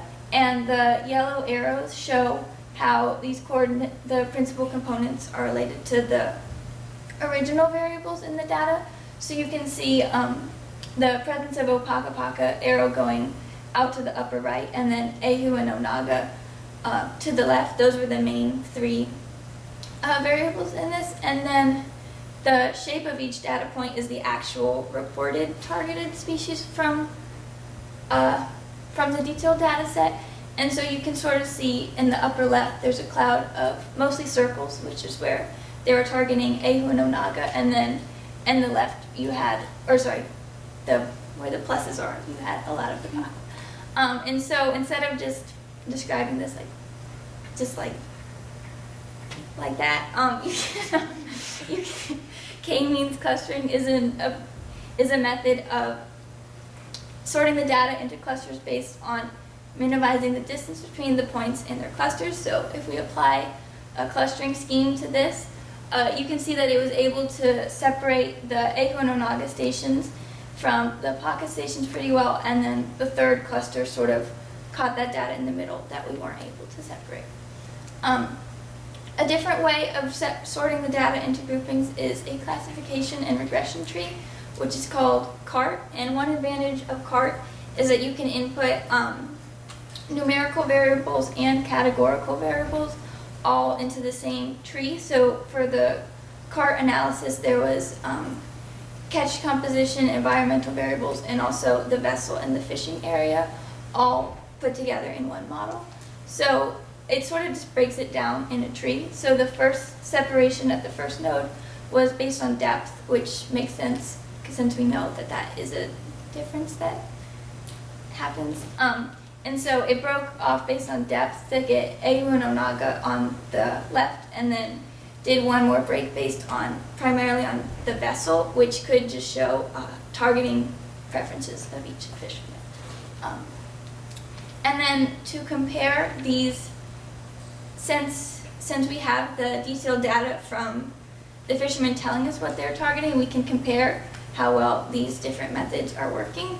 So the top row is just the models for Opaka-Paka, and the bottom row is the models for Ehu and Onaga. And then the shading shows whether a fishing event was either correctly included or correctly excluded, or there's an error. And what we can see is that all three approaches were pretty good at not including stations that they shouldn't, but they missed out on a lot of stations where targeting did occur. But CART appeared to be the best at including the most stations while still having not that many errors. And so basically, in conclusion, we determined that we are able to estimate targeting of Opaka-Paka and Ehu and Onaga, but there wasn't enough data to determine targeting for the other species or Ehu and Onaga separately. And going forward, we will apply these methods to the complete data set to move towards species-specific stock assessments. And yeah.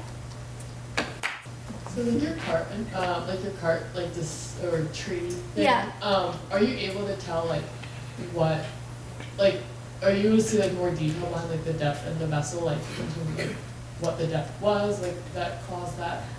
Yeah, I like obviously didn't put just like the R output out here, and it doesn't split solely based on one variable. Depth was just the most prominent variable that caused that split. I don't remember the exact value because it was also standardized, but yeah, sorry.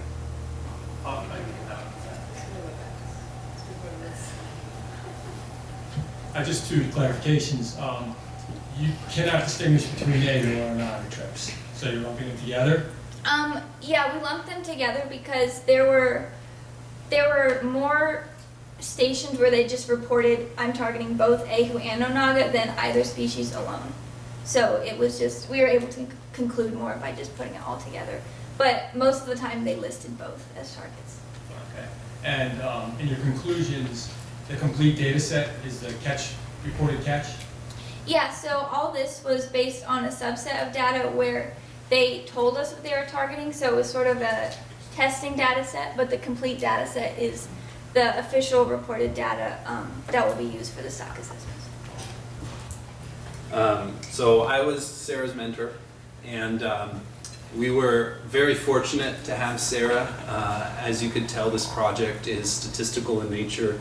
It's a lot of R coding, and Sarah came to us with a lot of skill in that regard, which benefited this project immensely. Our initial goal was just to have visualization of the data, and in Sarah's talk she just had 2 brief slides on that. She did a lot more to that, but with her skills we were able to continue the work and go into the statistical analyses, which made this work much more publishable and interesting for us and our use in the assessment. Sarah really had a desire to learn and to push herself, which are skills that will really serve her well. And we're going to continue working on this even when she goes back to Rice and hopefully get this published. So Sarah did a phenomenal job. We're very thankful for you, Sarah. Look forward to continuing to work with you. Last hurrah. Last hurrah. So, you know, I don't, I haven't met most of you, almost all of you, but from what I've gathered, it's quite a great group, and the talks that I was able to get, hopefully you had a good time when you were here. You guys all seem very bright. I did want to just say a few words. You know, the internships programs, whether they're Hollies, whether it's the PISO, were kind of created as hopefully a win-win from both Noah's perspective and for all of you. It's to give you all an opportunity to hopefully see what it's like to work in the science world. For Noah, it's our goal is to make people aware of what Noah does, what their programs are, and to recruit the next generation of scientists.